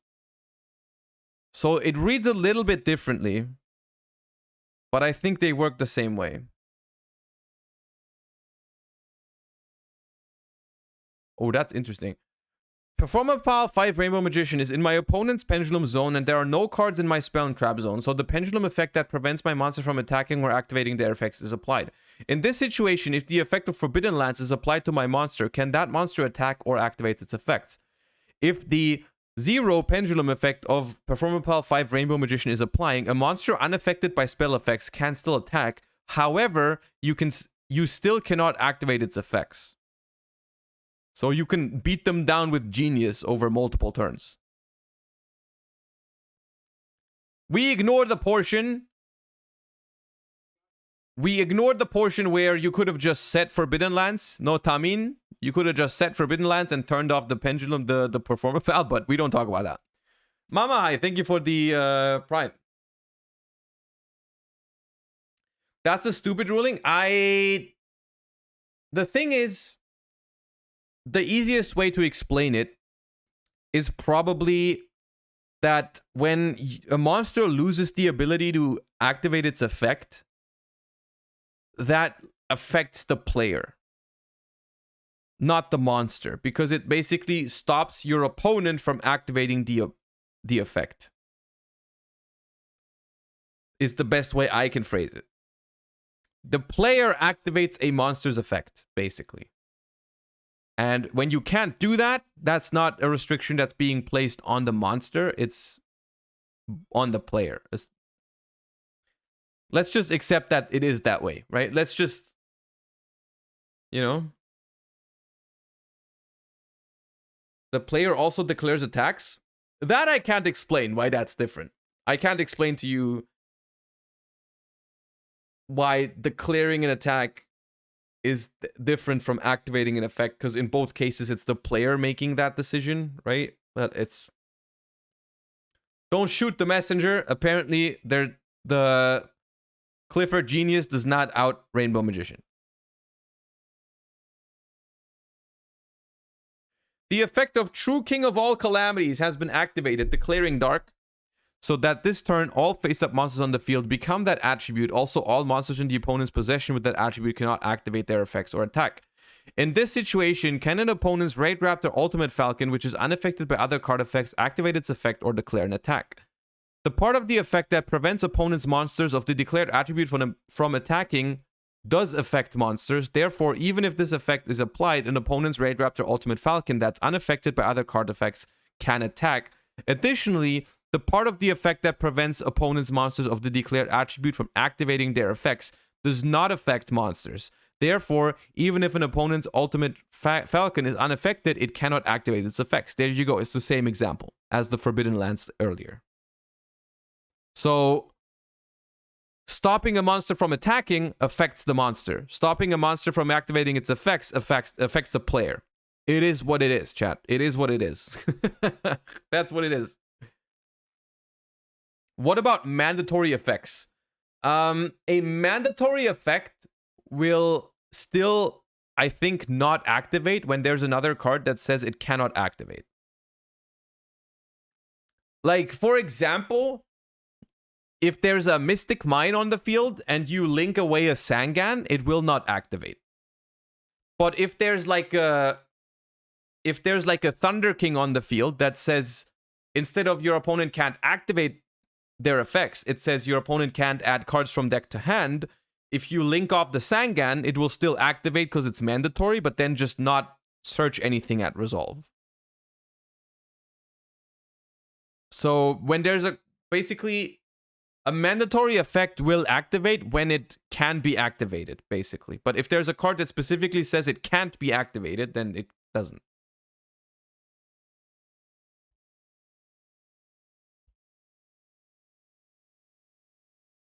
What are we doing right now? We are exploring the depth of ruling, the beauty of rulings in Yu-Gi-Oh!, which, depending on how you look at it, is either a beauty or not. I have another question about Super Heavy Samurai's chat. We have not used Soul Claw in any of these combos. Is it necessary? You can target, you control, equip it from hand, it gains 500 attack, can't be destroyed by battle. You can special summon it. It's just an extender. Do we need that? Because, like, Gaia does the same thing, but it's level 4, which is better. This is also an extender. It is searchable with box. Okay, I can see that. Is there any other target for box if we draw the tunneler? Is that the idea? Is that if we draw tunneler, we can add this so we still get value from box? Is that it? Okay. I can kind of see that. Maybe that's worth. You know, Coral is epic. Coral is another alternative target, I assume. While you have a spell trap, this card's scale becomes 4 once per turn. When a super heavy samurai destroys by battle, you can act that monster can attack a second time. If you have no spell and trap, you contribute 2 super heavy samurai monsters. Draw that many cards. Coral is better? Okay, so you probably play... I think it's reasonable.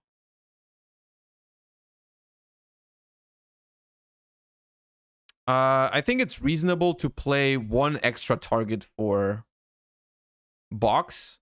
Whether it's Claw or Coral remains to be seen. I think one of the two is reasonable.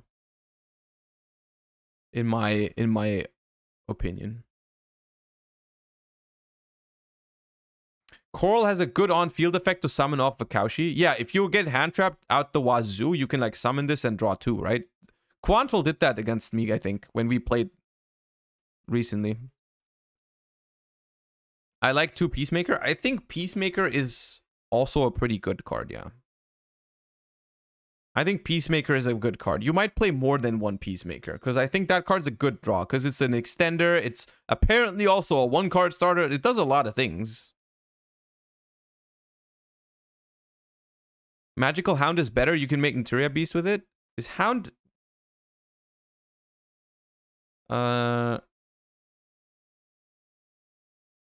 That's also a target for a box. Yeah. Hound doesn't work going first? Yeah. I don't think Hound is the option. You can already with Spy. You can theoretically make Nat Beast, but people just don't do that, right?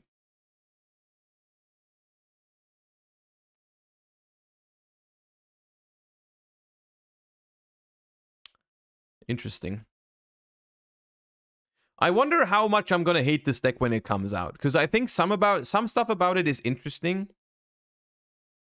Like, I like the deck building portion where you are restricted to not using spells and traps. I think the deck building for this deck is interesting.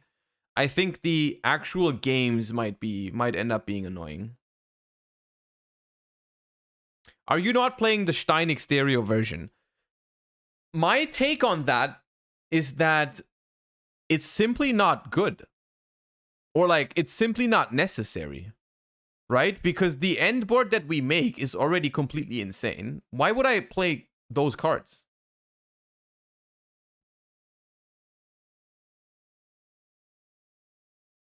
You still lose to Sphere Mode and Dark Ruler, which are pretty much the only cards that you lose to in the normal version. Like, the normal end board for this version's 1-card combo is like... Hold up. The normal end board for this version is like a 3-material Apo, a Baron, a Savage, and a Regulus. Like, this is your end board. And now why do I need Exterior again? And we have like 5 cards in hand. And we have scales for next turn.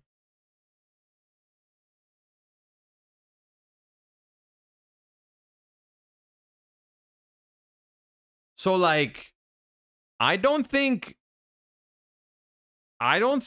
you need Exterior. Or like Cyberstein. Is Super Heavy Samurai going to be tier 1? I think it depends a little bit on the next ban list. As of right now, it's definitely a contender for a top tier.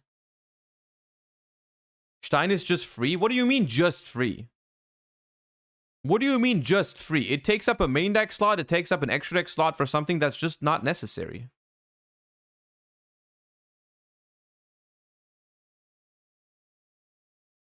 You can pend it? I know, I understand that, but you were already winning the game. Why do I need it? I can pendulum summon whatever I want, but like... I like Canceller post side for Ruler and Exterio. Yeah, that seems... For Ruler, that seems nice. If you want an answer to Dark Ruler. What if I open 2 Dark Hole, 2 Raigeki, and Circular? Then I gamma your Circular. And I win next turn, brother in Christ. You still lose. You thought you were funny, but I still beat you.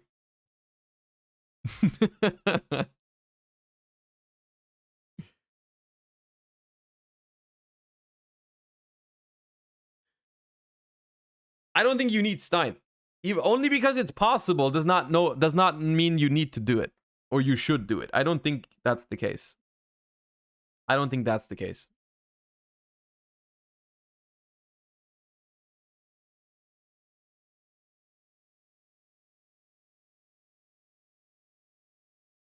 All right. Chat.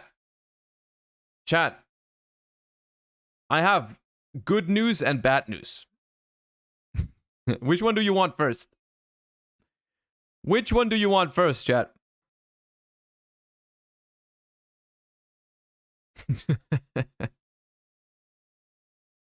The bad news first. Okay. The bad news is this is the end for today.